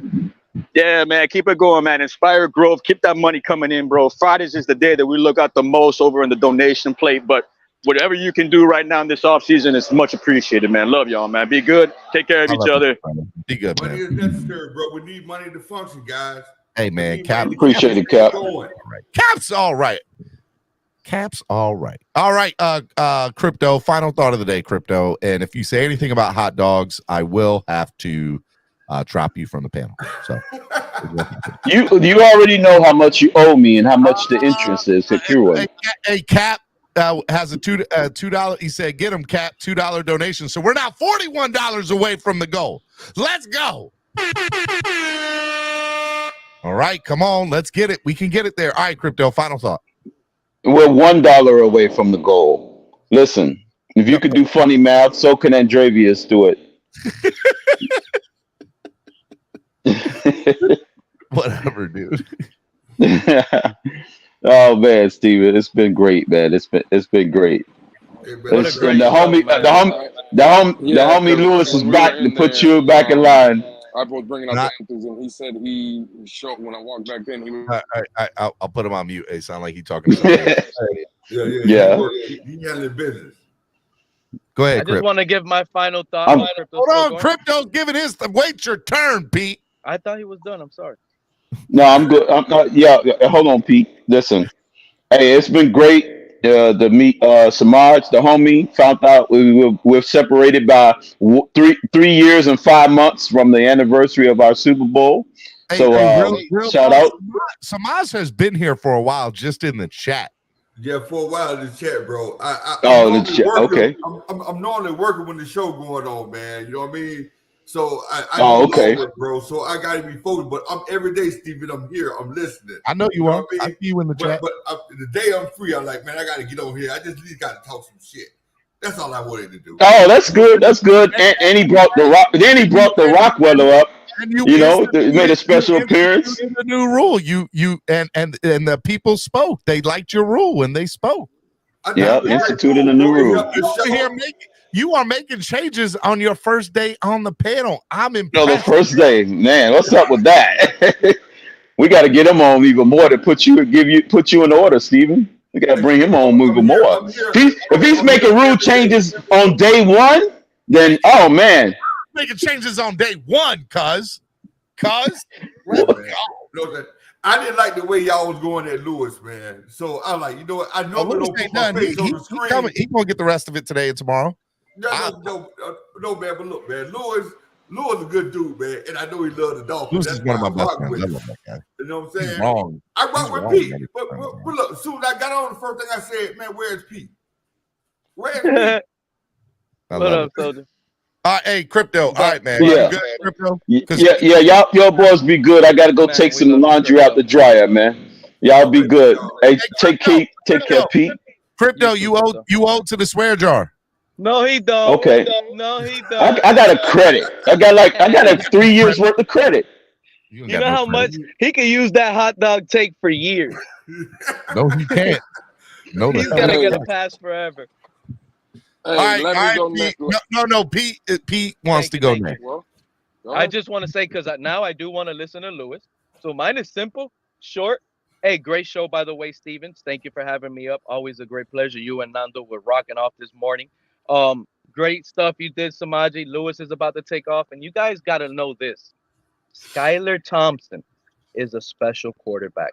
Have a blessed day, y'all. Catch y'all next day. Pete, I love you, buddy. Be good. Look, man. Hey. You just don't do it, Samaj. Don't do it. Don't do it. Samaj, you have donated the most on the channel today, so we're $41 short. So we still got it going. We can still get it there. Hopefully, hey, look, 4 people donate $10. We're there. 4 people donate $10. We are there. Lewis, your final thought of the day, Lewis. Listen, the only reason I came back up, I haven't seen Samaj around. Hopefully he starts coming down a lot more because, again, bro, when we come on Twitter and we come on Miami Sports Music or, you know, the Fence Tailgate, Samaj, it was a pleasure getting I think fit. Thank you, brother. Thank you. You breaking up.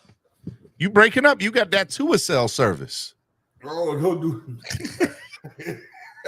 Stephen D, you some cold shit. We can't hear you, Lewis. Getting a better cell phone service. Stephen D. Wait, y'all still can't hear me? I mean, we can hear you now. Now we got brother.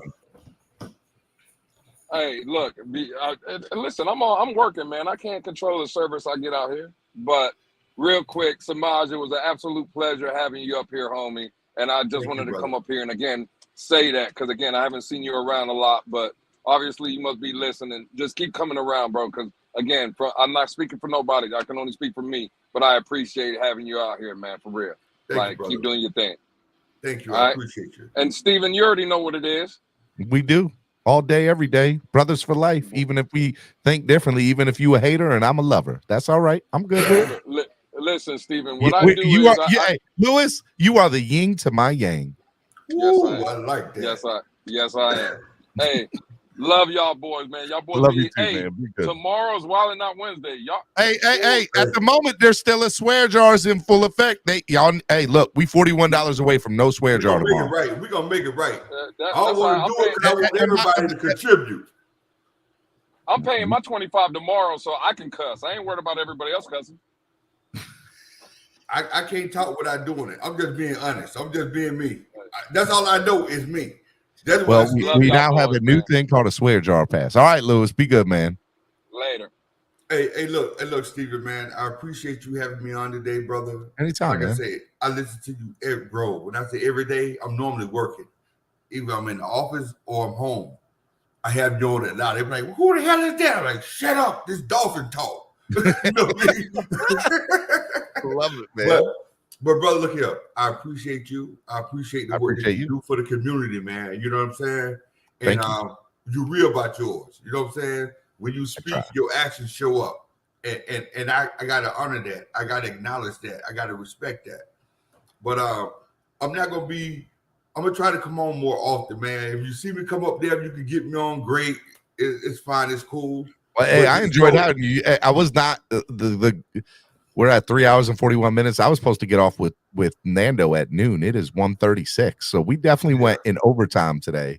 And so look, man, I appreciate it. And look, you instituted a new rule today. That's pretty cool. I like it. I always like when the show evolves and gets bigger and better and more awesome. So anything we can do to help move the show forward is awesome. And I tell people all the time, raising money for the channel is a big deal. I do this Monday through Friday, right? You know, I know this is my job. So like, you know, you got a family.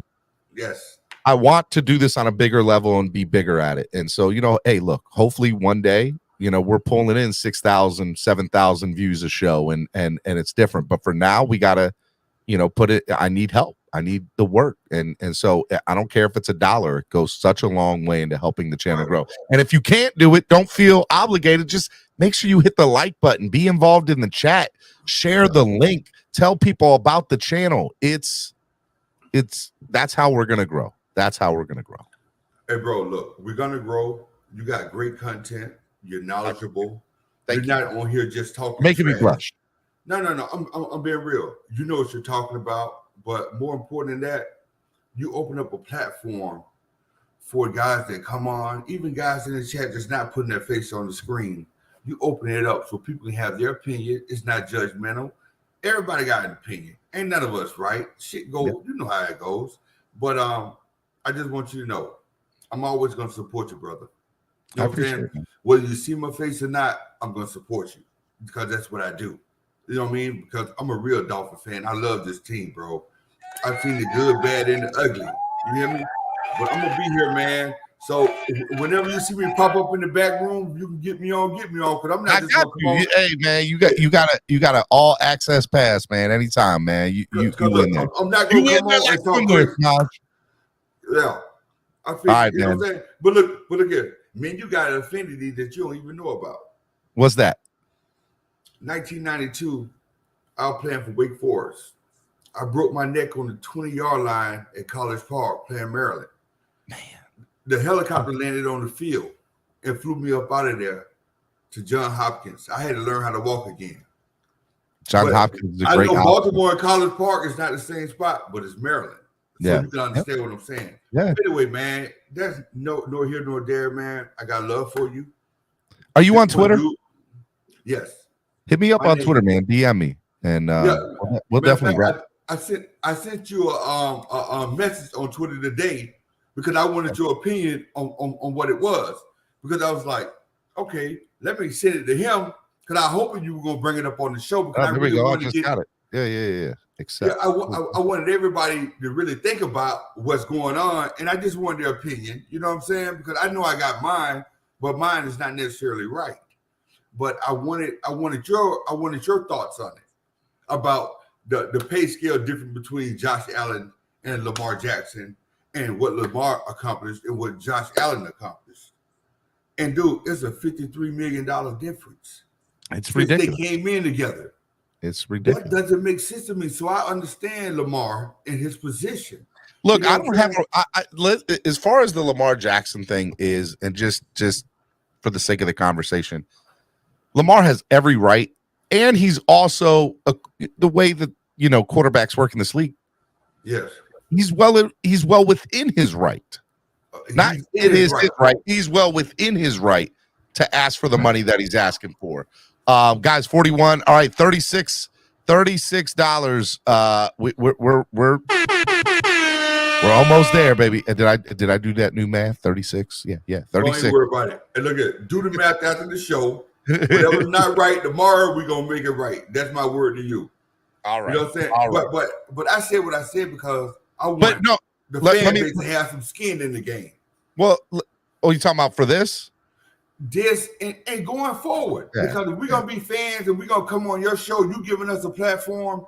I feel like we all should contribute something besides our takes and our opinions. We should help the channel. We should help you because you're providing the platform. That's just you said it, not me. I appreciate it, and I we have never met before this. Just so you know, so people don't think this is stage.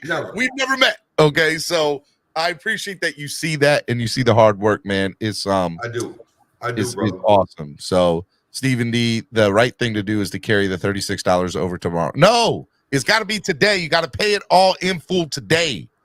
Okay, let's do it, guys. $2 donations. We can get there. $2. 18 people. 18 people. Yeah, Samaj's better at math than me. 18 people donate $2 right now. People watching this show right now. It's 77. If everybody give $1, we're good. Just have some skin in the game. If this is a team you love, if this is a show that you're gonna log on to every day to get your content, to get your fix, or to get your hate on, Amicus. That's true. Look, pay the money just to hate. Say Dolphins ain't shit. We accept all. We accept everything. I do love him. Amicus is a good guy. Look, there we go. There we go. Right there. There's 3. Yeah. There's 3. That's 33. We 33. Come on, let's do it. Chris Johnson. We almost there, baby. 33. Let's go, Chris. Boy, come on, y'all. Come on, y'all. I appreciate you. Come on. This is how back in the day, I'd end the show like this. All right, we got to hit this goal.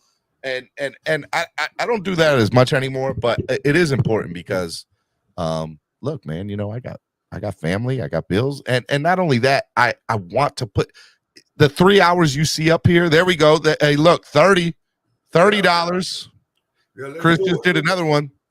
You see on the screen. What you don't see is the hour I take to do a thumbnail, the hour I take to do, the timestamp. And I got you, Stephen. The content. We need $10. I'm gonna do it to him right now. I'm gonna make everybody feel guilty. No. We need $20. Not 10. No, we ain't going for that. No, we need over that. You know what I'm saying? That's just the price to pay. We're gonna do it like this. Look, I appreciate it, man. I appreciate Chris for donating too, man. Thank you, Chris. Hell yeah. Look at brother. I know you've been on longer than you're supposed to, and I appreciate you and I appreciate that. But man, you know what I'm saying? We're gonna get it right, man, because you Oh, deserve there it. we go. You know what I'm saying? You work hard. Chris. Oh, Chris. My man.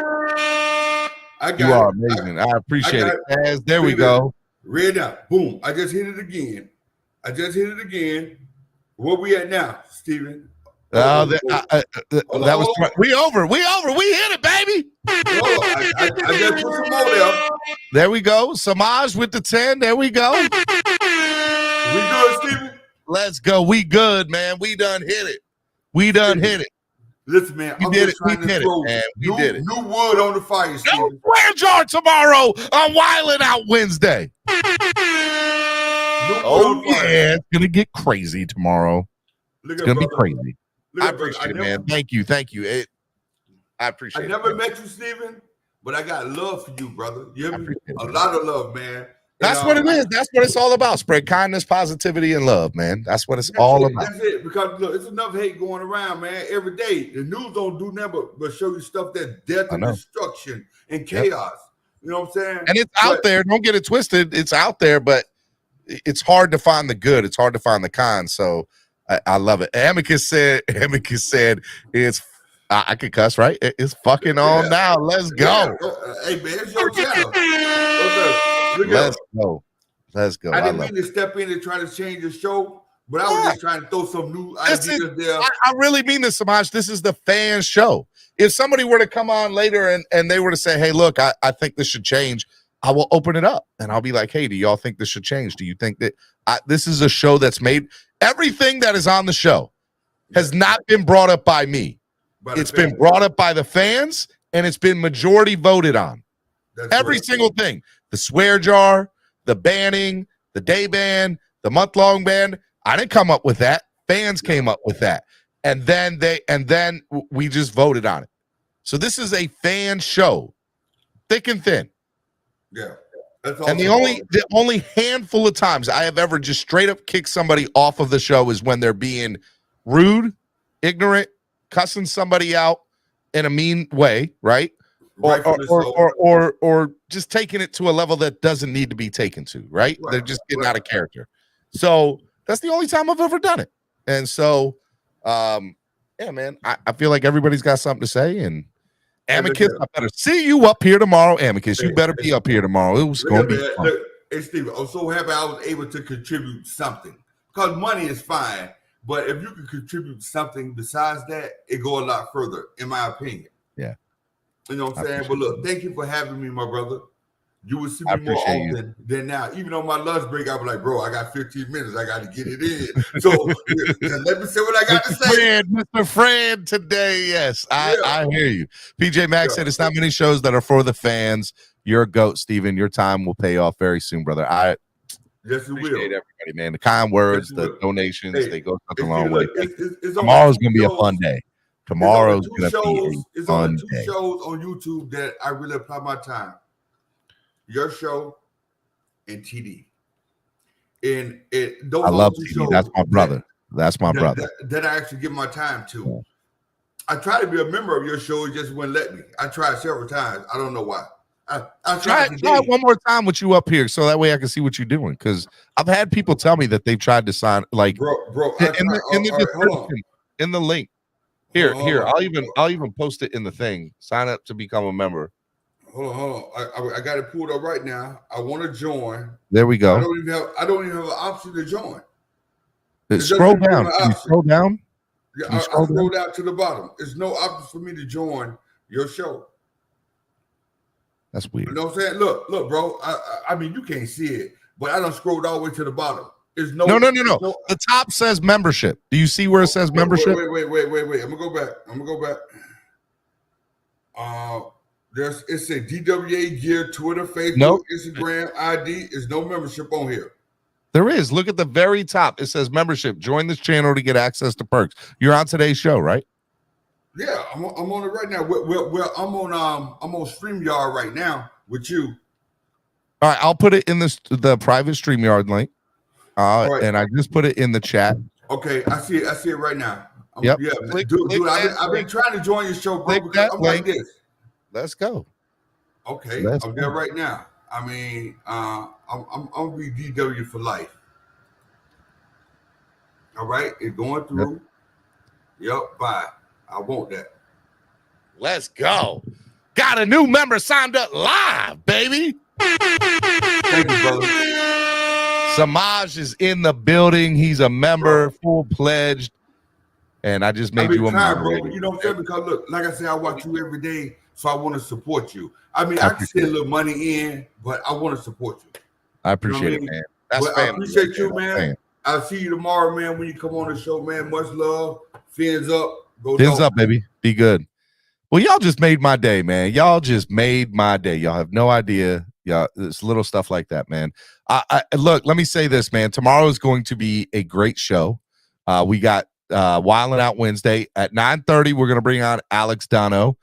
He's only going to be on for about 30 minutes. And then once Alex is gone, it's Wildin' Out the rest of the day. We Wildin' Out the rest of the day. It's going to be awesome. So make sure you guys stay here live tomorrow. It's going to be a fun show. From 10 to like 12:30, we're going to be wilding out because I got to get out of here at like 1 to go pick up my daughter. She got to get her hair done before we go on vacation. So it's going to be good times. All right. I love y'all. Y'all the best in the world. I cannot say thank you enough to everybody who donated today, to everybody who liked, to everybody who joined, to everybody who became a member, to this is a community. I really mean that, man. And tomorrow's going to be fun. Tomorrow's going to be good times. I'm excited about it. Hope you are too. You guys are the best fans in the world. Can't say enough about you. I'm very grateful. I'm very blessed to have you. I have a thing up there that says, today I'm grateful for.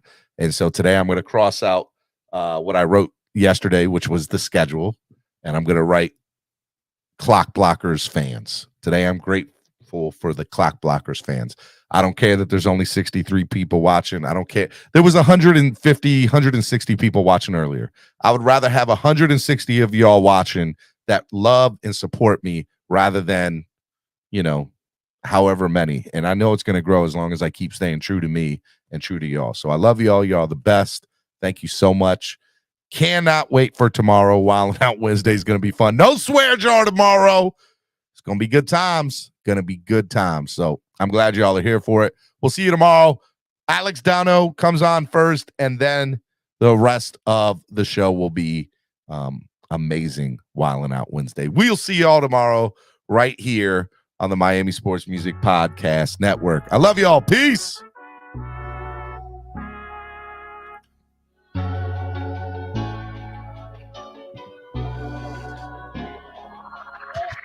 I know the whole city riding. A little early, it's a bit surprising. Business moves, now we enterprising. Switch it up, now we improvising. Go to get in the winter collar. Whole squad been trained to go.